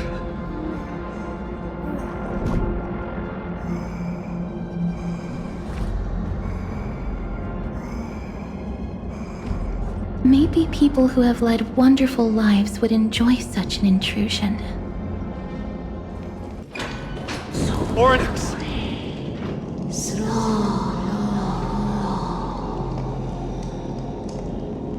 Leave. Leave. Help us, Titan. Help us prevent this world from being ruined by madness.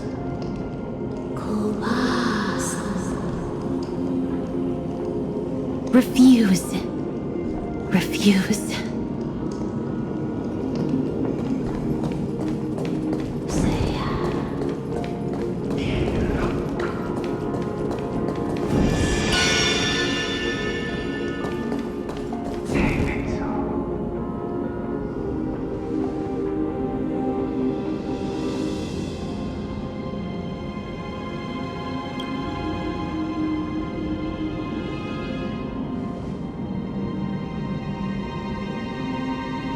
Not every Titan is as violent as Nikador. They weren't always like that either. I have crossed the myriad passages and been judged by the scales. It has deemed me innocent and granted me fruits. Almighty Oryx, we plead for your assistance. The madness of Nikador is pushing Amphorius toward the end times. They have abandoned their honor, replicating themselves through crazed means, and are fully intending to destroy the Skyfather and the civilization they protect. Please, reveal to us the past that has been shrouded in fog, and guide us to a way to quench this madness.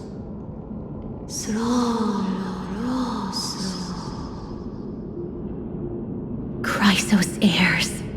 Heroes that uphold rage, cruelty, and darkness. Pursuing the cursed prophecy, you've treated my kind as prey. In the name of deliverance, you would seize my core flame and leave me to suffer in endless isolation. Leave. Just leave. Even if the world will be destroyed as a result, I will not help a group of ruthless butchers. I see. God-slayers asking their prey for assistance is a hypocritical act indeed. Then I can only apologize, as we're running out of time. If we're unable to positively conclude our negotiation, you leave me no choice but to take your core flame and search through the past locked within it.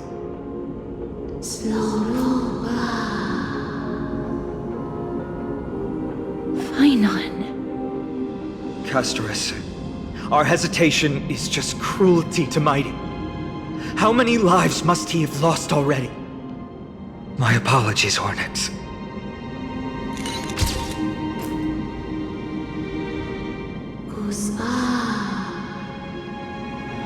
Wait. Onyx's reaction is a little strange. Titan, what are you muttering about? I can't make it out clearly.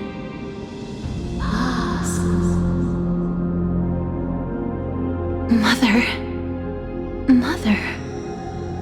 Miss, could you please step forward? Onyx seems to be calling out for you.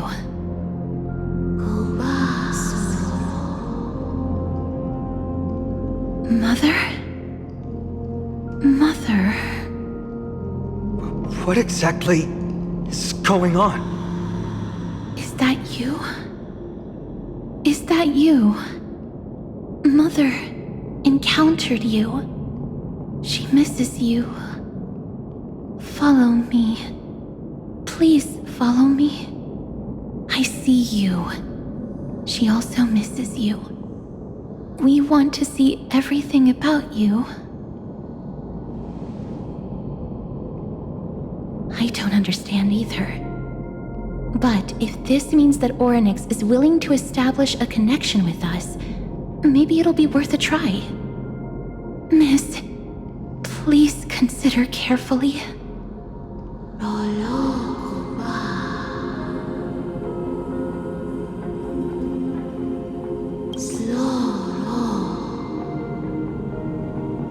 Come with me.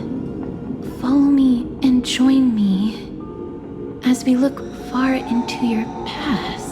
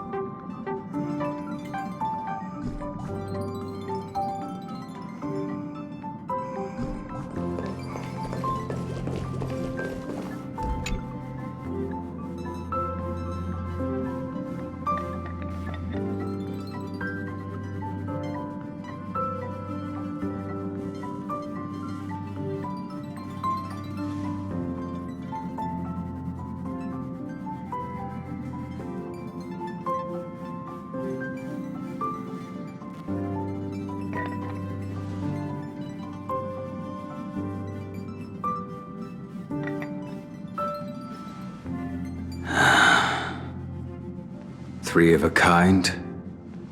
2 pair. Ace.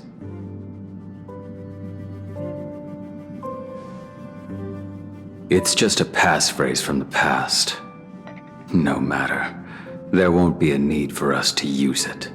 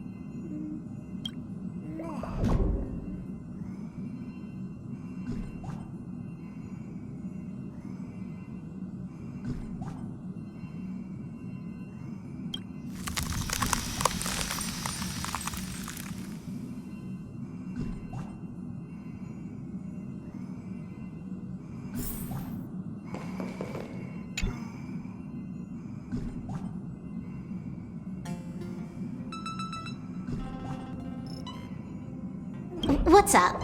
I'm in a raid and don't have time for small talk.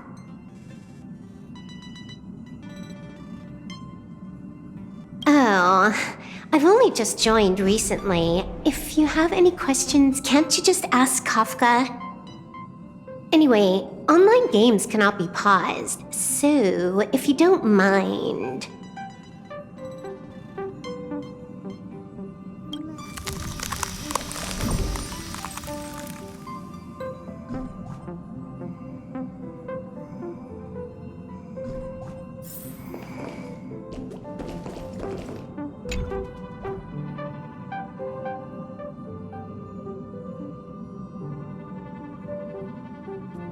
What's wrong?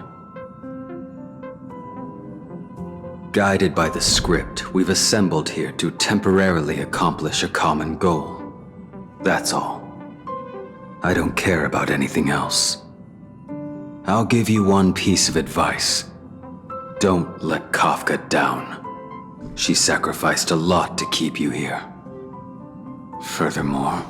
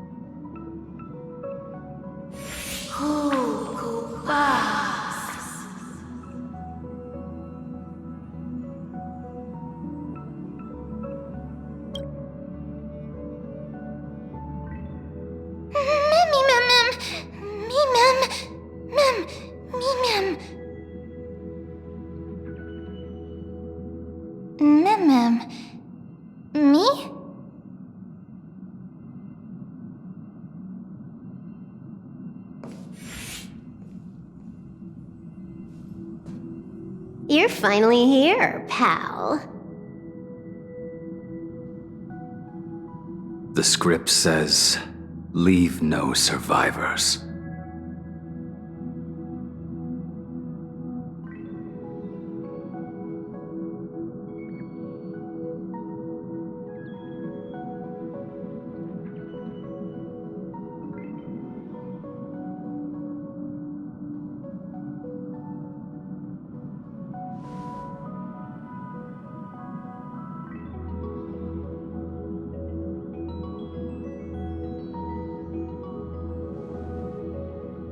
Let's dance, buddy. Let's dance.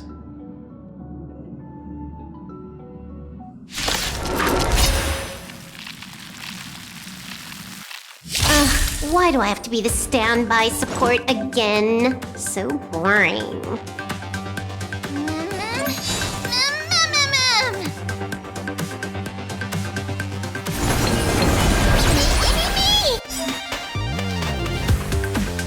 Hack successful. Condition recovered.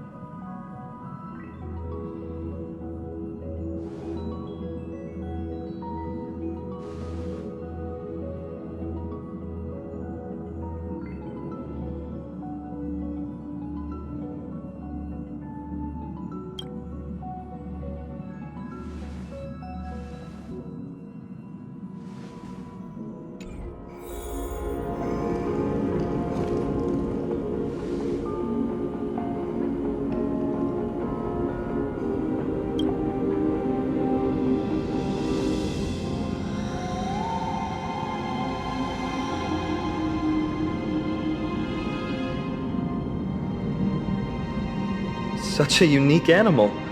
Well, I think it's an animal. I've never seen anything like it before. Oh, what a cute little creature. Is it a gift from Orynyx?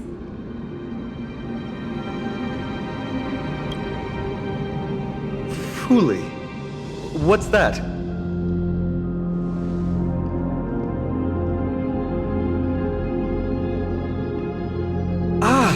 A god from the worlds beyond the sky.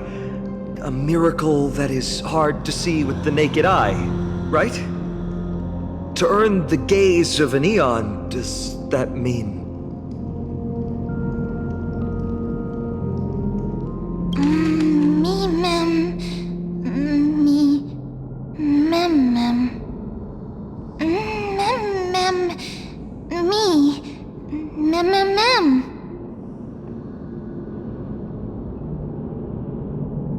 Understand what they're saying.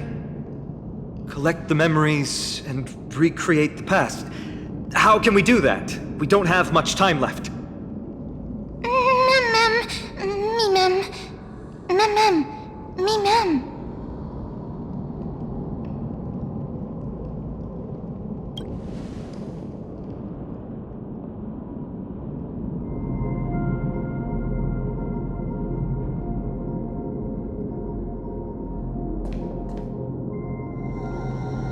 Orynyx, have you fallen into a slumber?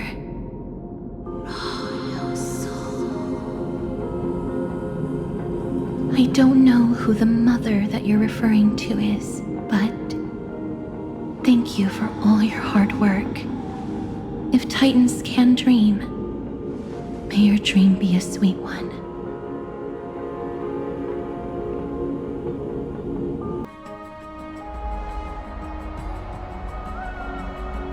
Thank goodness we no longer have to ride the Dromus into the city. Thanks for your hard work, Treeby. No need for formalities at a time like this.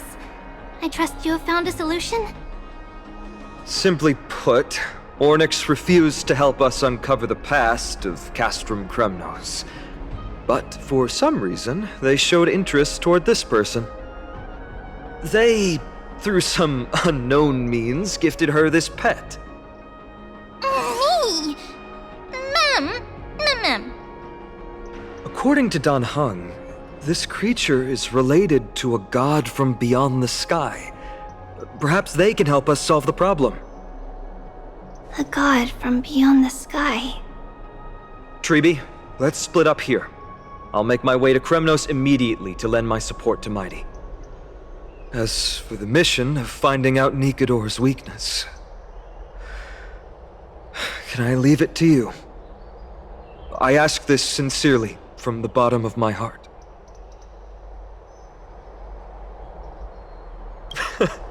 Don't worry about me. Surviving the impossible is my specialty. Mighty and I will be waiting for you on the battlefield.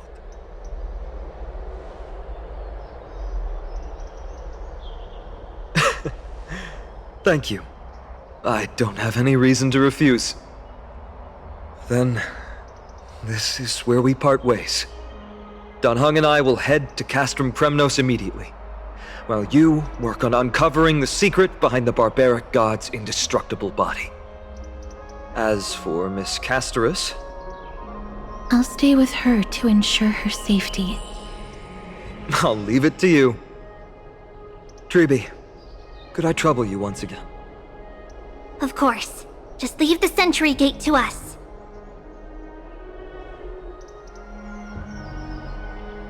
We're the only ones left. Where should we go to find the lost memories? Mem.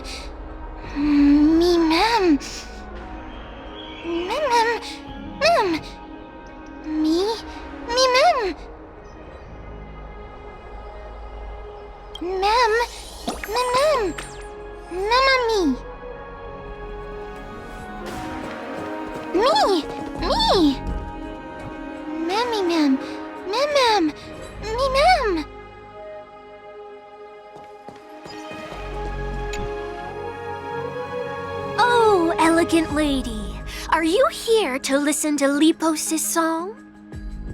What are you in the mood for?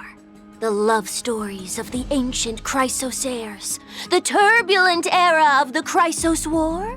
The rise and fall of the seaside states? Lepos has it all. I wonder if there is a ballad about Nikador's madness as well as the mystery of Castrum Kremnos vanishing into the fog. Ma'am, you have come to the right place. There is such a ballad within my collection that is yet to grace the ears of others. Allow me to sing it for you. The war of 1,000 years has drawn to its close, and now the world descends into a long night of chaos. Oh, valiant Titan, tell me, how did your golden heart shatter into 1,000 fragments? Oh God, have you grown weary of your endless strife? Then how do you justify your ruthless tyranny? And how shall you cast off the darkness that so deeply shrouds your divinity? Oh God, have you forgotten the glory of old? Then how will you defend your dignity? And where shall your faithful subjects find their home? Oh, mighty Nikador, the truth is clear to us all. Your steadfast divinity is not vanquished. You are shrouded momentarily by that encroaching black tide. But you never faltered, nor did you flee. Your golden warrior spirit, brave and bold, will conquer the black tide as foretold. To the throne of Kremnos, you'll return once more. Our God, our King, to aid your timeless struggle, we have prepared a grand ritual. Please grant us the honor to touch your soul with our humble hands and present to you this sacred sword vessel. It shall consecrate your eternal life and enshrine your everlasting glory.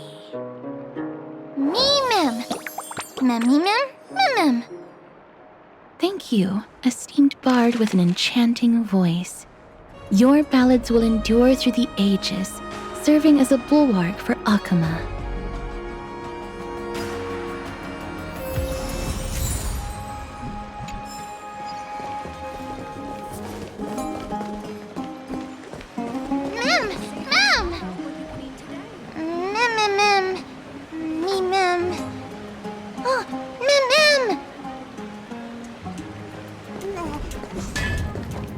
Cartonis. Come to think of it, I remember hearing about them making a holy vessel for Kremnos. Oh, Casterus, Outlander as well. To Cartonis, what brings you? I remember the Kremnoans commissioned you to craft a divine object before. Do you happen to recall the details? Ah, happened it did. Why ask, do you?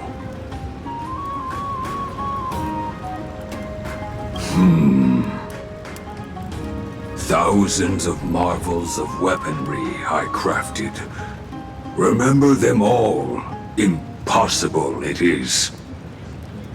Outlander, forgive me.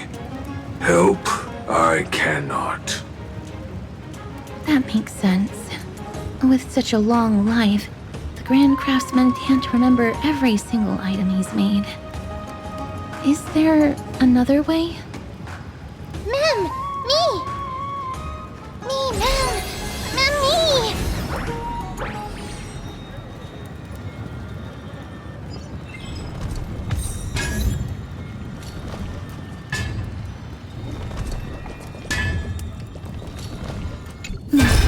Are you feeling all right? You were in the same state as when you were with Orynyx.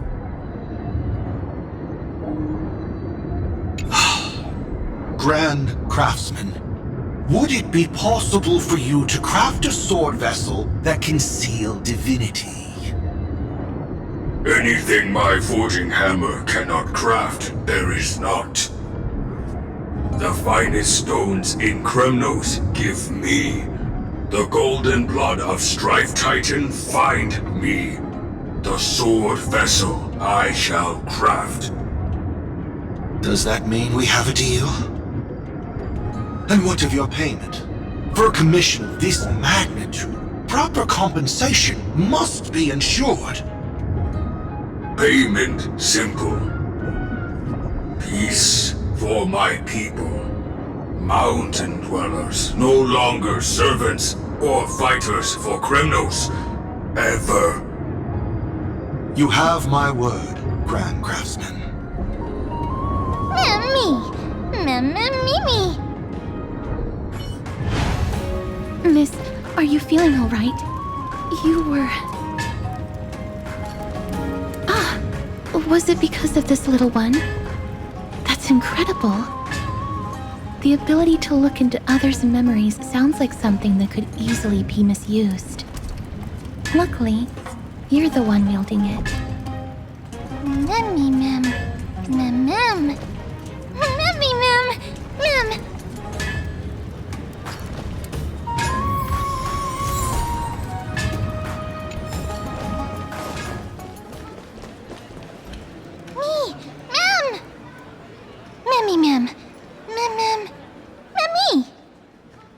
Is that...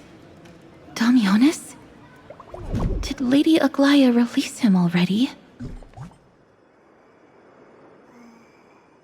I've heard some bad things about him.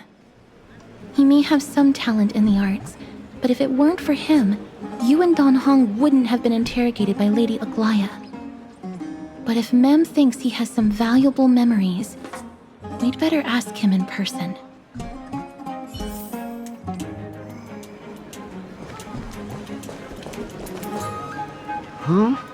Who's that? I'm busy working on a scene. Please don't...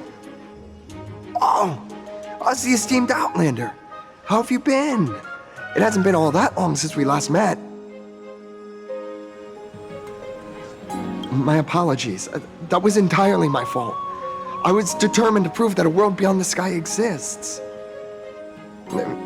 Fortunately, Lady Aglaya is quite lenient. I mean, she let me go after I made a vow. Rest assured, I'm not foolish enough to make the same mistake twice. And breaking a vow with Lady Aglaya would be like digging my own grave. Castrum Kremnos?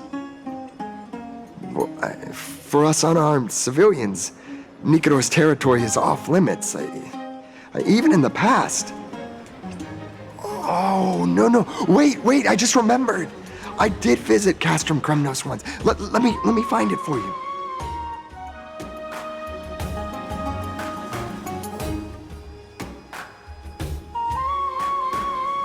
Yes, this is the one. I can't believe I still have it. Could you tell us the story behind it? During the final days of the Chrysos War, the final festival took place in Castrum Kremnos. However, due to the tense situation, few outsiders were willing to compete. Well, I gathered the courage to go there, but I found the atmosphere of the festival to be quite strange. I mean, it felt more like the Kremnoans were preparing for a mysterious ceremony. Sensing something was off, I snapped a photo outside the city and then left. And what followed was something completely unexpected. Would you mind giving us the photo? We're trying to piece together clues from that time.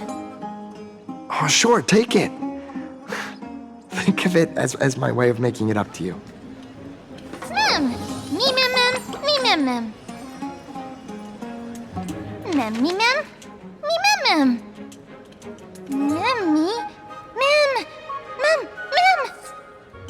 What did they say, miss? Is everything in order? If so, we need to meet up with Lords Finon and Mighty. Before we leave, I'd like to check with Lady Aglaya again. Do you mind waiting for me, miss?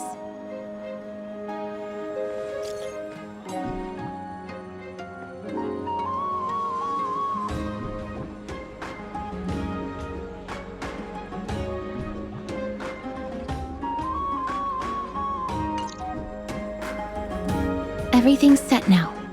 Let's head out, miss.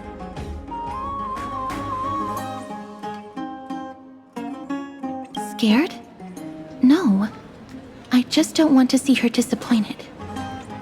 Lady Aglaya's contributions to Akama deserve more appreciation, but people mostly see her as distant and aloof. We don't have time to talk about this right now. Let's set off. Hopefully, this little one will help us recreate the memories of Castrum Kremnos. Mem.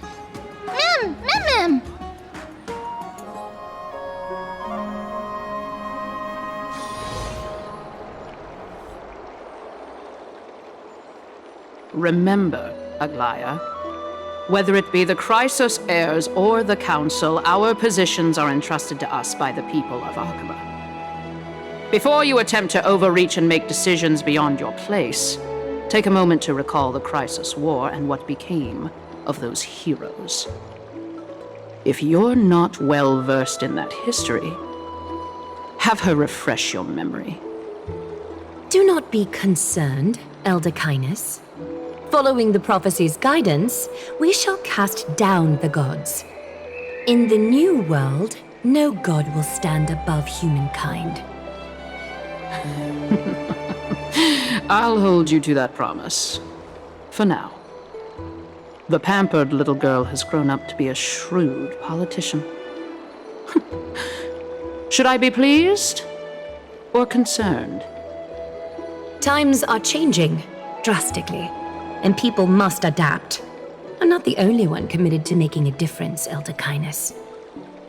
My teacher and I have other pressing matters to attend to. Please, see yourself out. Well, I genuinely hope that at the next council meeting, you won't be the one standing in the middle, facing the judgment.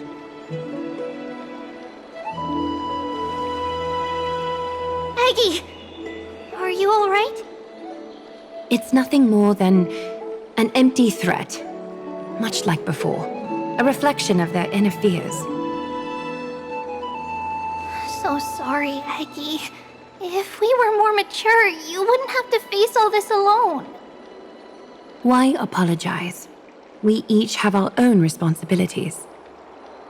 But seeing how they give you a hard time makes us sad and angry. Would you like me to slice their throats with golden threads? It would be done in a flash. All I need is your blessing, and the council will be no more. What are you talking about? Don't scare us like that, Aggie! I'm just teasing you. I knew you were joking. You certainly have an unorthodox way of cheering people up. However, after you said that, we somehow feel a bit better. Thank you, Aggie. We find humor in hardship because our humanity still endures. So, about the infiltrations Snowy mentioned earlier, did you find anything? Don't worry. Even without their intel, I've already detected hidden currents within the city. A trivial issue, nothing I can't handle on my own. Do you need to inform the city guards? That would alarm Archimedes citizens. If they learn that the enemy can bypass the Chrysos heirs and infiltrate the city, the situation might spiral out of control. Is there anything you'd like us to help with? It's fine, Treeby. As we discussed earlier, you need to prepare for the Blade of Fury. We got this. Don't exhaust yourself, Aggie. The infiltration. Nikador would never resort to this if they were in their right mind. What exactly led to their loss of divinity? The answer lies behind the fog. I hope Castros and that Outlander can uncover the truth. garment maker, can you give me the intel the nymphs have gathered? The lower city. It's good that the infiltration hasn't reached the baths yet. The risk remains manageable. The rift must be sewn shut with golden thread before disaster occurs.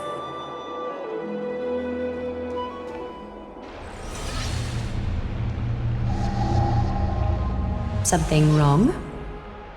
Who goes there? Lady Aglaya! What brings you, Corruption and madness are lurking behind these anomalies. I must deal with them myself to prevent further troubles. But I don't want to alarm the public. Can I trust you, Honorable Guard? Absolutely, Lady Aglaya. You have my solemn vow that none of this will come to light. Thank you. If you don't mind, I will handle it from here. May Kepele bless you, Lady Aglaya. That young guard reads between the lines well.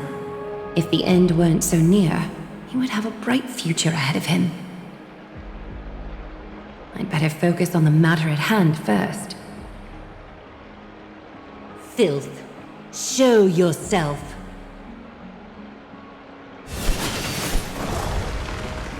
It's truly pathetic. A soldier stripped of all glory, lurking in the margins like a parasite. Return to the dust, Titankin!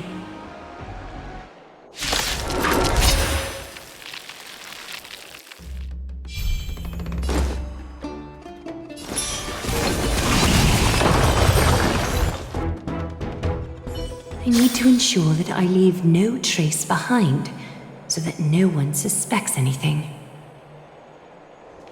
Time to move on to the next nymph.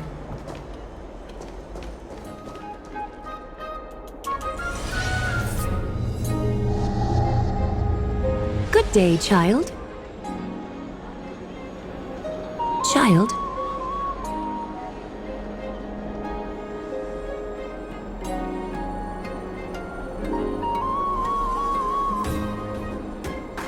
Huh?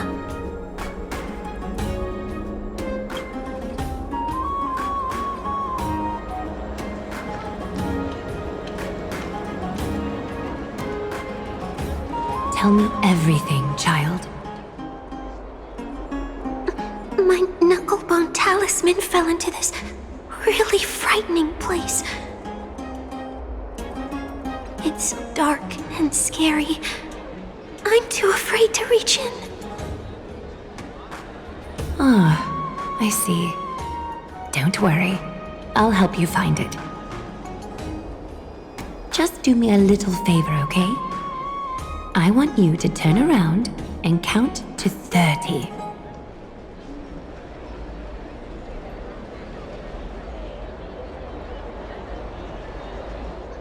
Show yourself, worm.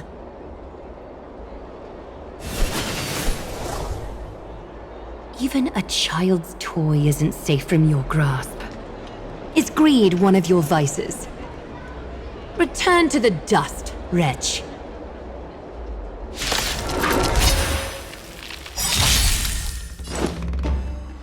So fragile, like a wisp of silk. Is this what you're looking for? Yes, that's it. Thank you, Big Sis. Big Sis? Something on your mind, Big Sis?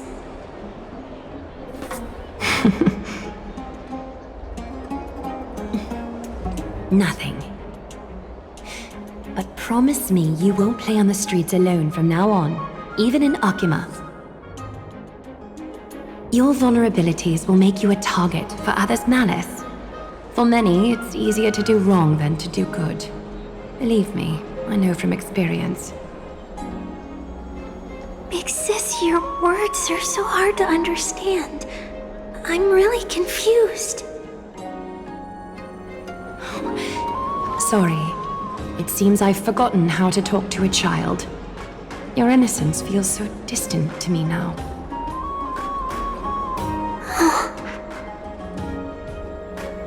That's all right. I might not understand everything, but I still appreciate your advice. I'll be careful. Oh, and by the way, you look so pretty. Just like Goddess Nestia on the teleslate. So shiny and sparkly. Your eyes are like two beautiful gems. I'm so jealous.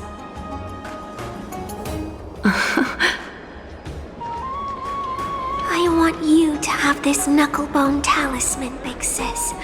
I hope it brings you luck every day and keeps you safe from bullies. Thank you, child. There's one more threat marked by the nymphs.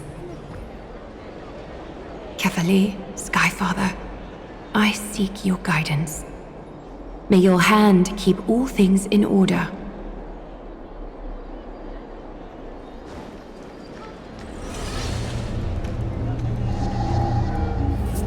If the enemy were to infiltrate from here, the damage could be catastrophic. I'd better deal with it at once.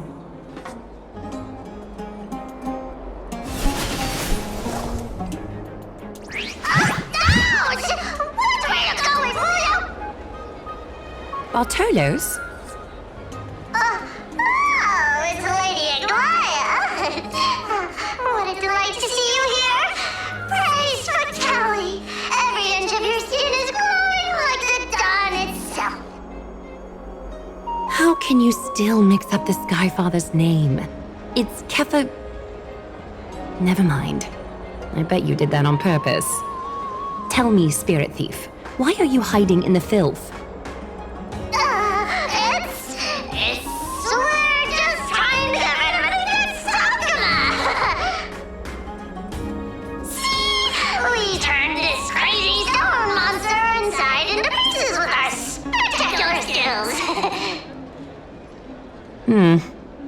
The traces of corruption have indeed disappeared. We would never dream of deceiving you, Lady Aglaya. In all of Akuma, you are the most revered. Save the smooth talk, Spirit Thief. I can tell you're feeling nervous. On second thought, since you're right here, I must ask you one more question. Where is Cypher? There seems to be a misunderstanding, Lady Aglaya. Even though she and I work in the same trade, it doesn't make us allies. On the contrary, we're more like competitors.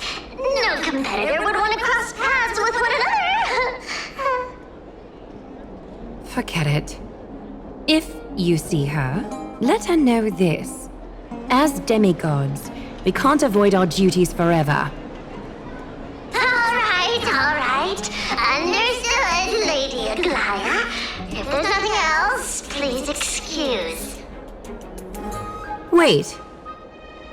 If my suspicion is correct, are you skulking about in the filth to keep something hidden?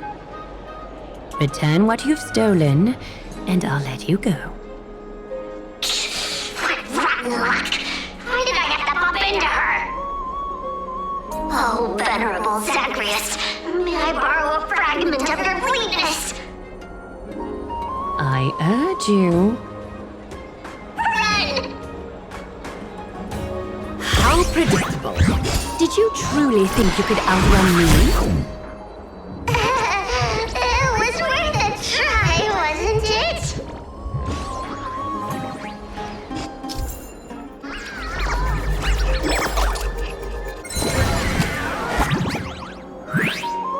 Got any more tricks up your sleeve? Let's see them all. Darn it! That was so close! Go on, take it all! Help yourself to everything I toiled for! Well, you got me. Even if I starved to death, nobody in this city would so much as blink an eye at my plight! Oh, you poor thing. But you don't actually need to eat at all, do you? You heartless woman! I never want to see you again! Not for all the gold in the world! Farewell, Bartolos. Be sure to get my message to Cypher. All the filth marked by the nymphs has been cleansed. I should go find Teacher.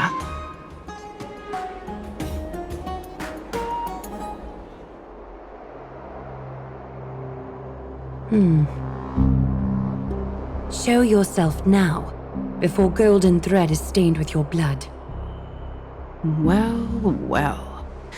A demigod never ceases to impress. Not even a top assassin with a lifetime of purging experiences can slip past you. What are you up to, Elder Kindness? Drop the act. You noticed my informants a long time ago, didn't you? You stayed silent to throw us off so we'd let our guard down, while maintaining that everything you did abides by the Council's regulations. Correct? When it comes to schemes and manipulation, Zagreus can't hold a candle to the Council. That's quite flattering, Crisis Heir. We bear no ill will. We just want to reiterate that the Crisis Heir's governance of the Holy City is only temporary. A provisional transfer of authority during these extraordinary times. While gods see and hear more extensively, mortals have their own means of dealing with things. When that so-called prophecy crumbles, the destiny of Akama shall once again rest in the grasp of its people. Rest in the grasp of its people, or yours, Elder Kindness? Ease off on the hostility. You'd do well to remember nearly half of the elders stood against entrusting the Holy City to you in that crucial vote. I am but one voice in the dissent. Keep following your chosen path, demigod. Use every bit of your power to show that we are mistaken. But don't forget for a second, in Amphorius, even gods are not above the law. I'm quite interested to see how long you can stick with this hands-on way of doing things. I will employ every means at my disposal to save Amphorius, Elder Kindness. Whether it means wresting it from the grasp of the gods, or yours. Trinan, it seems she has begun to make arrangements for defending Akima.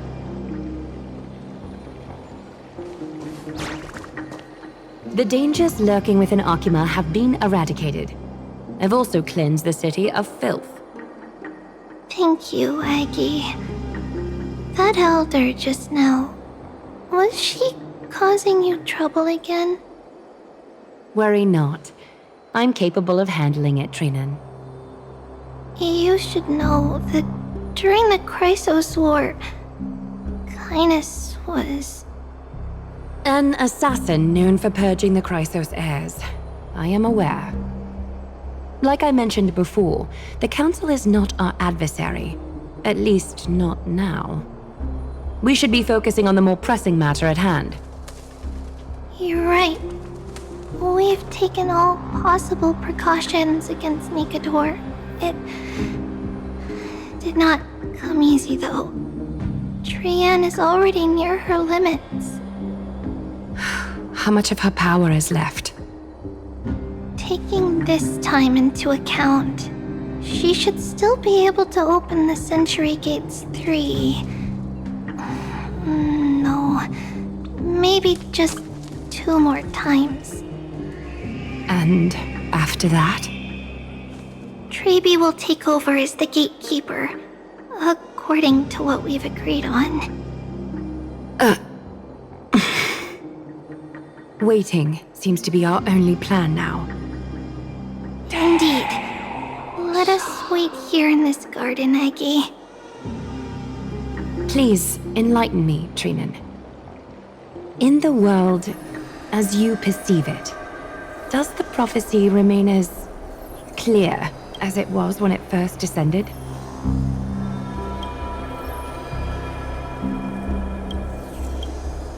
Golden runes shimmer against the azure sky, and myriad fragments of words dance around Kethely. the prophecy remains as clear as ever. Does it foretell the triumph of Finan and the others? It remains silent, seemingly cognizant of the outcome, though it's unwilling to let us in on the answer just yet. We're not going to be finding our solace in the prophecy this time, then. So be it. If indeed he is Fate's chosen child, and the prophecy is nothing more than a footnote to his tale.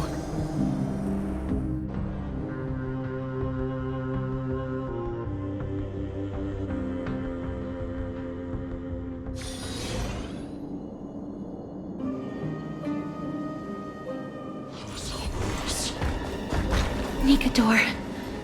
They're still locked in battle.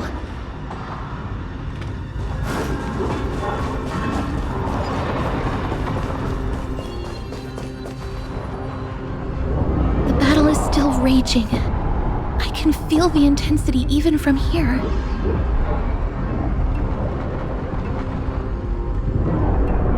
Exactly. We'll only be able to help them once we've seen our own mission through. Mem! Mem, me, mem, me, mem. Mem, mem, mem, mem, mem. Mem. Me, mem, me, mem.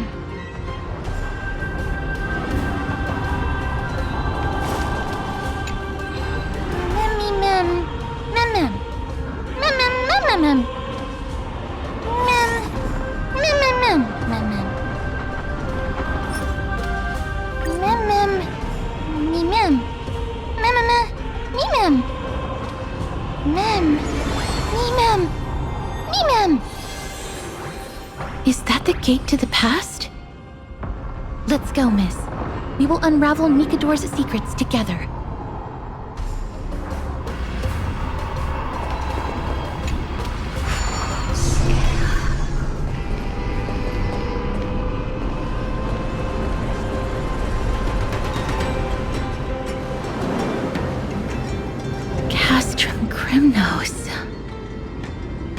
So this is how it looked like before Aquila closed their eyes.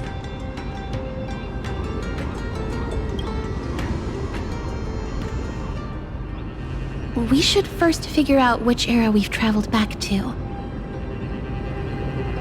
The memory fragments we gathered from Mem all point toward the final stage of the Chrysos War. We might be able to use that as a starting point for our deductions.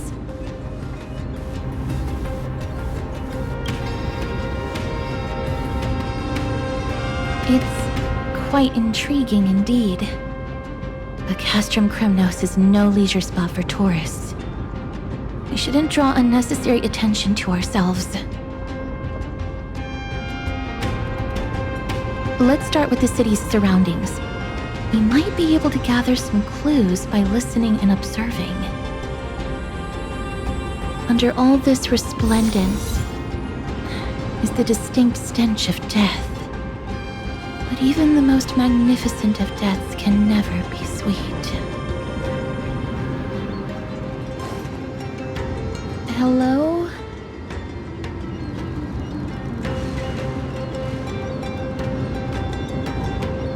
What is it?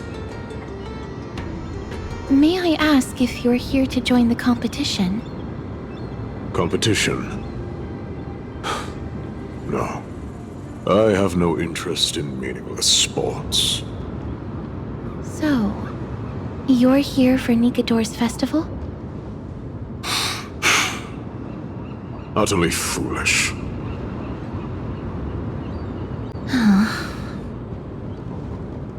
War has left its mark on many from this period, so please don't take it personally. Crown Prince, Chrysosair, what a joke! Maidemos is just a coward. Those who deserted Kremnos with him have brought shame upon the lands of Fury. Despicable traitors will never bask in glory again. But Maidemos is undoubtedly the mightiest warrior among us. Who else can we turn to now that he's gone? What nonsense are you spouting? King Euripon, the rightful ruler of Castrum Kremnos, has not fallen. he still stands firm in this city and has never given up on awakening the Great Titan. As long as we remain steadfast at his side, we'll reclaim our former glory and sow bloodshed and conquest amongst our foes! King Europon. Right, of course. The people of this time wouldn't know the fate of that old king yet. He was killed by Lord Mighty.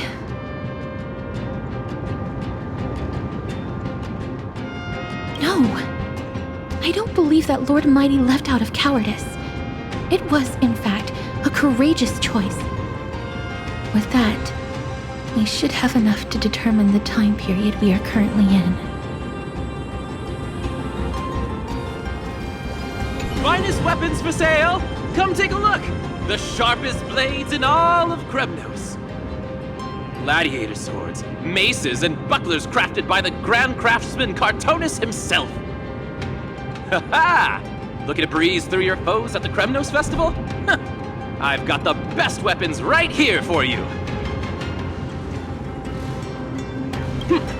Those boorish warriors know nothing about quality gear. Ah, but you're not like them. With your air of sophistication, you must be a noble from one of the Grand City-States, right? Here, let me show you what I have in stock.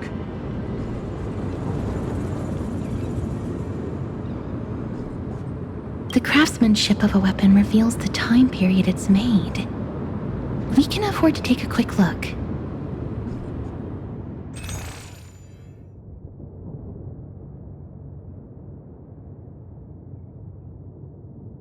I thought you'd be the kind to make impulsive purchases, miss. But you've certainly proven me wrong. So you're just window shopping? What a waste of my time. Mister, can I please have a look at the weapon you're holding on to? Oh, a gentle lady like you taking an interest in weapons. Why, of course. Please, feel free to take a closer look.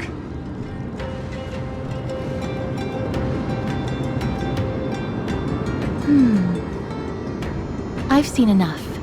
Let's go, miss. Leaving already? Don't you want to browse through my other wares? Well then, come back anytime. If you make it through the festival today.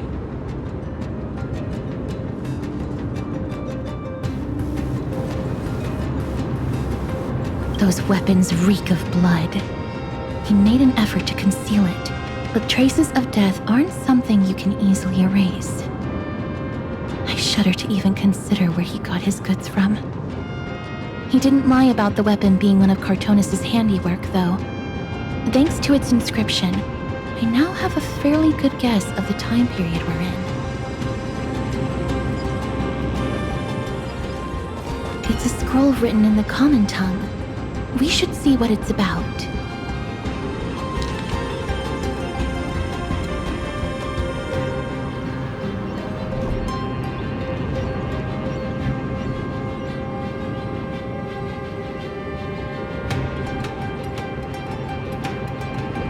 Courage, honor, reason, tenacity, sacrifice. Nikador did live up to these values in his prime, but now... Kremnos seems to be hosting a festival where its victor can go on to have an audience with the ruler and be bestowed with honor. It's just as Mr. Damionis described. If we can pose as participants, we might be able to get into the city. Let's run through everything we know so far, miss. Lord Mighty has gone to seek refuge in Akama with some of his people.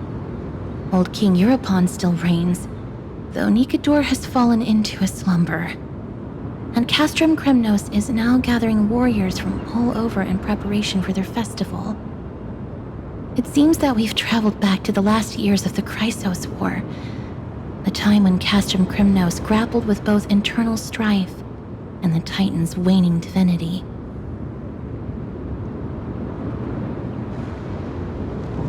The safest bet is to play by the rules. They happen to be hosting a festival in the city. We can try entering as participants? Let's make our way into the city first. We can then wait for the right opportunity to strike. When it comes down to it, I will take care of Nikador's kin. That should be the place to sign up. Oh, such a pity. Those 3 warriors were so close to completing the trial, to emerging as victorious Kremnoan warriors, and to earning an audience with our glorious King Europon. And yet, they collapsed at the final hurdle. The fury-eyed Praetor swiftly hacked them down, reducing them to mere mincemeat. May Nikador recognize their valor and embrace their heroic spirits. Next! Do we have any more warriors ready for the challenge? King Europon awaits, longing for the first brave soul to survive and stand before him. This was a time when life was valued far less than bread. People hardly bat their eyelids at the savagery and death that had become commonplace. Oh, does no one have the courage to take up the challenge? Are you not prepared to wager your glory and set your lives ablaze under the splendor of Kremnos? Let me through. Why, it's you again, inarticulate fool. Unarmed, and yet you dare to think you can join the Kremnos festival? That's an insult to the Lance of Fury. I've told you before, this is a trial for 3. This is a trial that requires 3 people. If you can't even gather enough comrades to stand by you in life and death, it's time you went home and took up herding. Let me through. Huh. So you're not just inarticulate, but also hard of hearing. Keep up this act of nuisance, and I'll be sure to show you how uncivil we can get. Teams of 3. Miss, this might be our chance. We can enter the city with him. Huh? Who are... You two. I see what this is. As you wish. Good for you. You now have allies to court death with. Come on up here, fool. The adrenaline-pumping scenes are becoming a bit tiresome, so adding a wildly mismatched interlude would make for a refreshing change and spice things up. Let the trial begin, then. Your only goal is to survive. As long as you still hold the breath of life, you'll either triumph over every trial and claim worldly glory, or leave your soul in Kremnos to become fuel for strife. Have faith, miss. Lord Finon and Lord Mighty are still fighting. We must match their unwavering resolve. Can we enter now? Eager to meet your demise? Very well then. Let the trial begin. Give me your names, warriors. Castorus. Nice. Galactic Baseballer, Castorus, and Nias. It is an honor to see your true faces revealed by the radiant glow of the Blade of Fury. In the name of the 5 virtues of Nikador, courage, honor, reason, tenacity, and sacrifice, stride through the holy city's gate and embrace your fate! May your courageous souls satisfy Nikador and fuel the conquests of Kremnos!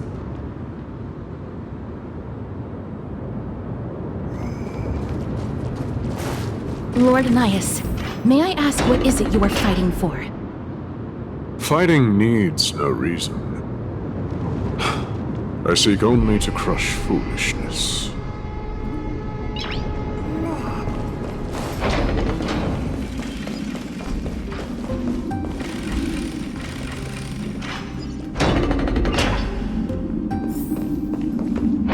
they have fewer guards than I expected.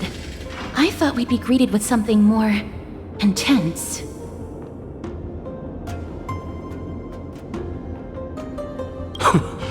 Meaningless. Why stall those charging for Death's Door?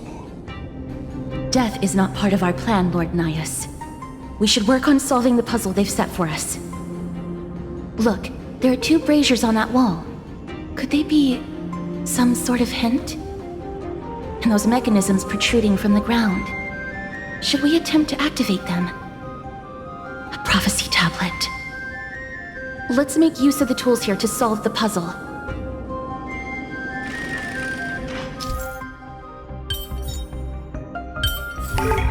No match for me.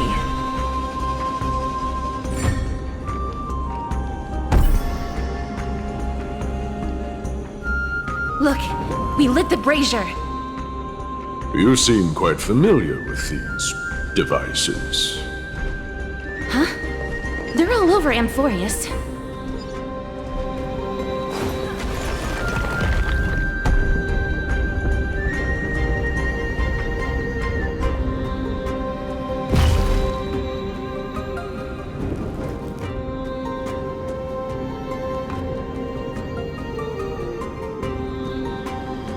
The gate has opened, as expected.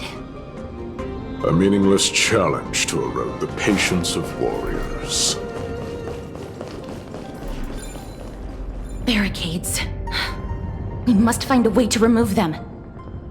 Could it be a challenge that requires us to use the hand of Zagreus? Let's get closer and find out.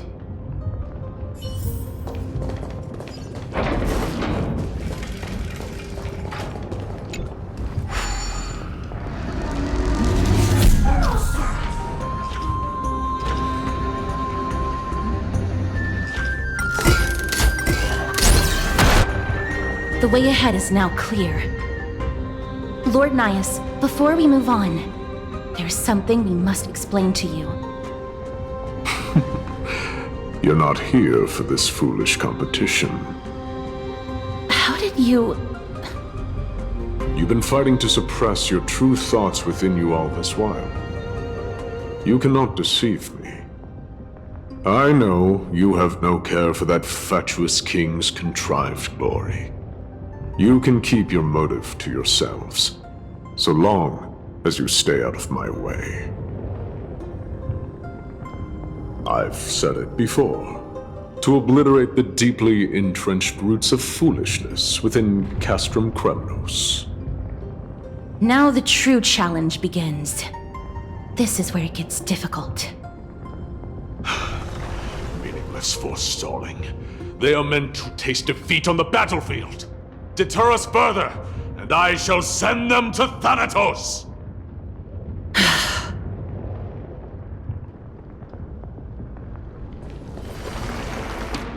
These goons are much tougher than they seem.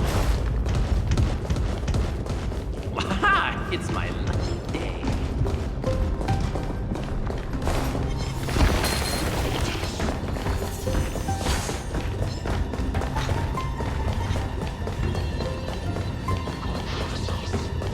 Wait.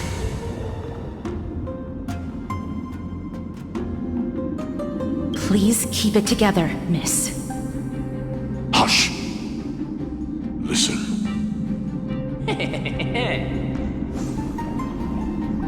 Looks like I've hit the jackpot this time. I hear it now. That's...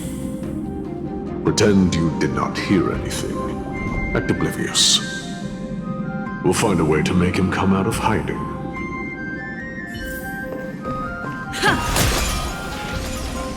Stop at the next turn. If there's an assassin, we'll take care of him right there.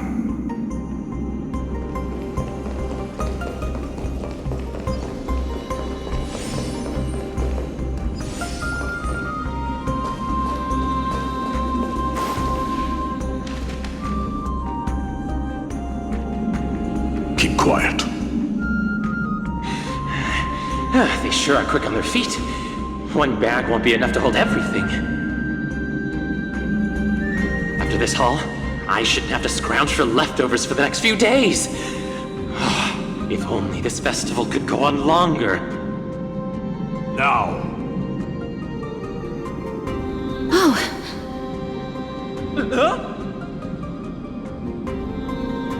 That's why all of your weapons reek of blood.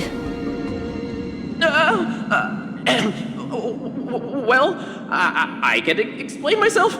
You see,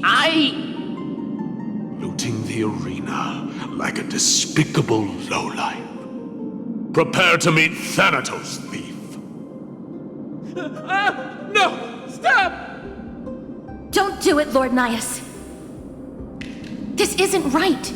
Please, let him go. Turn around, girl. Look at the corpses of those we crushed. You can cut down warriors without a second thought, yet you show compassion to this scum. Give me a reason. Show me you're not as dumb as those ignorant fools. Because he still knows how to fear death. Despicable or scum he may be, but he doesn't deserve to die here, nor become a sacrifice to the hand of Shadow.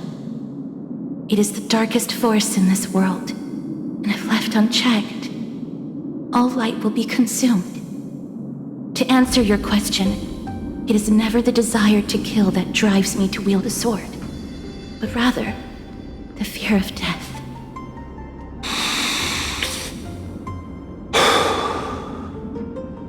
Get lost, scum. Consider yourself lucky today. Thank you! You won't see me around this city again! I promise! Your mercy is appreciated, Lord Nias. Make no mistake. This is simply a commendation for your courage, not a sign that I agree with your ideas. If I understand you correctly, you must have overcome tremendous fear to dare to stand in the way of my sword. This trial isn't over. We should keep going. It's the same mechanism. We need to ignite the two braziers to unlock the way forward. Let's clear this trial together, miss.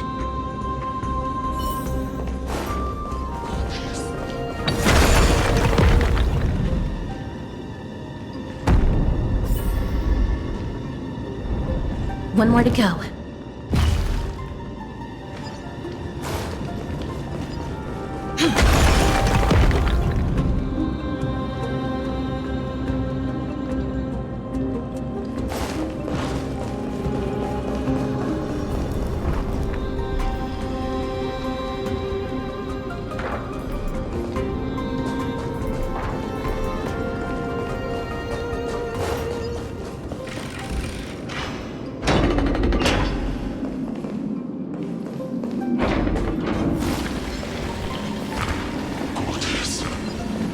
Are there others who made it this far?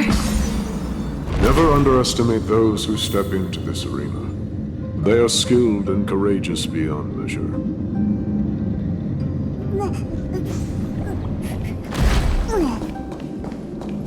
Brave one, step forth. You could well be Castrum Kremnos' salvation. Is that statue beckoning to us?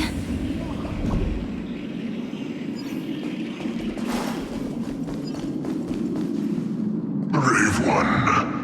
Oh, brave one. Come closer. Let me get a good look at you.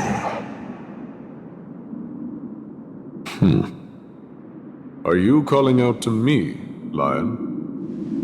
That's right. I am. You have an unusual aura about you. I have not seen such a blazing soul in a very long time. The blazing star of Castrum Kremnos has drifted far from us. All that remains is a dim candle on the verge of being extinguished.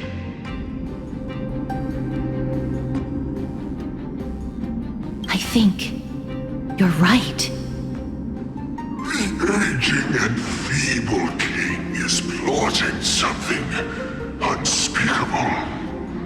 One that seeks to defile Nikador's divinity, their soul, and the legacy they left to Kremnos. We need salvation. We need a champion to reignite our hope. I did not come to save anybody, Old Lion. I'm here to answer a call, to crush greed and foolishness once and for all. Perhaps that's what we desperately need. Forge on then, warrior. Heed the call. I am elderly and weary, but I shall watch you depart and pray for your victory in every battle encounter. Lord Nias, the calling you're heeding. Comes from the depths of this city. We're close. So close, in fact, that I can hear the whispers in my ears. Such carnage. Whose desires does this festival truly serve?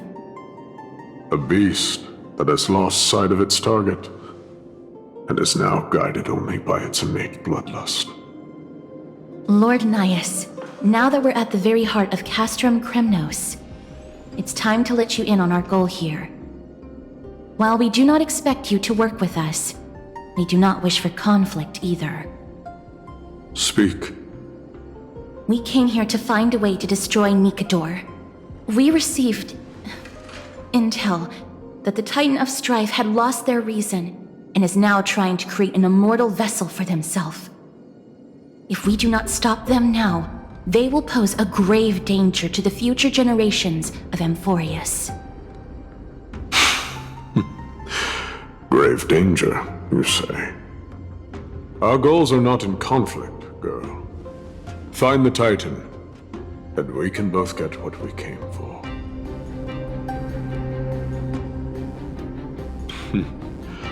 I smell fear. You're scared. The souls of the sacrificed are still wandering this hall. I hear their endless bemoaning. Their senseless deaths have left them wronged. Their mournful wails echo endlessly. Perhaps I can learn something from their cries. Reveal yourself, O warrior spirit. I know that you have yet to rest. I ask for you to guide us. Let us see what you once gazed upon. Let us hear what your ears once heard. You can rouse the dead. No. I can only summon souls that haven't fully passed on.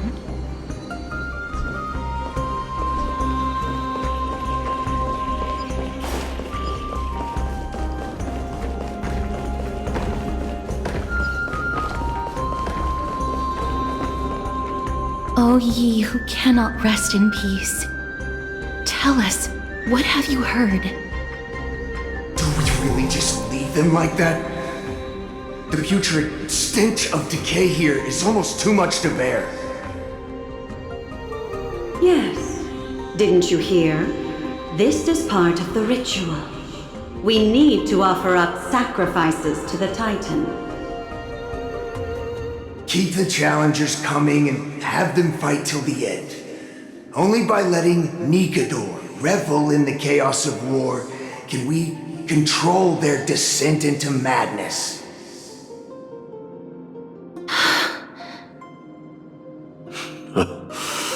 Fabricating a spurious war in an attempt to calm the Titan. Nikador has indeed lost their will. This barbaric method of theirs clearly proved to be effective. The soul can reveal even more to us.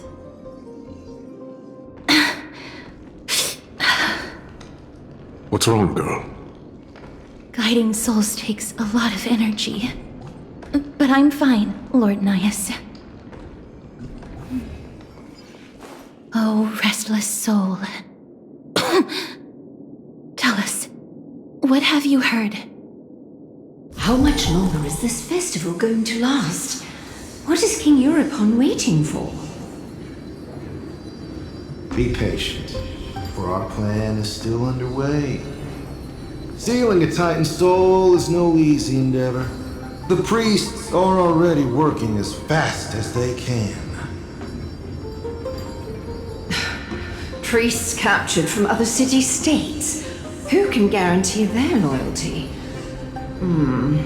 I say we punish one of them so they know to behave. Sealing a Titan's soul. Could it be the sword vessel in Lepos' ballad? The one that Cartonus crafted himself? Foolishness. Perhaps now you begin to understand the weight of that term. They are fighting against the unseen. They have no time for the folly of mortals. Cowards. They are afraid of losing their faith and guidance. Lord Nias, you seem to know a lot about that Titan. The whispers I'm hearing may very well be from Nigador themselves. They're beckoning to us from the other side. Continue to guide us through, O wandering soul.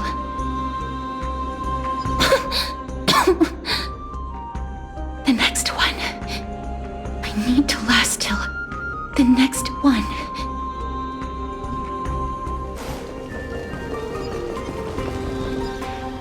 Lost souls. Tell us.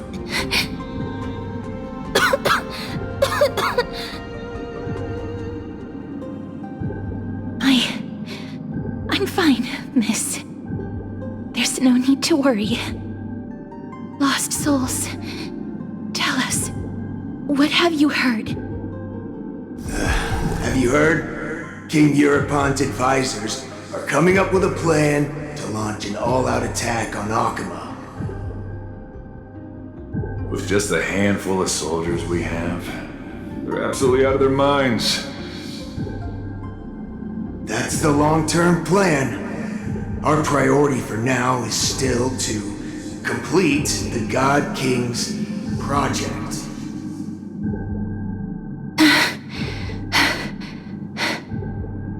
So their plan to attack Akama was conceived that long ago?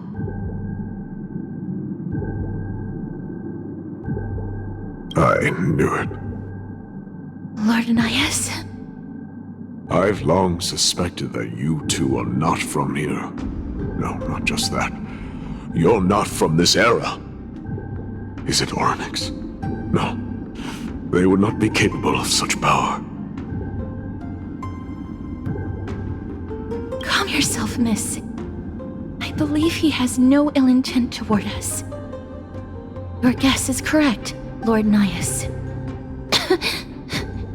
We are not from this era. Someday in the distant future, a mad Nigador will drive our companions and our homeland to the brink of destruction. The reason we came back here is to find a way to prevent Amphorius from falling to its doom. Their madness will last for thousands of years. The destruction created by human folly is more than anyone could imagine. It so happens that we have the same goal. The souls are still lingering here. Let us keep going.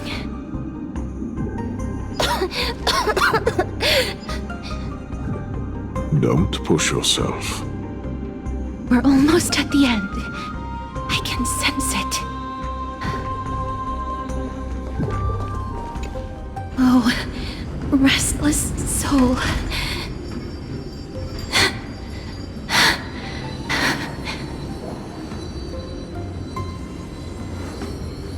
I'm fine, miss. Lost souls, tell What have you heard? Courage, honor, tenacity, and sacrifice. Their divinity was split into 5 parts, but we're missing one fragment. Oh God, Kate, where did you lose your reason? We will keep searching for it. We must find it.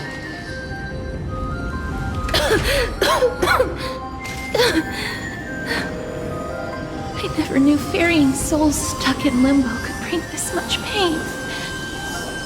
If only death didn't exist in this world.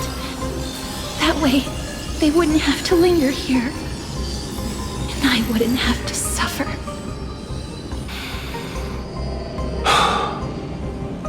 You don't have to listen to these spirits any longer. We've learned enough from them now. The people of Kremnos have tampered with Nikador's soul in some way. What we need to do is find the place of their blasphemous act. Stay strong.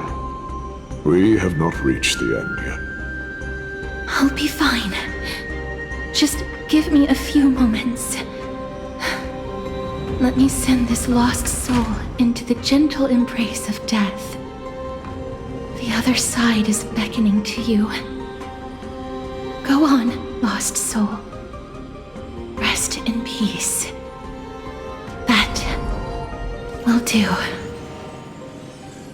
I am sorry that you had to witness my earlier outburst. I understand your pain, child. But you need to set it aside for now.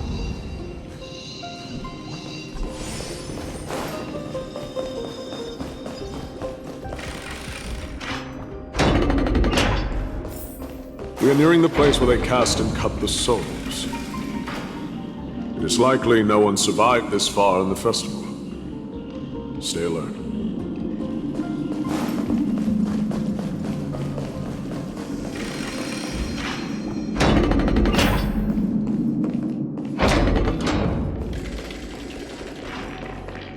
The Titan's kin. Be careful. Warrior. Entry forbidden. Has it lost its sanity? What a woeful creation. I shall put it out of its misery. Split. Soul. Indestructible. Body.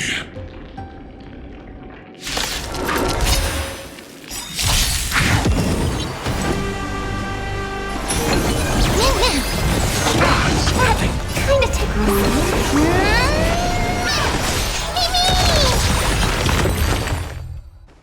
Is it dealt with? No, I doubt it'll be that simple. Split. Soul.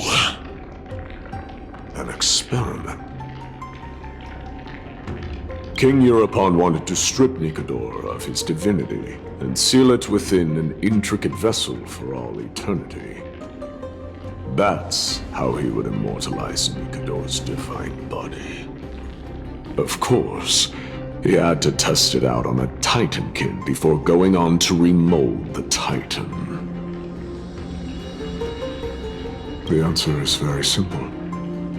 Because the fragments of Nikador's soul are sealed in these statues. The calls that I've been hearing are coming from them. As long as we reassemble their soul and unite their divine core, they will recover their dignity as a Titan. You will then have a chance to triumph over them in battle. Indestructible. Body. We finally found the root of everything. I'll find a way to stall it. To Titankin that have lost all reason, death is as intoxicating as nectar is to bees. Please, you must find a way to make Nikador's soul whole again. It is only by fixing this point in history that we can salvage the future of Amphorius.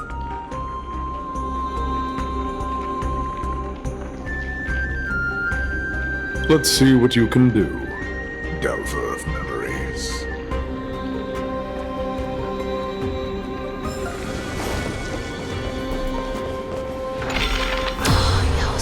Unbelievable.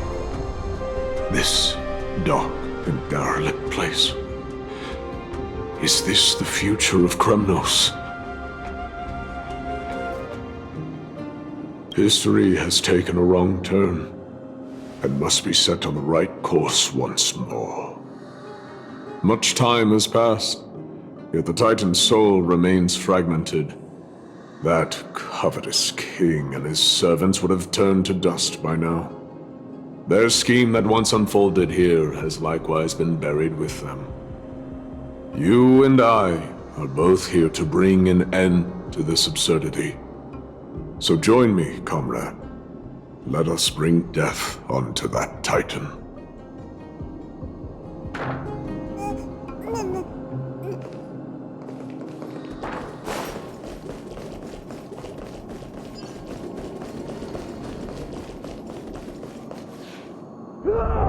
The sounds of battle.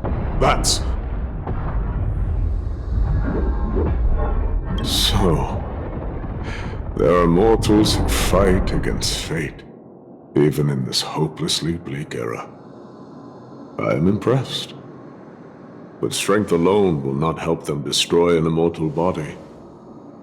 That's why you and that girl went back in time seeking answers.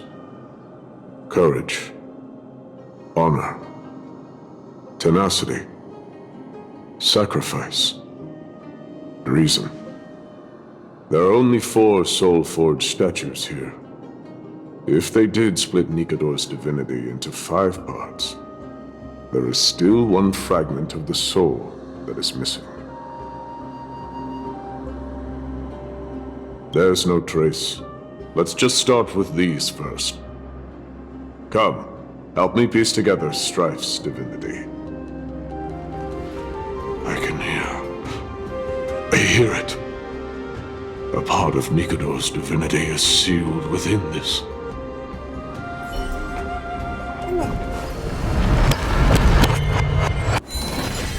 We shall hereby seal the God King's courage within this sword vessel. A testament that they have never once retreated from a battle. Even against the formless black tide from beyond the dense fog, they alone have raised their sword and faced the enemy head-on. Nikador's courage! Break free from your shackles and return to your divine body. Voices are starting to pour in. Here lies another fragment of Nikador's divinity.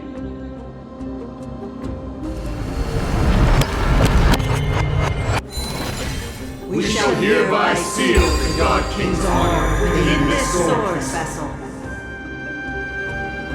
A testament that they have never plunged their divine lance into an enemy's back.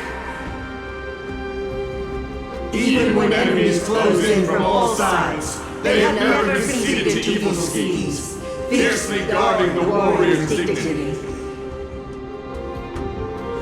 Nikador's honor! Break free from your shackles and return to your divine body!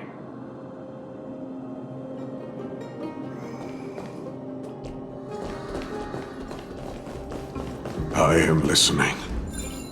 Go on. Tell me your tale.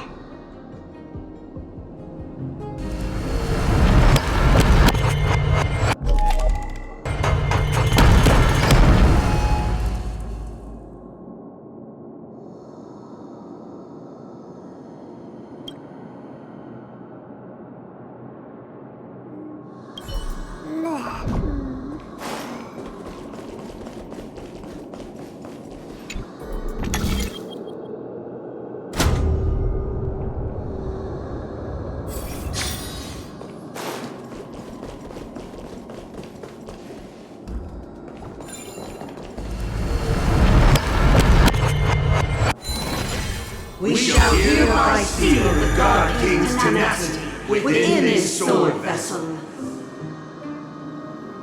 A testament that their will is unyielding in the fight against the calamity of unknown origin. No matter how powerful the Black Tide may be, enough to corrupt the wills of other gods, they stand tall and upright in defiance of the turbulent fog, even till today. Nikador's tenacity! Break free from your shackles and return to your divine body!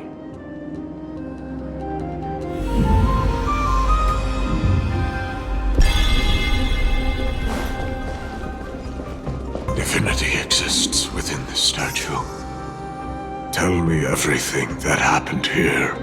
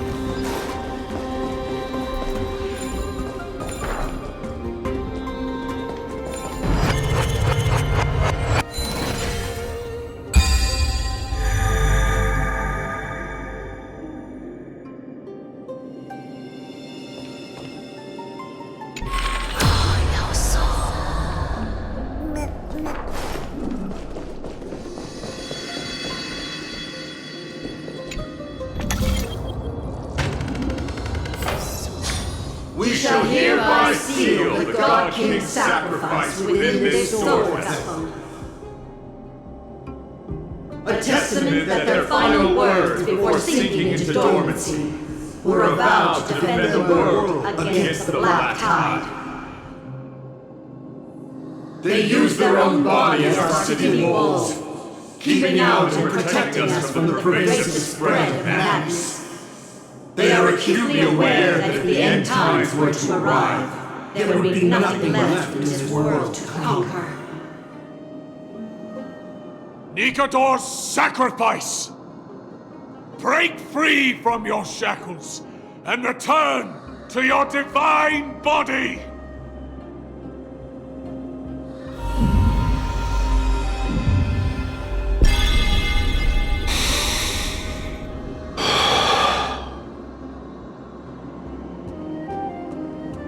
I was wrong all this while.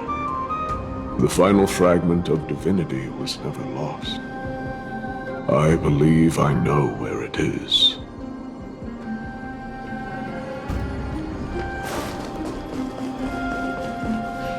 Lord Nias, are we almost there? Yes, there is just one last thing to do. No one knows when the Black Tide first appeared beyond the distant horizon.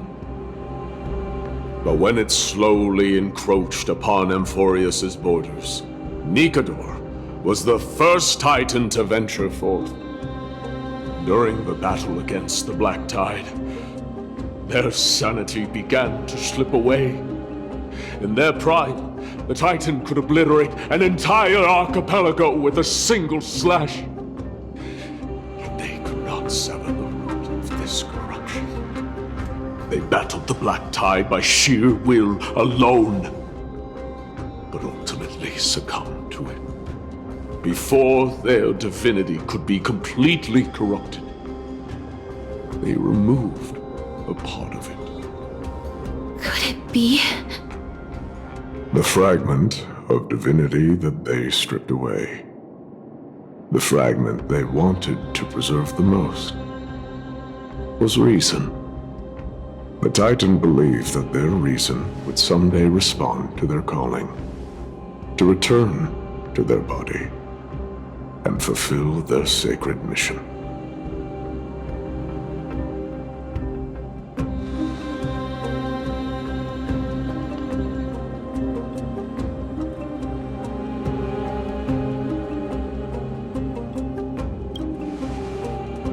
All of these,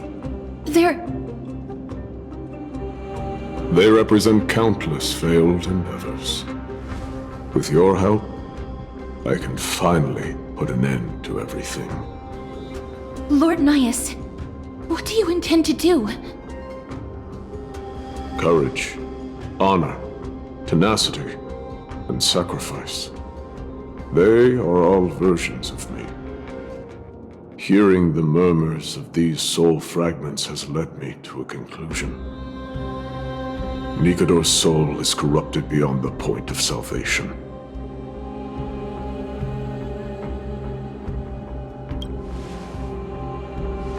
There is only one way to do so.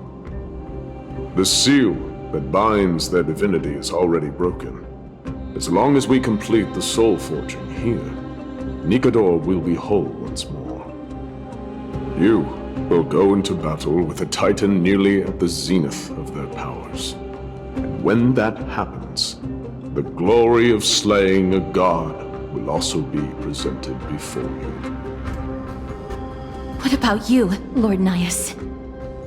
I will return to where I came from, and become a part of Nikador's divinity once more. In all likelihood, I will also be consumed by corruption. An inevitable course of action if we hope to end this madness. You are willing to sacrifice yourself for a future you won't get to witness. This is my purpose. My origin. I am no mortal, and I do not fear death. Even so, will you still weep for me? All farewells in this world are sorrowful, Lord Nias. While we haven't known each other for long, I have learned much from you. In return, I'll teach you a lesson of mine before I go. Do not detest your talent, and do not abhor death.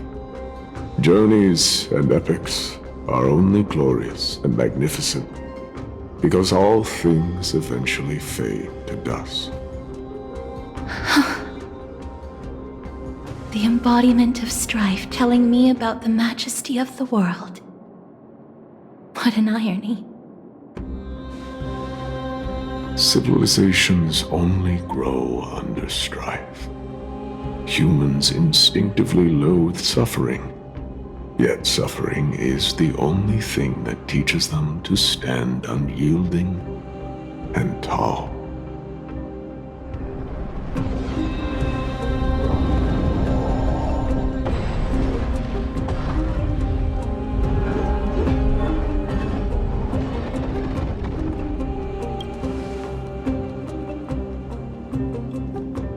She knows what it truly means to go to battle. Perhaps she can be your inspiration. If you die by my lance, then there's no need to reflect on what I said. But if you should send me to my grave, promise me that you will use my core flame to fuel a roaring blaze and continue the fight against the Black Tide. On behalf of all the Chrysos heirs, I promise you.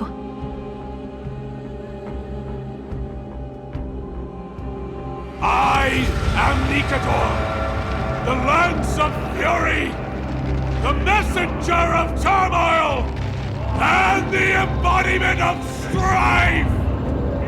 Remember this! I am the scar that this world needs!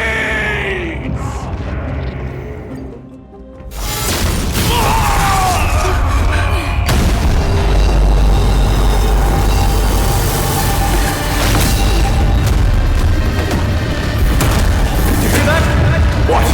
They've returned!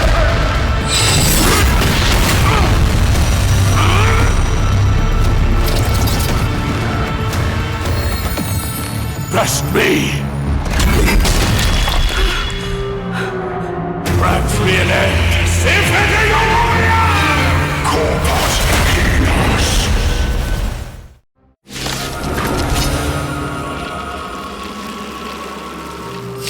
So, this is Nikador's true form. It's incredible. Well done on them. I was prepared to fight till the end of time.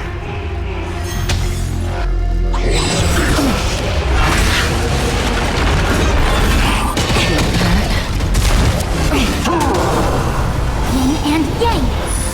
Just in time.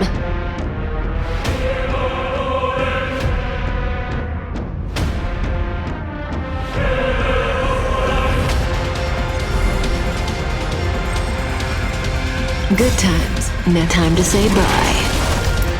Boom.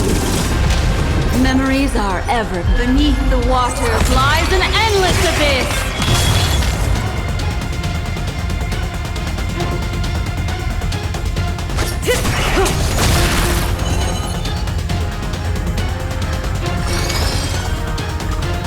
Ill tidings manifest. I weep for the departed.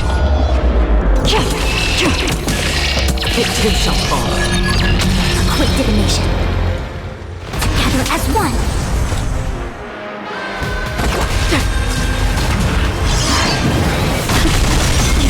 All things human creations.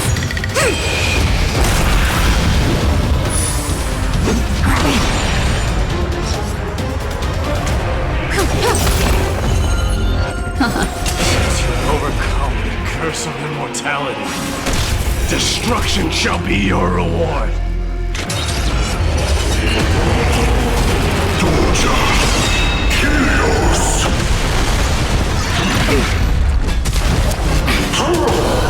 May as well kill them all.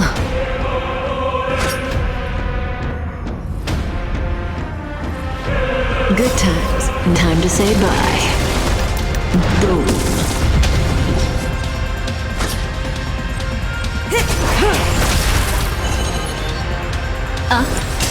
Relax. Memories of beneath the waters lies an endless abyss.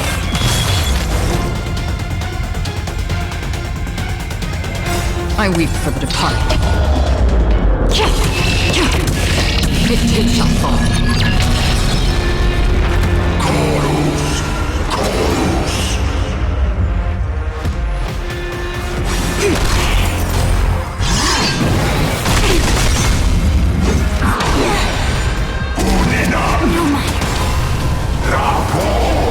I promise you, Lord Nias, your nightmare will be over soon.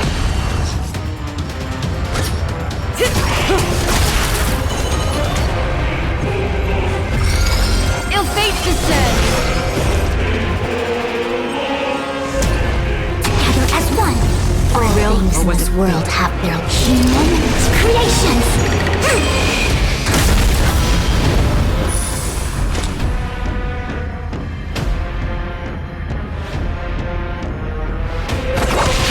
Stand still. I weep for the departed. It too shall fall. Bring an end to strife, once and for all! No matter.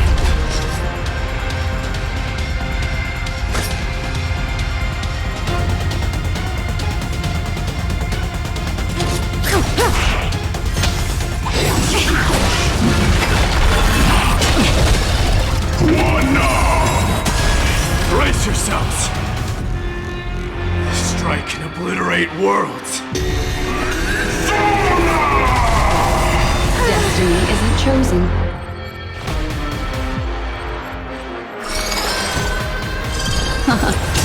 Relax. Memories beneath the waters lies an endless abyss. Destiny for oblivion. Good times. Time to say bye. Boom. Doing matters. Is it the end? What do you want to know? Doja, Helios.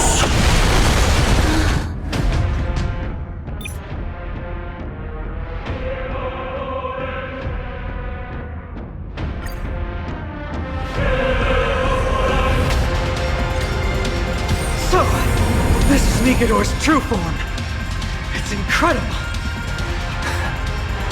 Well done on them. I was prepared to fight till the end of time. Just in time.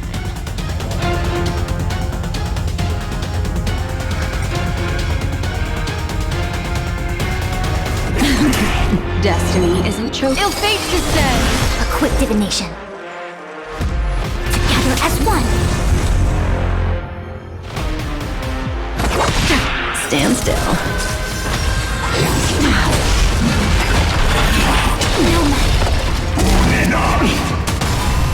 Yin and yang!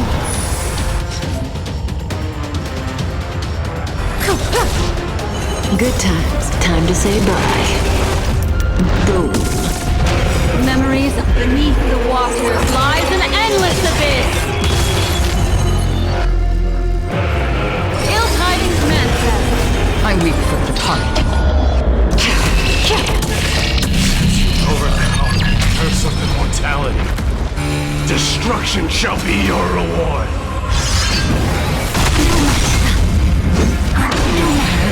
All things human creations!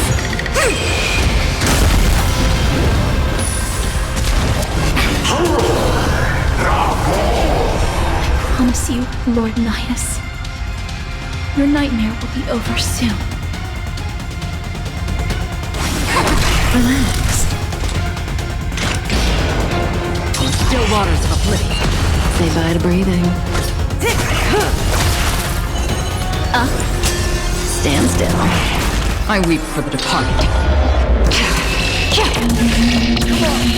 Bring it extra strike! Victory is at hand! Time for the final blow!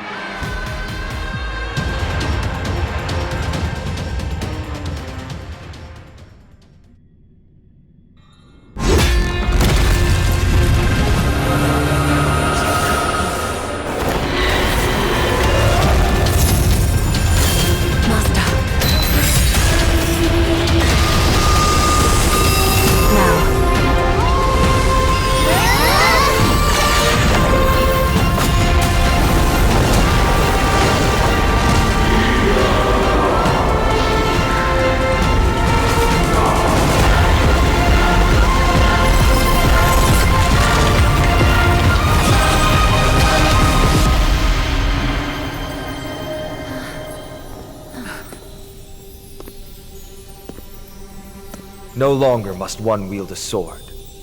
From here on, the world shall no longer know strife.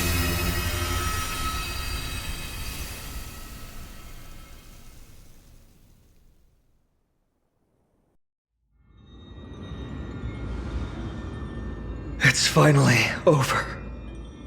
Nikador's core flame. Time passes quickly. It's been a long time since the last Titan fell. Now that the Lance of Fury is no more, we Chrysos heirs are one step closer to the Genesis, as foretold in the prophecy.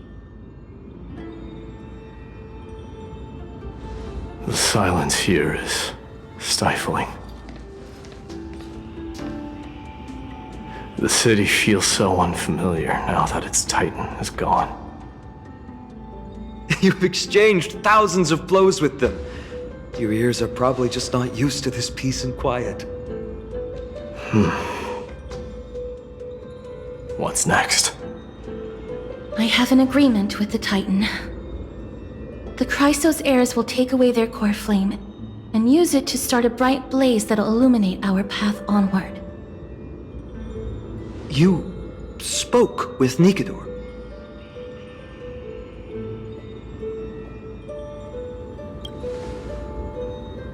What did they say?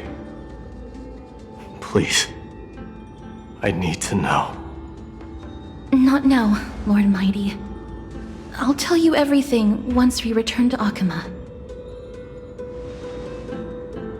Aglaya mentioned that someone must touch the core flame and absorb it to become its temporary receptacle. Mighty, do you...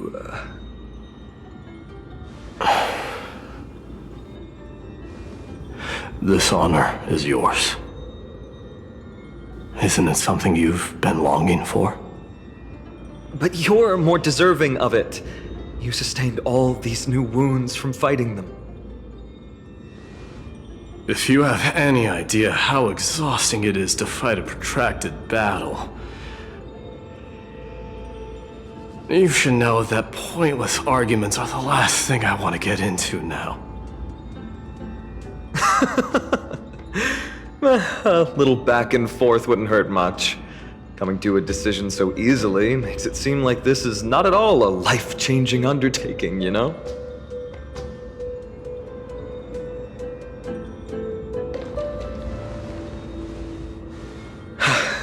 Come with me then, Coreflame.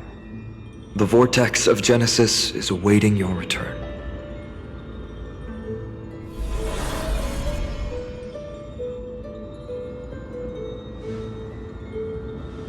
I don't think I felt anything at all. Or rather, it felt a lot easier than I expected.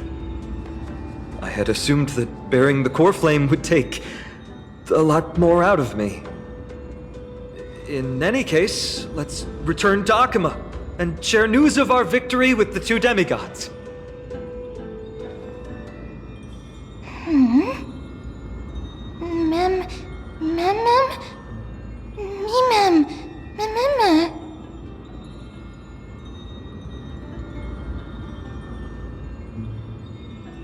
Go with the rest, miss.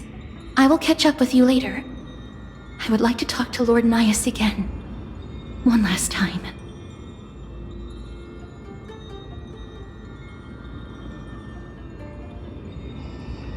Lord Nias. Lord Nikador. Can you hear me?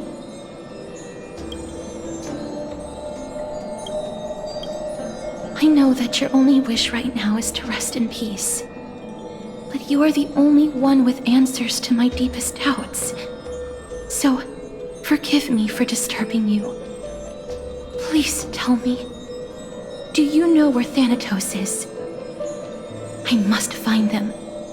The half of me that I've been deprived of since birth. I must take it back from them.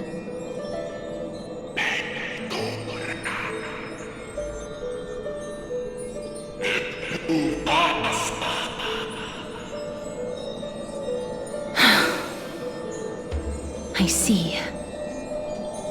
So even the Strife Titan has never seen death in the flesh. I will continue this arduous journey, even if I must travel to every corner of Amphorius.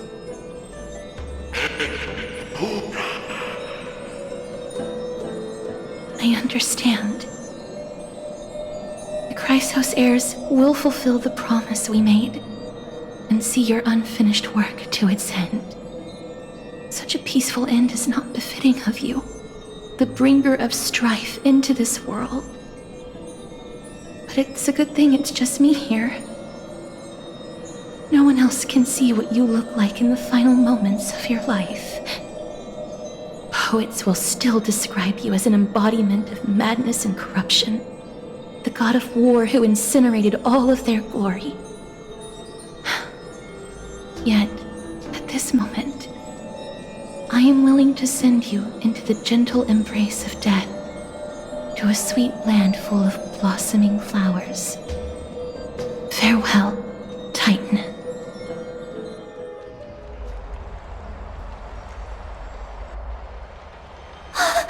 Aggie! They're back! We completed the mission, Treeby. No broken limbs or severe injuries. Just a fiery core flame in the palm of my hand. I can feel the core flame's warmth.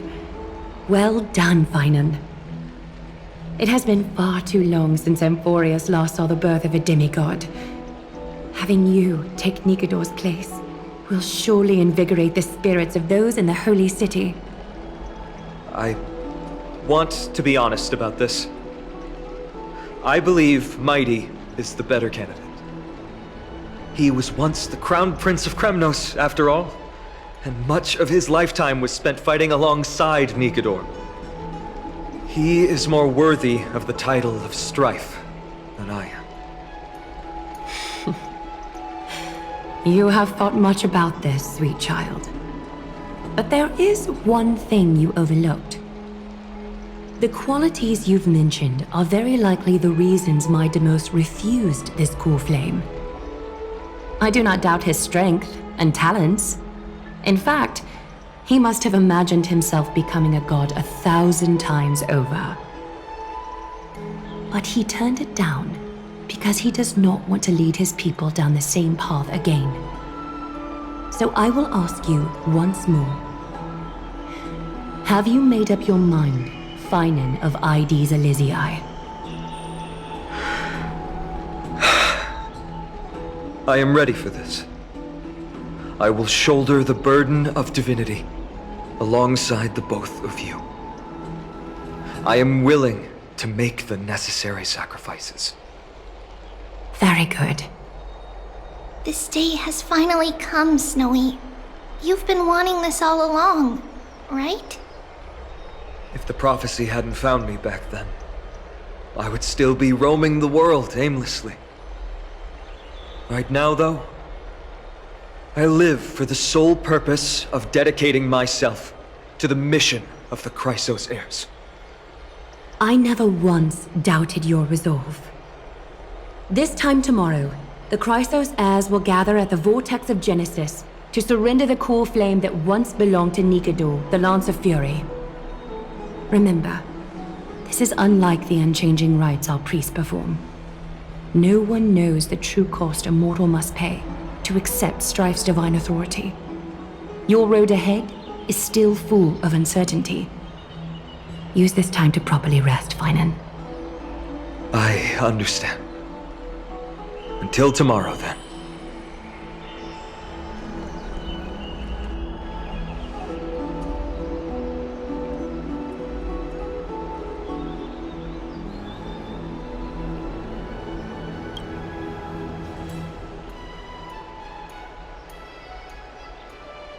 They have Aglaya and Treeby to thank for that.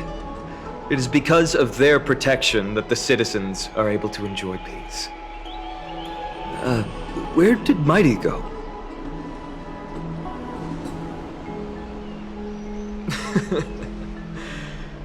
Our victory might not have been possible without your help. I'm sure you've heard enough words of gratitude, but it's only right that I... Right! It would be the first time I thanked you, so thank you for your help, Miss Mem? Aglaya will gather us at the Vortex of Genesis this time tomorrow, where we'll perform a ritual to surrender the core flame.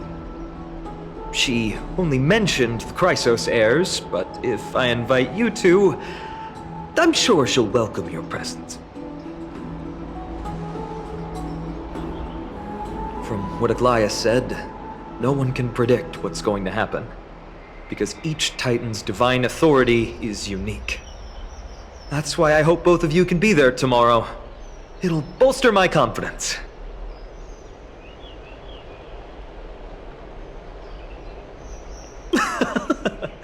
That's settled then. The night's all yours, but get some rest before tomorrow's ritual. I should also take this time to sort out my thoughts. I'll see you soon, my friend.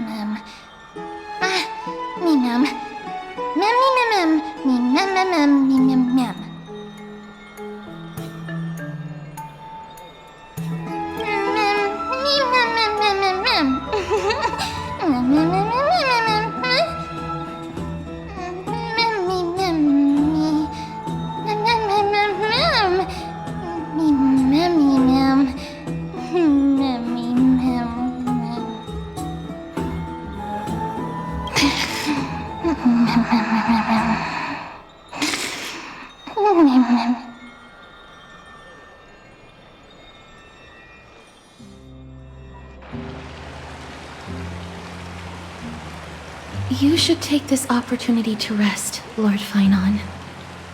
The core flame ritual is tomorrow. Today, tomorrow, what difference does it make? It's always morning in Akima under Kethely's protection. So long as the light continues to shine this brightly, I won't be getting any sleep. Why force myself to shut my eyes when I can instead take this time to calm my mind and gather my thoughts? That counts as rest too. Have you thought things through, then? Not at all. Everything's a jumbled mess still. I don't even know where to start. The core flame was blazing hot in my palm in the beginning, but it has completely cooled off now. I can barely feel it. Miss Castoris, does this mean I'm a good match for Nikador? I don't quite get how it works, but if it's going to put you at ease, then I will say yes to that. Thank you. That's the abyss in the distance. Oh, that reminds me of the question I didn't get to ask. Back in the temple with the Scales of Justice, when Orynyx was trying to deter us, why did you stop me, Miss Castoris? Because I knew there must be another solution. Something more important than the fate of Amphorius. It is far too cruel and unfair to ask that of you. You should know that I would have gone ahead if Dan Heng hadn't come up with an answer in time. I know. We should not have hesitated then. I stopped you before I even realized it myself. It's fortunate we had the both of them there with us. Yeah. It's a good thing we had them. Are you still thinking about the past, Lord Finon? Every waking moment. I lied to the two demigods just now. I told them the duty of the Chrysos heirs is all I think about now. Do you think I managed to slip by Aglaya's golden threads this time? No one fools her, Lord Finon. She merely chooses to turn a blind eye to our lies. You're right. How foolish of me to think I got away with it. I often wonder if someone as ordinary as me can really become a hero. I thought defeating Nikador would quell the voice of doubt in my mind. But it has only grown louder. I don't have the right words for you now, but I know you're far from ordinary, Lord Finon. Mighty often calls you Deliverer in jest, but I don't believe he means it mockingly. I should probably shut out these pointless thoughts and empty my mind until the hour of the ritual. I did that before sitting for Treeby's history exam. Who in the world could hope to go over those piles of documents and slates? I decided I was better off resigning myself to fate. That way I'd get more time to play and practice with my sword. How did you do on the exam, then? My score? I don't remember anymore. All I remember is Treeby punishing me to a full week of cleaning the Chrysos heir's bath, and no one was allowed to help me. So High Priest Treeby can be strict too. Please continue with this mentality, Lord Finon. I believe you'll be all right. Thank you, Miss Casterus. I think I'll stay here for a little while and keep all of those unruly thoughts out. It's not like anything will come of them anyway. The sights of Ides Elysiae, my homeland, have been flashing before my eyes lately. Those Kremnoans mastered some cutting-edge technology. If only I could separate my soul from my body too. That way I'd be able to fly my soul back to the comforting fields of my homeland anytime. That's the only place I can be momentarily at peace.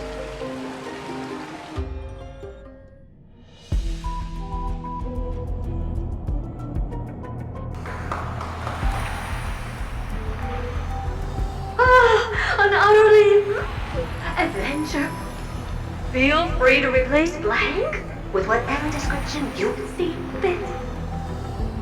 Oh, I bet you're as curious as I am. So, what's going to happen next? Oh, keep it together. All that excitement isn't going to get you anywhere, you know? Why don't you follow me into another tale on the other side of the cosmos? Ta-da! Recognize this place? Herta Space Station. The base of a genius and the cradle of science. Oh, look at all these puppets! Aren't they dearly exquisite? Let's just say I've already heard many others secretly gushing. She looks so pretty on more than one occasion. If you ask me though, they barely did justice to Madame Herta's beauty. Maybe just 10%. No, not even 1% of the real deal. Now, I'm no fawner here, just stating an objective fact. Remember this scene? Oh, it evokes so much emotion in me. The esteemed Madame Herta, Genius Society number 83, asking the great Noose a question. An attempt to gain a peek into the divinity's mysteries through them. Alright, so continuing from where we left off last time, this is where everything would begin for the genius smart enough to rewrite the history of the entire Fourth mirror? Who exactly are you talking to? Why, I was just ramping it up for our grand appearance, Madame Herta. So a dramatic debut? But what are the odds of that happening? Sure, slightly plausible, if I did manage to talk to Droid Head. But guess what's the problem? They have no reaction whatsoever. But look at this, Madame Herta. You're standing before Noose here. Oh, that? That's a hologram. What? I can't possibly summon the real Droid Head here, can I? Wait, what? You mean to say you've just been reciting your lines before a hologram? Yeah, creating dramatic value. Isn't that what you're most obsessed with? Moving on. Don't try, but you wouldn't even begin to imagine how difficult it is to send a message to Noose. And I went all out for it. Powering the audience system alone required me to reconfigure the energy supply of the entire space station. I had to switch it to hibernate mode before rebooting everything. Do you have any idea how much that costs? How much? How much? I'm not in charge of finance. Go pose that to Asta instead. Oh, you don't know either. Oh. I am Herda herself, the emanator of erudition, and a true blue genius. Why would I be holding the purse strings? That menial task is beneath me. You're absolutely right, Madam Herda. The IPC should really be providing a genius like you with all that you require, so you can freely dive into any research that tickles your fancy. With that said, Herda herself, emanator of erudition and true blue genius. What do you plan to do now? What else can I do? Identify what's malfunctioning within the audience system and fix it, of course. Don't take offense to my candid words, Madam Herda. You may be proficient in many aspects, but is hands-on work really one of your strong suits? I humbly suggest for you to contact Steven instead. Contact him and expose how I shelled out a bomb to send a message to Droidhead, only to screw up everything else? All right. I get it. Good that you do. There. That's the audience systems terminal. Come, walk with me. We'll check what's wrong with it. Aye, ma'am. Oh, but I can't walk. I can only float. What's with your witty remarks today? This is the audience system? Hi, it looks just like the simulated universe. Keen observation. They share the same fundamental logic and are pretty much identical in that regard. Ah, I see. We call this referencing and not appropriation, right? One more stupid remark from you, and you can watch Fifth Mirror reference your role because I'm going to be dropping you as my assistant. Focus now. The audience system is divided into 3 zones: energy supply, computing, and communications. Each zone operates independently and will only be integrated via the path of erudition when the system is booted. Sending a message to Droidhead involves more intricacies than you can imagine. If routine trials and maintenance on such an elaborately sophisticated system are already as bad as squaring circles, then it's no surprise for glitches like this to crop up. I see. So, Madam Herda, can you use your professional judgment to tell which zone the glitch is in? Of course. All 3. No sweat. They'll be up and running again after some simple technical tweaking. The 3 zones are compartmentalized, so we're going to have to troubleshoot them one at a time. Let's start with the energy supply zone. Get ready, and then we'll go over. I'm just a mirror, Madam Herda. If you're ready, then your reflection in me will also be ready to go. Brr, why is this energy supply zone so cold? I'm already frosting up. Why else? I've converted the energy core that supplies all of Herda Space Station into imaginary state and stored it in this zone. If not for the ultra-low temperature here, the space station would have long blasted up into the sky. But aren't we already in the sky? You're just a mirror? I don't need you to take on comic relief, too. Where did those things come from? Corrupted data? Reanimated systemic rust? No, not likely. It can't be the Legion's second ambush, right? Whatever. We have to get rid of them anyway. All right, stay close and try to avoid shattering to pieces.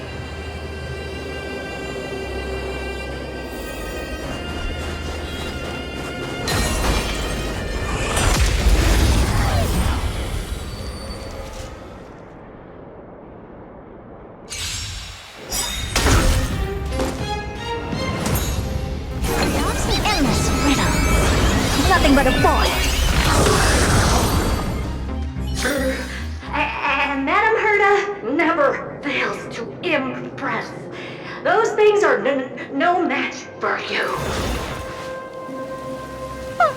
A piece of cake. Now that this place is cleaned up, let's set everything in order and move on to the next zone.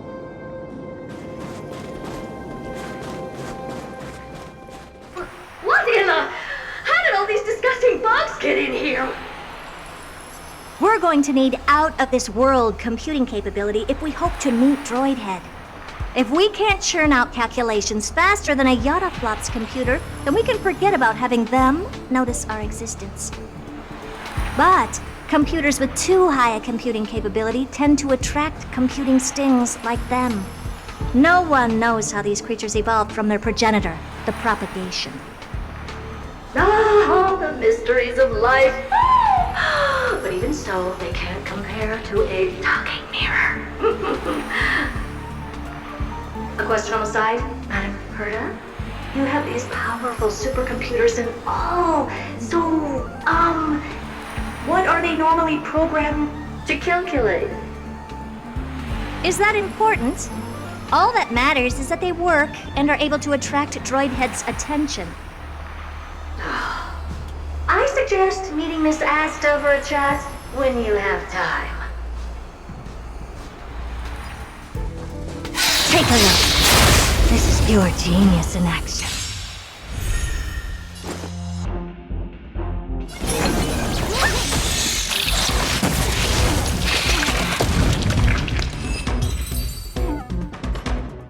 Yuck! Help me! Go from those bugs got onto my reflective surface! Clean up after yourself. Can't you just wipe it off with your hands? Ah! Good one there. With those annoying bugs squashed, we're done fixing the computing zone too. These computers will get up to speed soon. Now we're just one final step away from requesting an audience with Droidhead. Our last stop is the communication zone? Oh? You have a good memory. Let's go see what's wrong in that zone. What's all this? I didn't think your puppets would be in here too, Madam Herta. Unsurprisingly, the communication zone is where a bridge for communication will be formed between Droidhead and the space station. Aggregating the path energy of the erudition, then firing a bond at the Eon. This is as good as tapping someone on the shoulder who's sure to turn back to look at you. Alas, our work is never this simple. Putting aside all that onerous legwork, a single glance from Droidhead could vaporize the entire space station if we're ill-prepared. I see! So letting the space station go into hibernation is a protective measure of sorts. To prevent it from slipping into operational overload and turning into a scrap world? Very perceptive for a mirror. Mirror C. And here. Mirror 2. No, I neither have eyes nor ears. This zone seems to be functioning fine. These puppets are doing their job and I don't see any obvious malfunction. Things may look fine only on the surface. Madam Herta, behind you. Huh? What does she want?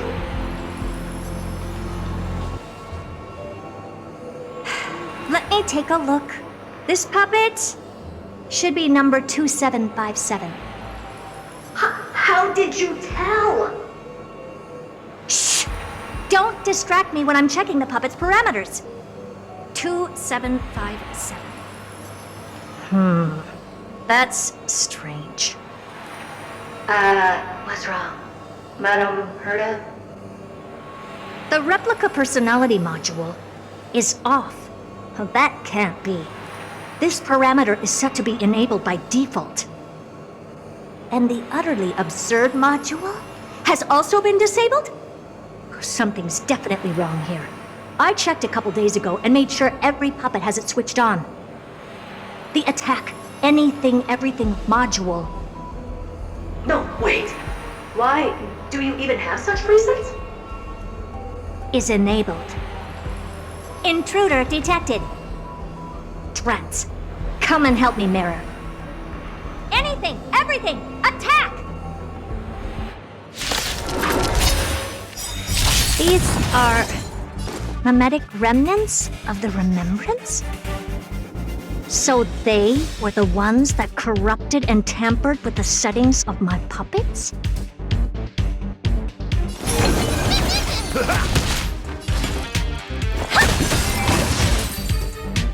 Egad! What a close shave! But why are these remembrance names even showing up here? That's not the only one. Look at them. Number 7631 and number 10136 are affected too. Can't you do a factory reset on them? Sorry to disappoint. The Absolutely Not module has been enabled, so not even I get to bypass its permissions. Whoopsie. What were you really trying to achieve with these creations? Just some toys to amuse myself with. Finding the source of the corruption can wait. These puppets no longer have use now that I'm here. Take them all out. Defective goods ought to be sent back to the repair center. I urge you to go easy on them for the sake of the space station.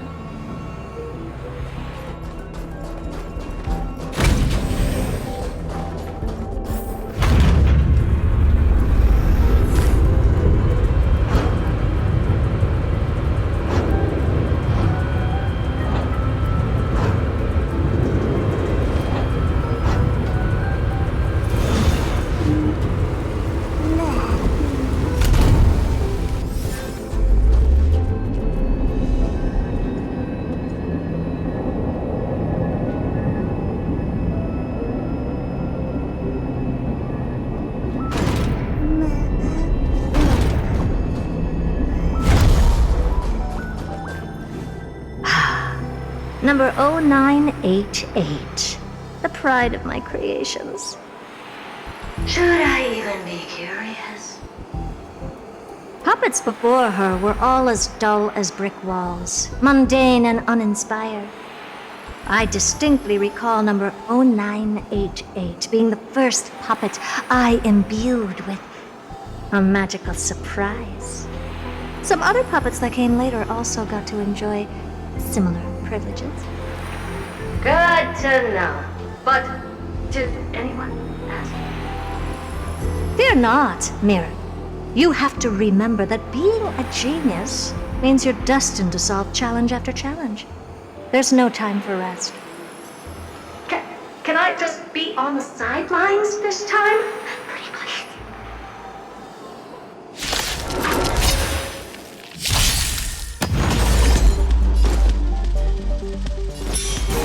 Stand to think. Glimpse the unknown. Oh, well, that was close. I almost shattered. Don't be melodramatic. Working even a single brain cell of mine to take out foes like her is an outright waste of my smarts. I take it we've taken care of the problems in all 3 zones? Does that mean? Not yet. There's something else we need to deal with. It seems we've had a little tag-along all this while. You've got quite the sharp eye, Manamurta. Would you like us to help? Sure. Go ahead and summon the whole team forth, Mirror. Considering the gravity of our endeavor, we can't allow a little thief to spoil the show.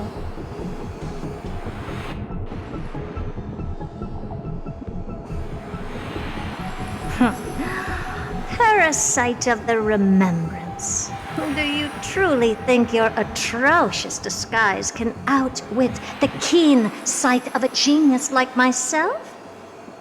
Once you're reflected in my mirrors.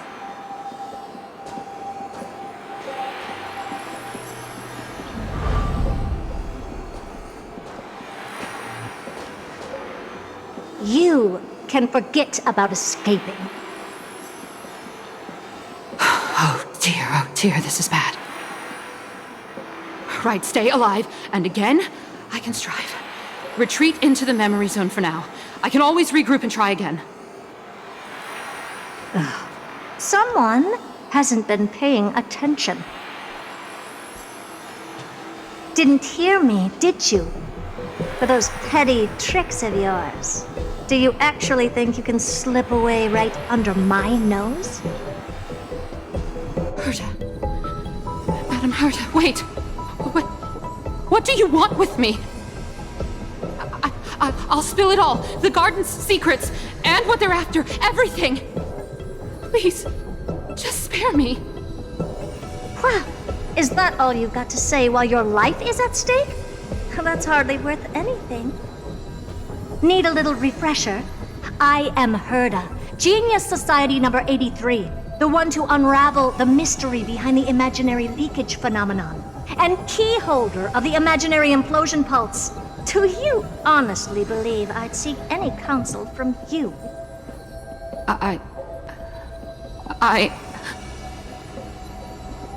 Hush now. Keep quiet. This is my moment to shine, so just listen.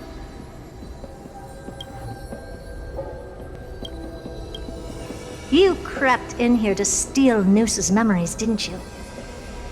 And messing with my precious audience system is just a ruse to lure me here so I can lead you to them. What a shame. You're only a step away from completing the mission assigned to you.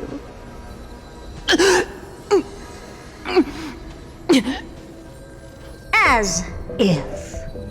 Truth is, you never stood a chance from the get-go.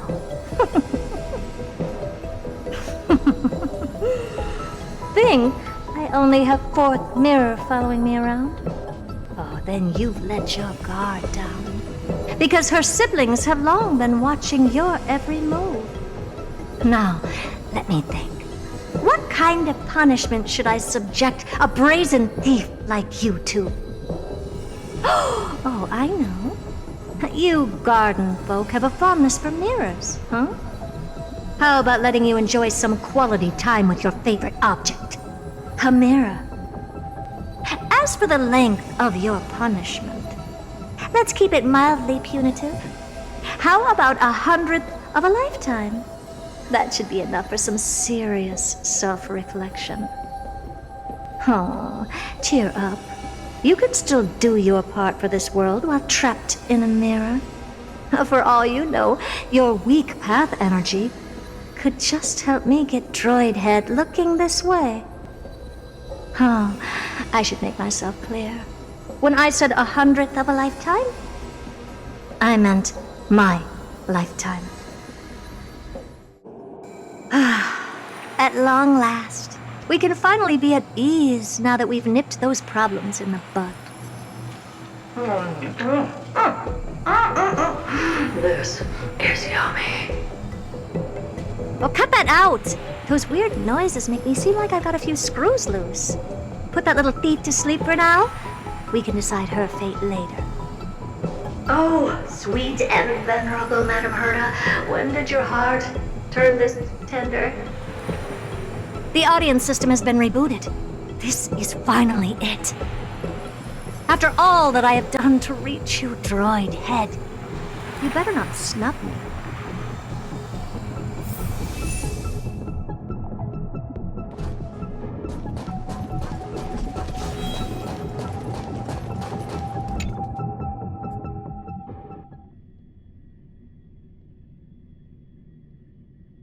The path space. This isn't a figment of the simulated universe, but a perfectly tangible and accessible space. Right. Now's not the time to wallow in nostalgia. Droid Head, will you answer me?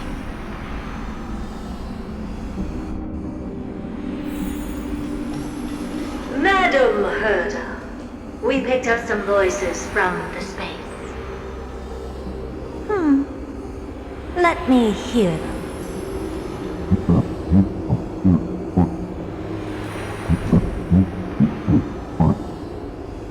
Is this binary arithmetic? Or could it be Droid Head?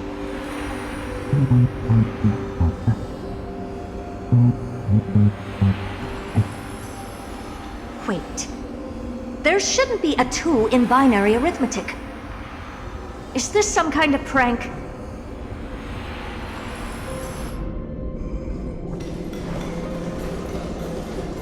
Madam Herda, we're hearing those voices again.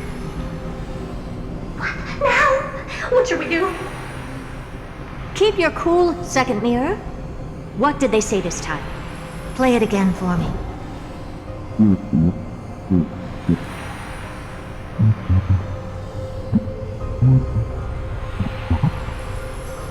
Door locked.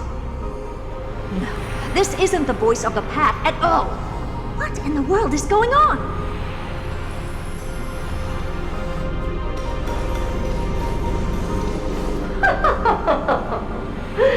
Madam Herda, those lads outside seem to be discussing something interesting.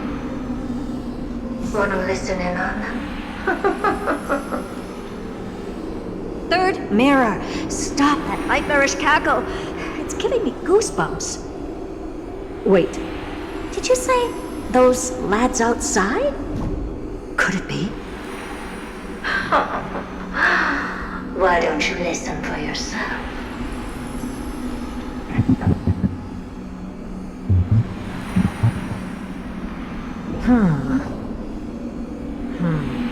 This isn't right.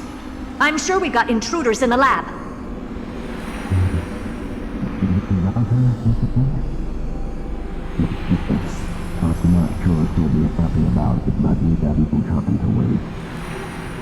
Wait! Stop! Whatever you're about to do. No, don't even think about it. Whoever you are, you better not interrupt me right now. I must continue forward.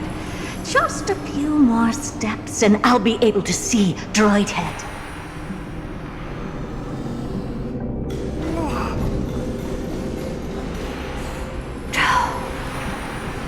Is something wrong, Madam Herda? No, it's nothing. I was just thinking. Madam Herda? I think you'll want to listen to the voices from beyond this space.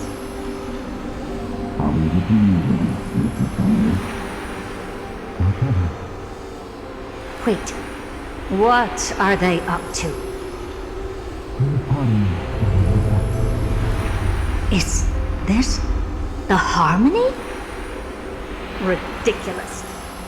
Hoping to stop me with such cheap parlor tricks. Not a chance.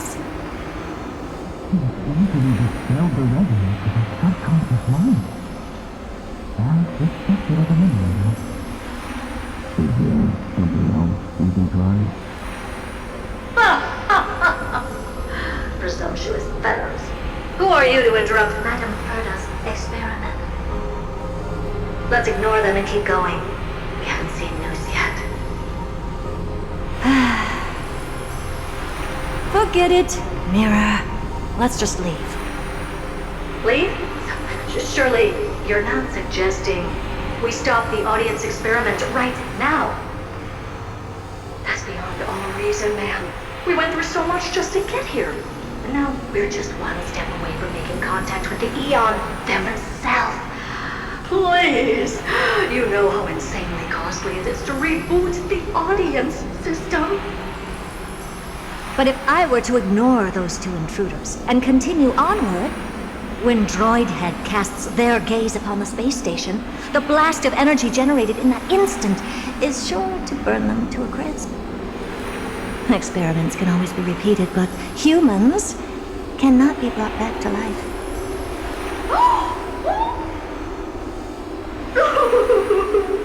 Oh, Madam Herda, thou wasn't kind. I am truly a lucky mirror to have found the best possible master. Enough! Don't use that nauseatingly fawning tone on me. Looks like I'll have to abort this prematurely again. But mark my words, Droid Head. I will be back for you.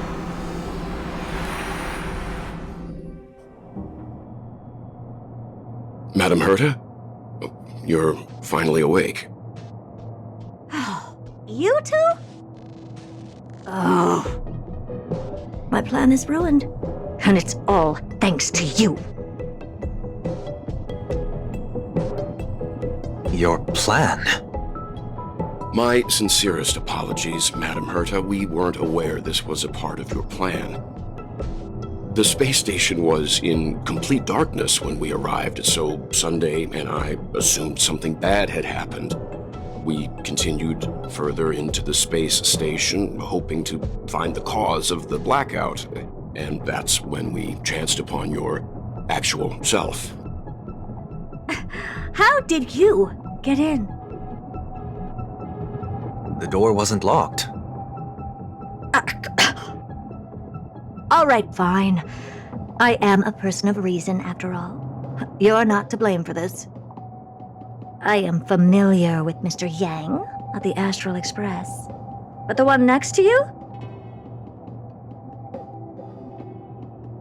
Looks like Madame Herta doesn't pay much attention to cosmic news. Please pardon my manners. It is unbecoming of me to forget the most basic of courtesies amid all that has happened. My name is Sunday, and I'm just a passenger of the Express. And this, unremarkable passenger happens to be a Harmony Pathstrider? Do you take me for a child? In any case, I don't suppose you came all the way here just to check on how the space station is doing? Well, we were worried for a moment there, but it's good to know the space station isn't in any kind of trouble. We're here because of Amphorius, Madame Herta. Why does that not surprise me? Oh, something occurred to you? No! I've told Himiko everything I know. Nothing about the world sounds right. Droidhead has cast their gaze upon numerous worlds in the past, and every one of them is etched in my mind. So how could I possibly not know about it? Perhaps those garden folks lied to you. Anyhow, I've looked up the name Amphorius in the simulated universe. Though clearly irrelevant results have already been filtered out, there's still an unbelievably long list of generated results. Something about how the Divine Amphorius team will swap out their current crest emblem for one in King Babaru's likeness in the next season. I hope that can be of some help to you. We may as well take a look at it. I still don't get it, though. Didn't the Astral Express already depart some time ago? Is that world so incredibly spectacular that it warrants this return trip? Well, that's because we're caught between a rock and a hard place. If Amphorius is indeed inextricably entwined with eons, paths, and even the erudition, we're going to need the wisdom of a genius to help us, especially now that we've seen the planet for ourselves. Elaborate a little on this rock and a hard place you're caught between. We've lost all contact with two indispensable companions since they entered Amphorius. And that's not all. One of our other companions is suffering from a serious and inexplicable affliction.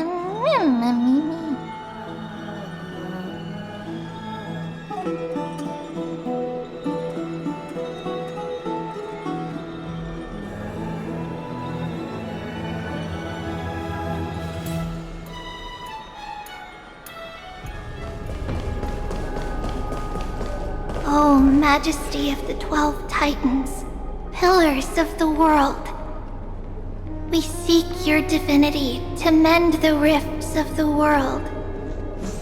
Fill our bodies with blood of gold, till we wither in willing service to the prophecy.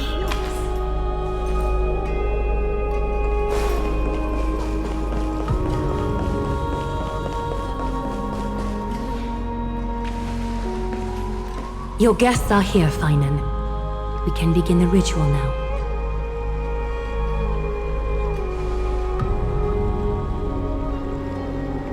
Lord Mighty isn't here yet. It's fine, Miss Caceres. He spoke to me already.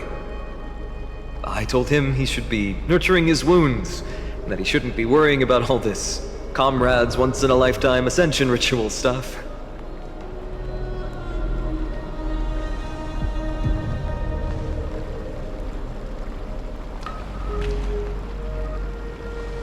So, I'm ready to begin. Teacher, show him the way forward.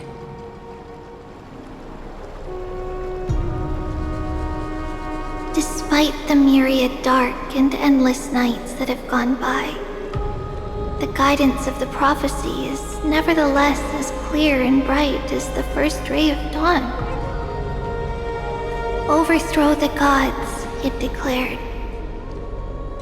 Restore the core flames, it declared. Bear the divine authority, it declared. Forge miracles, it declared. Oh, prophecy, forgive us for this late tribute. We, Chrysos heirs, have striven to start the flame chase journey anew over these myriad nights. The seeds we sowed have finally yielded a good harvest. The seventh core flame needed for the miracle that once belonged to the great Lance of Fury, Nikador, shall now be returned by an elected hero of the Chrysos heirs, an upstanding citizen, a valiant warrior, and a noble soul. Please step forward, Finan of Ides Elysiae.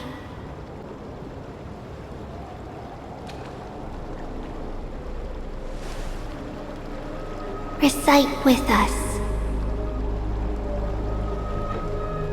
O Majesty of the 12 Titans, pillars of the world, we seek your divinity to mend the rifts of the world. Fill our bodies with blood of gold, till we wither in willing service to the prophecy. Surrender the core flame, Chrysos heir.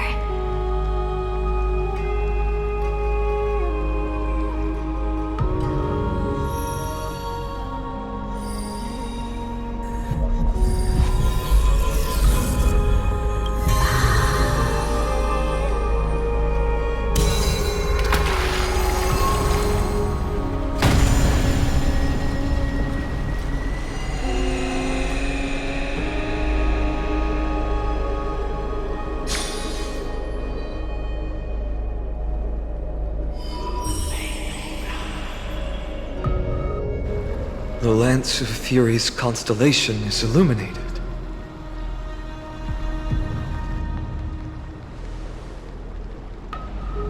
Why is the vortex this silent?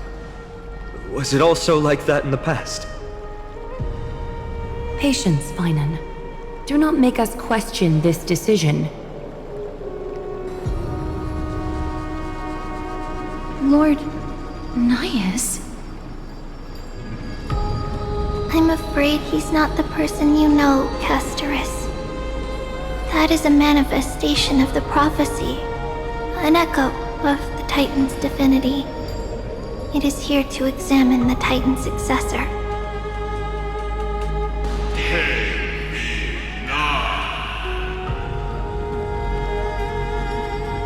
Mortal who wishes to inherit my divine authority.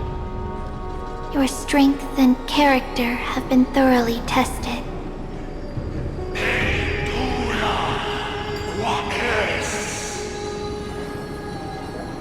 Yet your will wavers. If you are to inherit Nikador's relentless fight against the unspeakable Black Tide,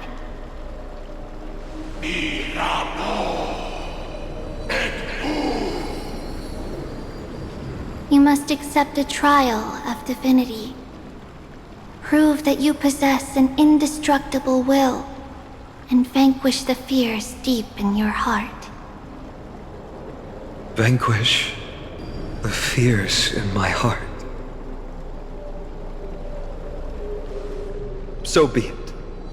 No matter what obstacles you plan to put in my way, I'm ready to overcome them. For our prophesied tomorrow, I will become the god Amphorius needs.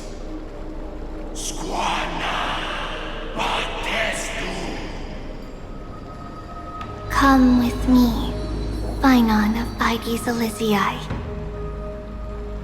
In fear, you shall abandon your mortal body, and in suffering, be reborn as a god.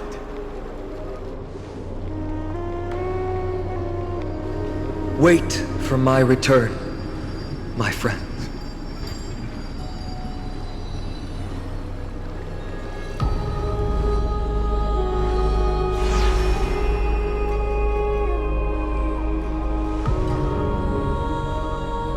Lord Phaeon is gone? He has stepped onto the battlefield to fight a campaign that can only be won by him alone. All we can do is wait and have faith.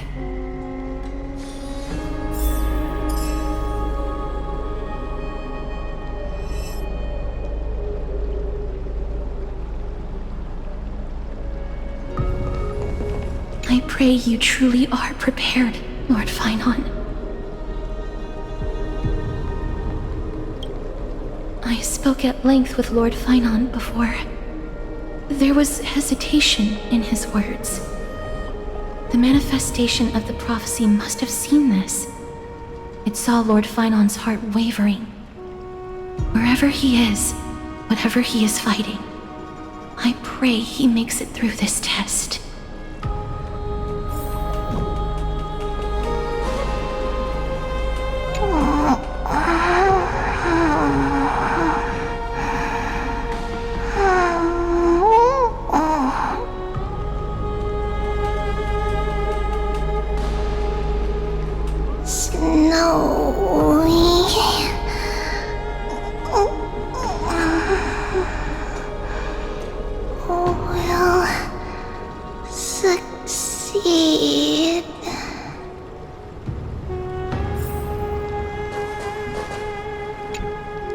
Phaeon steers his own fate.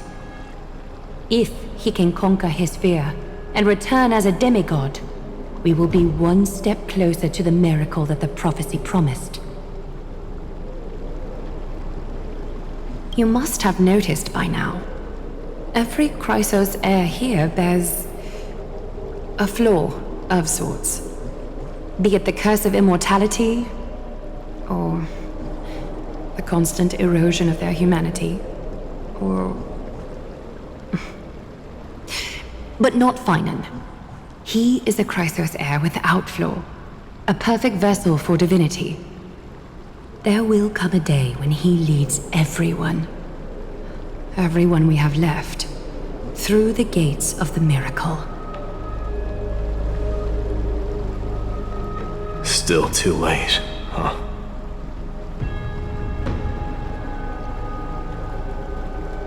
The constellation of the Lance of Fury is already illuminated. That must mean... The core flame has been surrendered. The Lord Phaenon's test isn't over yet. The prophecy sent an ambassador. They acknowledged Lord Phaenon's strength and character, but had doubts about his strength of will. He must conquer his fear and prove himself to the prophecy. I was right to be worried. I want to formally thank you, outsiders.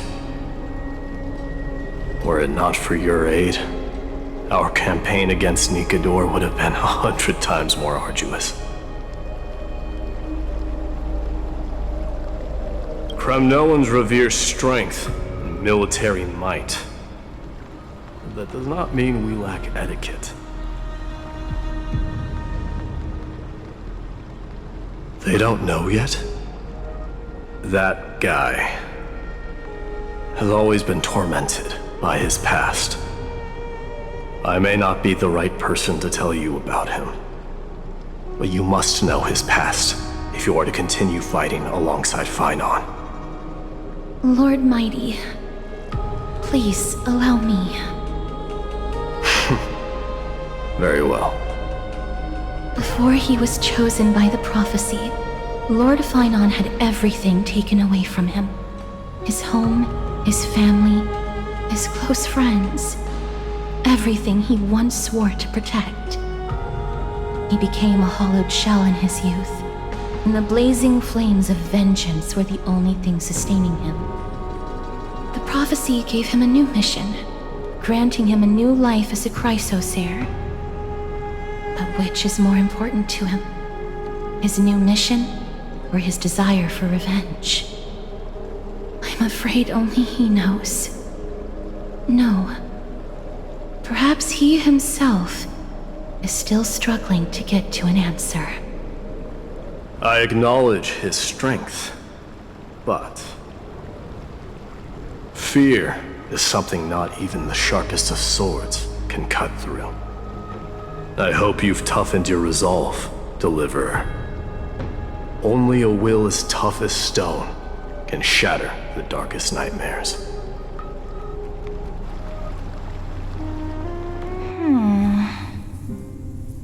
Is something wrong? Don't keep me in suspense. Come on, tell me already. What did you see? I just wanted to get a reaction out of you. Alright, I'll tell you. This card is the Deliverer. Deliverer? What does that mean? The interpretation is really long. Maybe I should just skip it. All you need to know is, this card means you'll be a hero, worshipped by all. You will protect this world and save lots and lots of people from scary enemies with your sword. Do you like the sound of that? But... What's the matter? This is a good card. But I don't want to be everyone's hero. I just want to stay in this village with everyone I know.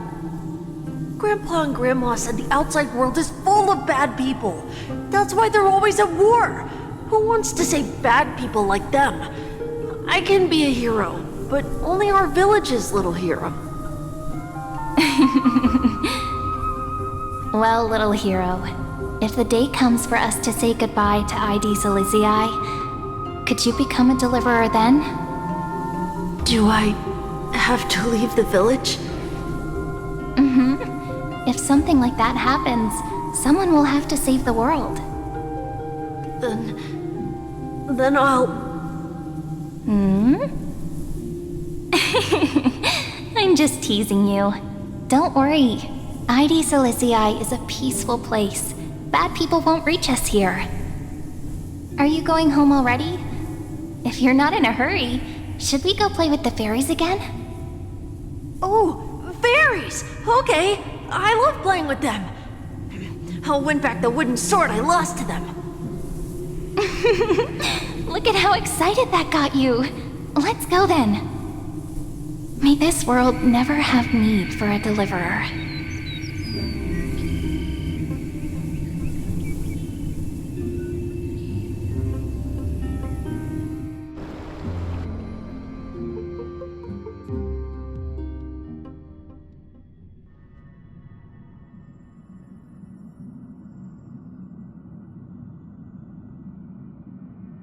Of course the food's ready!